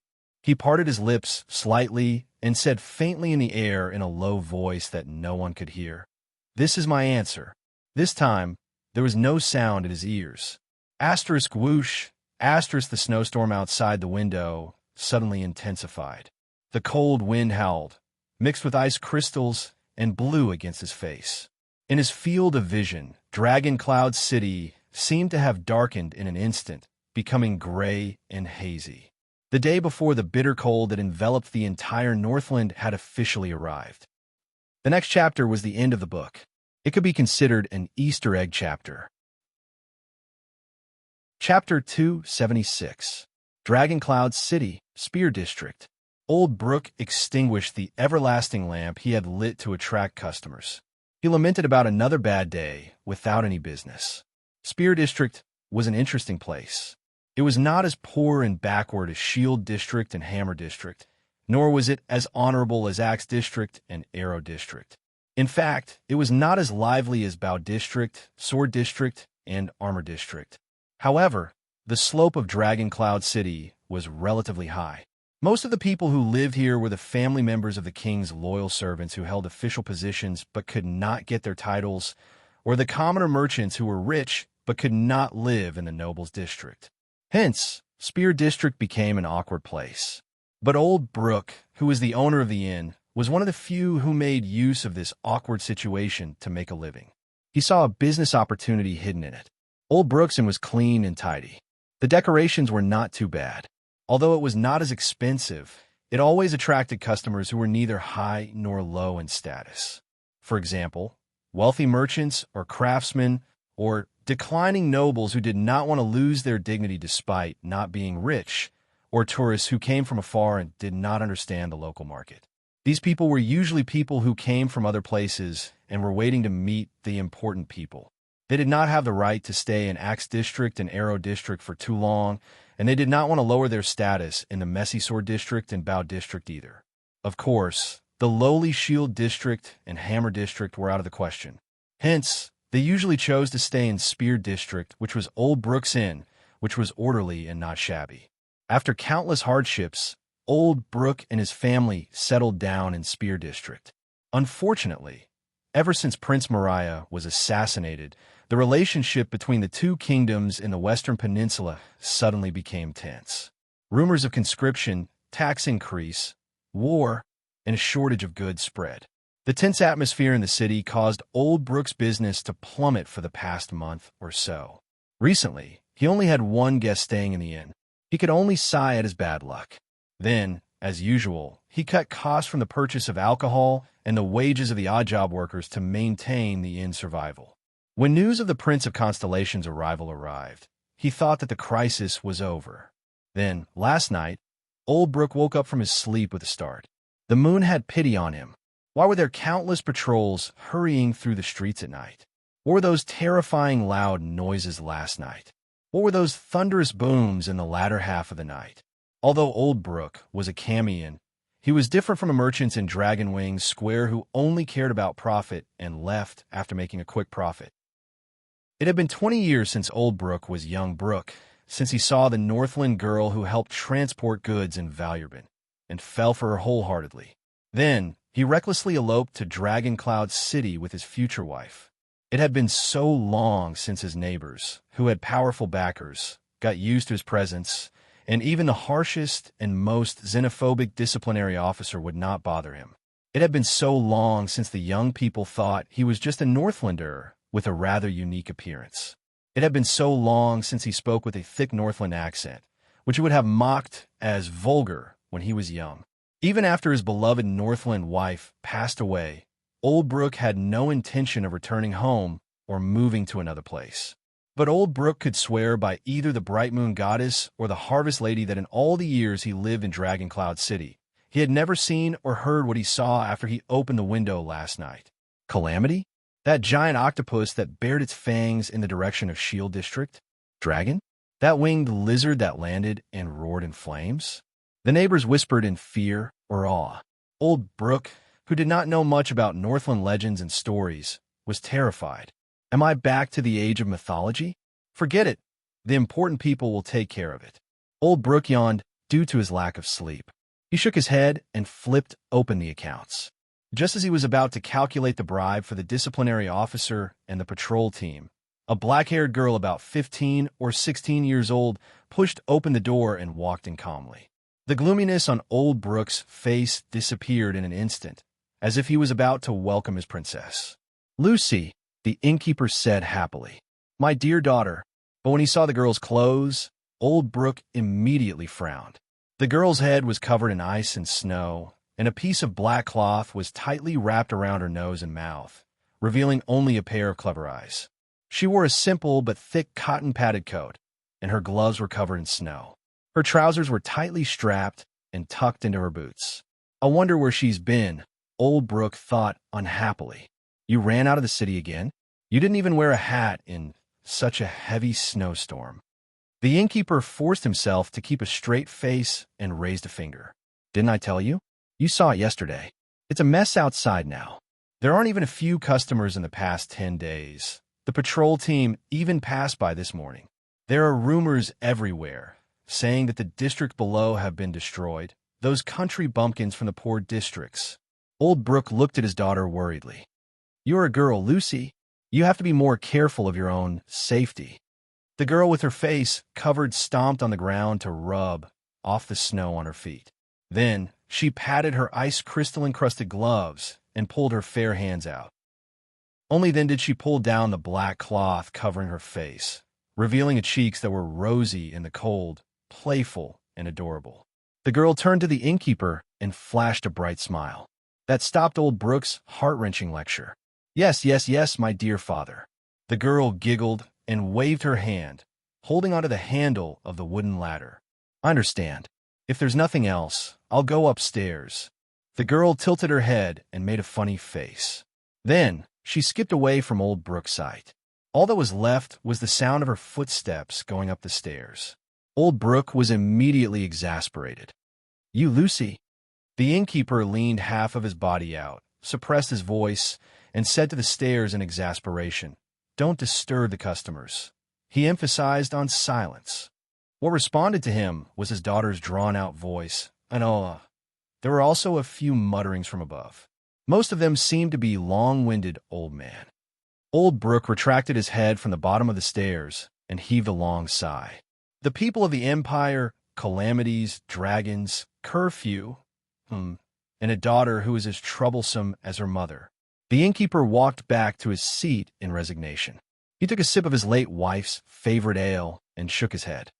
"God knows what's waiting for me, but Old Brooke rolled his eyes and curled up the corners of his mouth. As long as Lucy is fine, as long as Lucy is happy, life isn't too bad. Old Brooke's originally gloomy mood instantly brightened. But what he did not know was that the moment his daughter disappeared from his sight, the girl's youthful and playful expression suddenly turned cold. It was as if frost had suddenly descended. A faint chill emanated from the bottom of her body. Her light and happy footsteps immediately became silent, like a black cat walking on tiptoes. The girl pushed open the wooden door of her room and coldly walked into the narrow, dark room that smelled of medicine. On the wooden bed in the room, a man sitting against the wall slowly opened his deep eyes. His expression was gloomy. He was wrapped in a close-fitting and tight gray robe, which did not make him feel cold in the cold weather. His sleeves were pulled up to his upper arms, and his left arm and right shoulder were wrapped in thick bandages. The girl closed the door and slowly curled up the corners of her mouth, revealing a cold smile that was completely different from the playful one just now. She spoke softly to the man and respectfully and patiently called out a strange form of address. "Father." The man in gray did not respond. He only looked out the window, which was slightly ajar. The city has begun to lift the martial law. The young girl seemed to be used to the other's silence. She sat down on a stool at the side, grabbed a short knife on the table, and said to herself, "It's probably because the important people in the palace have reached an agreement. When are we leaving?" The man in gray still did not respond, but in the next second, he suddenly raised his head. The emptiness in his eyes turned into wariness. The man in gray raised his hand gently. A short knife jumped up from the table 2 meters away in a strange manner and flew into his hand. He said calmly, "We have a guest." The girl's pupils moved. She stood up and instinctively moved. She stretched out her fair and slender fingers, which were rarely seen among Northlanders, and pulled out the black cloth tied around her neck from her collar. She pulled it all the way to her nose and covered half of her face like before. It was like a professional mask. Not only did it cover her face, but it also covered her breathing. She had just pulled up the mask and held the dagger in her arms when a shrill voice came from outside the door. "Long time no see, old friend." A middle-aged man pushed open the door and walked in. His smooth face was full of smiles. This guest wore a thick coat commonly seen among Northlanders. He wore a thick fur hat that covered his ears, but he had a flat face rarely seen in the Western Peninsula. His lips were thin, and his skin was yellowish. At first glance, he would leave a good impression on anyone. He blew into his hand and ignored the girl beside him. He squinted and adjusted his eyes to the light in the room. The girl frowned, but the man on the bed made a gesture that made her suppress her desire to attack. The guest's smile did not diminish. He looked straight at the man on the bed and walked forward. At this moment, the man in gray suddenly raised his deep eyes. His gaze was cold. "There are 3 traps in front of you." The guest's smile froze on his face, just like the right foot he had just lifted. The man in gray's words were direct and emotionless. 2 of them are fatal. The guest with the flat face took a deep breath, blinked, and shrugged. He seemed to have no choice but to put his raised right foot back on the spot. The girl beside him curled up the corner of her mouth and sneered in her heart. But the guest's smile seemed to be plastered on his face. It glowed again amidst the awkwardness. "Now, you are truly a regicide family." The guest smiled obsequiously and rubbed his hands together. His accent in the lingua franca was strangely accented. He did not sound like an extension or constellatiate, nor did he sound like a Camian or Southwesterner. "Just thinking about it makes me feel," the guest suddenly paused. His gaze shifted to the bandages on the man's shoulders. "Oh," his voice sank. He seemed to be a little surprised, but also a little enlightened. "You're injured. Accident?" The girl beside him snorted coldly. But the man in gray on the bed only looked at the guest coldly. "White Blade Guards, 16 people," the man said softly. A look of interest appeared on the guest's face. 3 cuts, each deeper than the last. The man in gray flexed his bandaged left arm and continued to say nonchalantly, "It's good enough that you came back." The flat-faced guest stopped smiling. He lowered his head and looked at the man quietly with the corner of his eyes. It was as if he was peeping behind the door. "Where's your brother?" The guest grinned and asked softly, "He let you do it alone for such a difficult task." "He has his own place to go," the man said quietly. The silence lasted for a few seconds. The guest stared at the ground under his feet. He stretched his hands out from behind his back and silently rubbed them in front of him. "How's your injury?" The girl, who felt that something was wrong, frowned. The man in gray's gaze was still calm. He stared at the guest from afar. The man slowly curled up the corners of his mouth and flexed his shoulders. "If you want to kill me, now is a good time. While I can't wield my saber with either of my arms." The guest raised his eyebrows slightly. He leaned his head forward and did not move. He stared straight at the man in front of him. His gaze was gentle and strange. The atmosphere suddenly became strange. The man responded quietly, calm and composed. Finally, just as the girl was about to lose her patience, the guest suddenly grinned. "Ha!" The guest narrowed his eyes and tilted his head back. He was overjoyed, as if he had encountered something very funny. He raised his finger to eye level and pointed at the man. He had a playful expression on his face that said, "I've caught you, haven't I? You're getting more and more humorous, Bennett." He laughed, his index finger shaking in the air faster and faster. His tone was exaggerated. "I like this about you." The man in gray, called Bennett, just looked at him coldly and did not say a word for a long time. But the guest did not feel left out at all.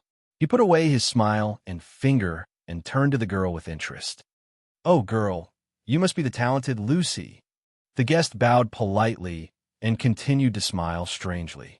He said in his strange accent, "My subordinates are indebted to you for your help, as expected of your fathers," but he was obviously not welcome. "Stay away from me," the masked girl said with disgust. "Eccentric Far Easterner." "Oh, that's really cold," the guest from the Far East replied patiently, not all offended. "You break my heart." The gray-robed Bennett snorted coldly and interrupted the guest. "You never put yourself in danger," he said coldly, "but you're still here." Hearing this, the guest from the Far East closed his mouth awkwardly and sighed in a seemingly helpless manner. The client this time was not easy to deal with. "If I didn't come, the young ones would have screwed up." He shrugged, and the guest from the Far East sighed softly. "More importantly, the boy who represents Renaissance Palace." But the man was not moved at all. "Why did you come to me?" The guest exhaled and chuckled. "My friend got some news about Constellation." The guest blinked as if he was about to take out a big treasure. "You know, it's not easy for us to get news about that place now." The voice of the man in gray turned cold. "Get to the point. You might be interested." The guest from the Far East quickly changed the topic, making what should have been a very stiff turn very smooth. A few population gathering points at the border encountered invaders. Bennett snorted loudly again. "Get to the point." Without any hesitation, the Far Easterner said his next sentence. "It's very similar to the Charlton family style, whether it's the style of the blade or the figure." At that moment, the girl beside him held her breath. It was as if she remembered something. The guest from the Far East raised his eyebrows and observed Bennett's expression. The man in gray still did not react. He only suddenly glanced outside the window. The Far Easterner was a little puzzled, but a few seconds later, he also froze slightly and looked outside the window. The Far Easterner's expression became solemn and serious. "Do you want me to take care of it for you?" the man in gray said flatly. The guest from the Far East sighed softly, but immediately put on a cheerful smile again. "I wouldn't dare." He bowed slightly. "This is my personal matter." "Very well, then." The man in gray nodded slightly. "Farewell." As soon as he finished speaking, the man named Bennett flipped off the bed. The moment his feet landed on the ground, the 5 short knives on the table jumped up as if they were alive and flew towards Bennett at the same time. Then they obediently inserted themselves into different scabbards all over his body. Seeing this unbelievable scene, the Far Easterner could not help but frown slightly. The trap is removed. The man in gray put on a loose robe and covered the bandages on his body. As he walked past the Far Easterner, he said softly, "You can come in without worry." The guest from the Far East bowed politely. The girl snorted softly and glanced at the Far Easterner with a sly smile. Then she followed her father out of the room. The moment the two of them left behind him, the guest from the far east raised his head. His gaze became extremely cold. He gently closed the door, looked outside the window, and sighed. It's been 15 years, the guest said in a different language that was different from the common language of the Western Peninsula. It was made up of monosyllabic sounds. You still found me. At the window, a hand suddenly appeared and grabbed the windowsill. A second Far Easterner nimbly flipped over and entered the room. It's been a long time. The butcher shop owner who had just flipped over and entered the room, Gu, the man whom Thales had met once before. He stood by the window and patted the snowflakes off his hands. Using the same language, he said flatly, Senior Brother Tung. Chief Tung. On the stairs outside the room, the man in gray and the masked girl quietly went downstairs. He is. The girl turned her head and glanced at the room just now. She could not help but ask, It's him. The man did not answer. He only nodded. The girl's eyes narrowed. Father, the intruder he mentioned just now, the girl asked tentatively, could be mother or my sister. How many? The expressionless man asked abruptly. The girl was slightly startled. That fellow, the man in gray said coldly. How many lies did he tell in total? Lies. The girl was a little puzzled. 11. From the time he stepped into the room to the time we walked out of the room, he told a total of 11 lies, the man concluded softly. His gaze was solemn as he continued. 9 of them were fatal. If I did not recognize any of them and reacted accordingly to his probing, the man suppressed the trembling of his palm. He waved his left hand and caught a drop of blood that had seeped out of the bandage, preventing it from dripping onto the ground. Then the scene would have been very ugly. The girl was shocked and blinked. But he did not say much in total. Lies did not need words to weave. The man in gray interrupted the girl coldly. These words came from the mouth of a terrifying lady. Remember them well. The veiled girl froze. The man did not even look at the girl beside him. His face was expressionless and his tone was cold. And remember, your mother and sister are both dead. Do not mention them again. Upon hearing that, the girl's shoulders trembled slightly and she clenched her fists lightly. The man in gray might have noticed the girl's unusual behavior, but he did not react. Next time, don't let anyone follow you and come looking for you. The girl lowered her head deeply. No one could see her eyes clearly. They walked down the stairs. Lucy, why did you come down with the guest? Old Brooke raised his head from his chair and looked at the girl with the black cloth covering her face. He looked surprised. And you're wearing a scarf again. Are you going out? But the girl ignored him. She only looked at the man in gray. Dear guest, Old Brooke snapped out of his daze and looked at the man attentively. Are you going to pay the bill? The man in gray nodded slightly and said in a low voice, Be clean. Puzzled, Old Brooke watched the interaction between his daughter and the guest, not understanding what was going on. The veiled girl nodded. Under Old Brooke's questioning gaze, she walked up to him, opened her arms, and hugged him, like a daughter hugging her father. What are you doing, Lucy? Old Brooke did not know whether to laugh or cry as he watched his daughter's actions. He hugged her back helplessly, and at the same time gave the cold guest an apologetic look. I still have to entertain, but he did not manage to finish his sentence. Asterisk chick. Asterisk Old Brooke's expression changed. Hugging his daughter, he shuddered violently. Old Brooke's teeth began to chatter, his face contorted.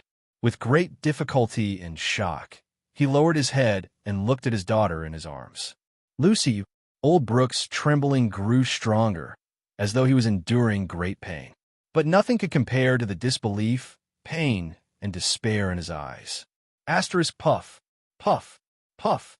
Asterisk Old Brooke shuddered 3 more times, each time more terrifying than the last. His eyebrows were twisted into a bunch, but he could only find coldness and indifference in his daughter's eyes. The girl loosened her arms and gently pushed Old Brooke away. Asterisk thud. Asterisk Old Brooke fell limply to the ground, his face filled with despair. With trembling lips, he looked at the bloody dagger in the girl's right hand. Dampness and warmth spread from the owner's aching back, soaking his robe in the ground. No, Lucy. No. Old Brooke, who was lying in a pool of blood, pursed his lips and stared at the dagger in the girl's hand. Amidst the intense pain that almost blurred his senses, he extended his powerless right hand to his beloved daughter. In a daze, he said in a sobbing tone, "Lucy, no, why?" But the girl only looked down at him coldly. Her eyes were filled with disdain and disgust. "Listen up, my dear father. My name is not Lucy. That's just my working name." The veiled girl squatted down gently and moved closer to old Brooke's ear. "My real name is," using a voice that only the two of them could hear, she said, "Jessica Charlton." Old Brooke's gaze froze, but he could no longer say anything. The man in gray stood quietly behind them, not saying a word. Jessica stood up quietly, glanced at her dagger, and gently shook off the blood on it. On the dagger, 2 words appeared on the blood-soaked blade. YC. Sorry, the next chapter is the last chapter of the book. P.S. In fact, this chapter is a foreshadowing. Chapter 277. 3 days later, at the southeastern border of Black Sand region, Cohen Caribbean supported himself with his load-bearer saber and half knelt on the ground in pain. He glanced at the 2 people in the distance. They were Raphael, whose status was unknown, and Miranda, who was severely injured and unconscious. Damn it! Cohen felt waves of pain in his ribs. His opponent's sword was merciless. Potre was right. It was extremely dangerous for them to stay in Northland. But he missed out on one thing. Black Sand region isn't the only enemy. There's also the day before the bitter, cold blizzard, and Cohen raised his head with difficulty and looked at the enemy in front of him. He saw the sneer on his opponent's lips. And him, that young man, the man who belonged to the Disaster Swords, who was defeated by Cohen in the narrow alley, and then saved by Raphael. "How shameful," Cohen said weakly. "Compared to your teacher, you're scum.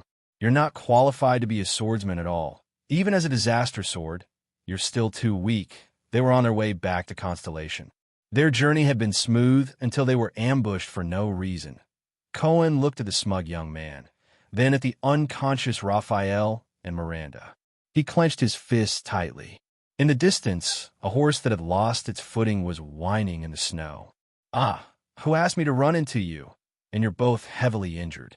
The young Northlander narrowed his eyes. Just like in the alley, he waved the weapon in his hand. "Just admit that you're unlucky. As for my teacher, he won't know about this." Cohen stood up with difficulty, but the injury on his hand in Heroic Spirit Palace was far from healed. He could barely hold his sword steadily. "No, Raphael's condition is far more serious than I expected. Miranda's injury is not to be underestimated either." The police officer clenched his teeth. "I'm the only one left now, oh. The young man from the Disaster Swords laughed and glanced at Miranda. "That girl looks pretty good. Damn it." Cohen punched the snow so hard that he almost crushed his teeth. In the next second, the police officer roared furiously and activated the remaining glory of the stars, once again launching a series of continuous attacks. In the snow, the young man's and the police officer's shadows separated as soon as they met. Clang! Cohen spat out another mouthful of blood and slumped to the ground. His sword slipped out of his hand. He had reached his limit. This was especially true for his back. Whether it was Castellan's ruthless attack or Tolja's heavy throw, the damage done to him was far more terrifying than expected. He was powerless to retaliate. "No. Where's your prestige in Dragon Cloud City, big guy? Where's the sudden stab that you're so proud of? I forgot to thank you." The young man glanced at the torn sleeve on his hand and laughed out loud. "As a reward for giving me so many gifts in the city."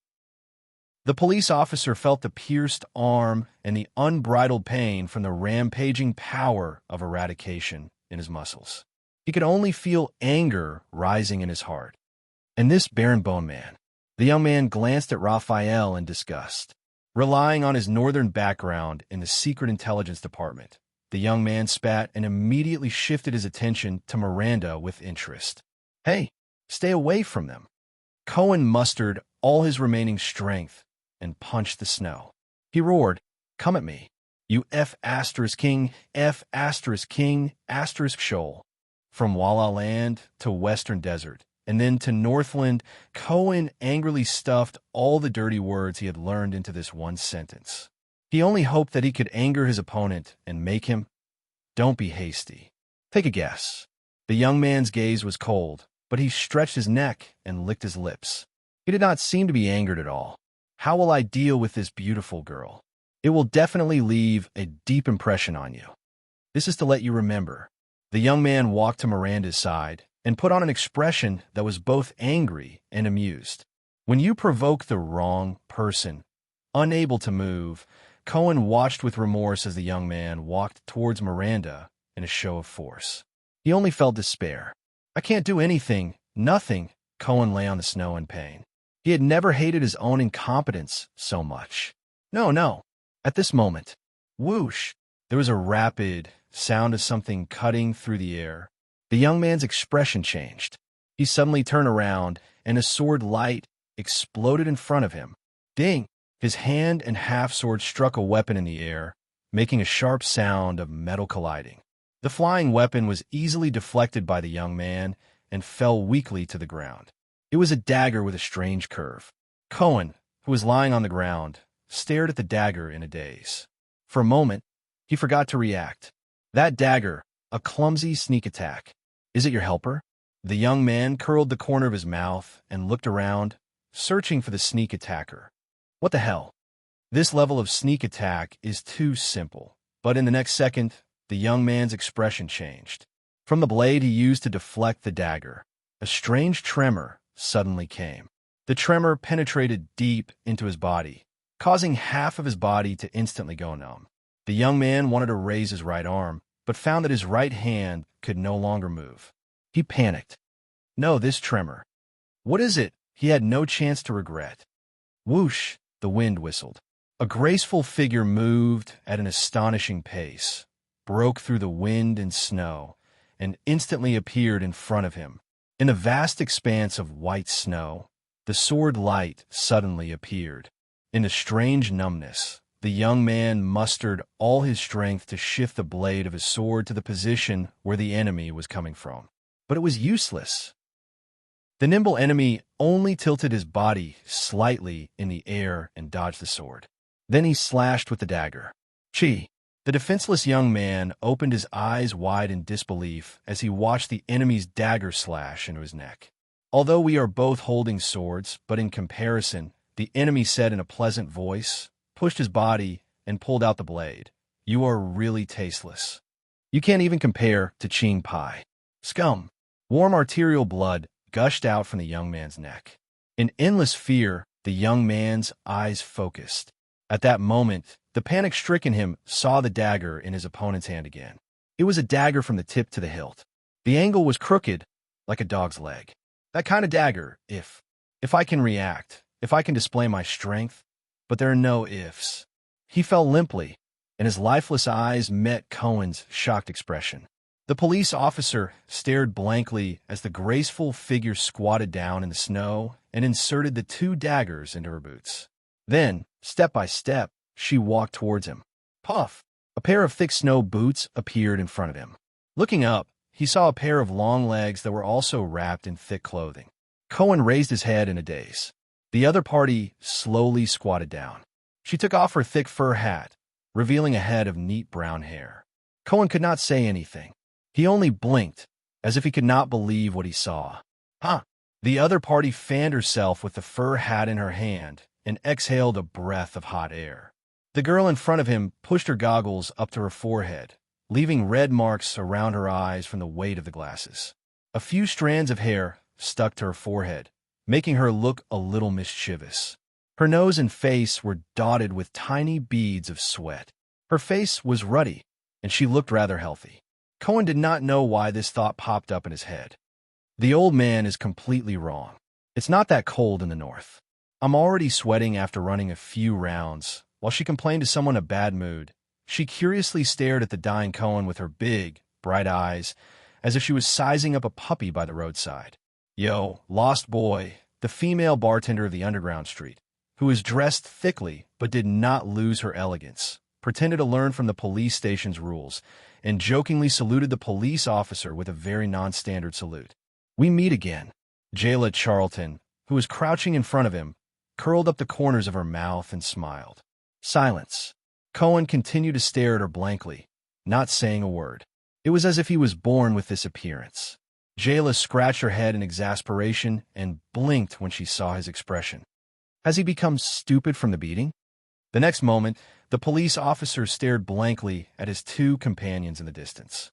Fortunately, he exhaled as if he had been relieved. It was as if all his shackles had been released in an instant. Cohen shut his bloodshot eyes tightly, his face contorted, and he buried his face into the snow. To be precise, he buried his face into Jayla's boots. His shoulders twitched, and he let out a sob. Jayla was shocked. Hey, don't cry. The female bartender, whose head was as big as a bucket, recalled the time she took care of injured puppies by the roadside. She pressed down on Cohen's shoulders in a flurry and imitated him by stroking his back. She spoke incoherently, sighed, All right, I know, I help you get rid of the bad guy at the last moment, and I even save your friends. You're very touched now, and you want to buy me drinks for the rest of your life to show your gratitude. But in this situation, when Cohen heard that, he remembered the desperate situation just now, and he felt even more bitter in his heart. Not only did he not restrain himself, he even bawled loudly. Hence, Jayla's exasperated roar exploded in the air. Don't use my clothes to wipe your tears, you damned greenhorn. After a while, Jayla, who had calmed down, sighed softly as she looked at Cohen, who was covered in wounds and in a daze. She looked at the snowy slope in front of her, and hesitation appeared in her eyes. However, Jayla looked at the man and woman with Cohen, and she could not help but scratch her hair. In the end, she shook her head. Jayla's face darkened. Forget it. I've already searched many slopes. It seems that this information is also mostly fake. I'll probably end up empty-handed. Besides, if this greenhorn is here, it should be much easier to find people, right? Forget it. If you can still walk, come with me. Thinking of this, Jayla patted Cohen's back in a carefree manner. I know. There's a hunter's hut shared by Constellations and Northlanders nearby. There are some supplies there, and you can rest for a while. Cohen forced himself to stay awake and looked at the strange girl in a daze. What? Hey, let me make this clear first. The female bartender lowered her head and met the police officer's gaze. I have to charge you. What Cohen and Jayla did not know was that on the other side of the snowy slope, in the pine forest a few hundred meters away, a group of people wrapped in thick clothes were quietly waiting. One of the 13 generals of Black Street Brotherhood, Thunder Axe Oskow, looked at the sky and frowned slightly. It's already half an hour past the scheduled time, Oskow said in dissatisfaction. They haven't appeared, whether it's that old ghost or that arrogant brat. A few of the Brotherhood members who were traveling with him also voiced their impatience and agreed with his words. Maybe they're used to working with Blood Bottle Gang. One of them shook his head in disdain. They probably look down on lowly people like us. At the front of the group, a middle-aged man with a face full of scars turned around. His gaze was sharp and frightening. As he turned around, everyone quietened down. Wait a little longer. This is one of the secret passages that Prince Horus purposely opened in the pine forest to launch a sneak attack on Ekstedt. Ironheart Shanda Rhoda, the Brotherhood's leader in arms smuggling, said coldly, Now, it's the day before the bitter cold in Northland. Visibility is not good. They might not be able to find this passage. It's all thanks to the tense relationship between Constellation and Ekstedt. Otherwise, it would not be easy to find such an opportunity. Oskow sighed and looked behind him.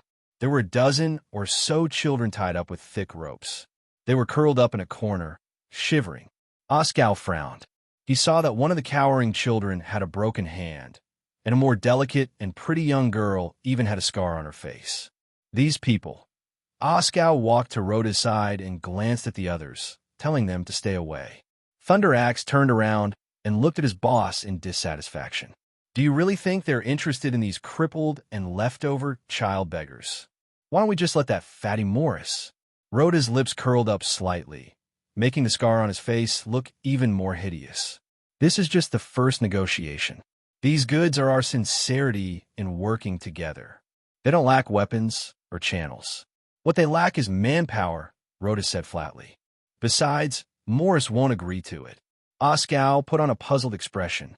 He looked at the group of children. He found the slightly older boy to be an eyesore. His gaze was rather disrespectful. Do we have to hide this from the others in the Brotherhood and work together with them?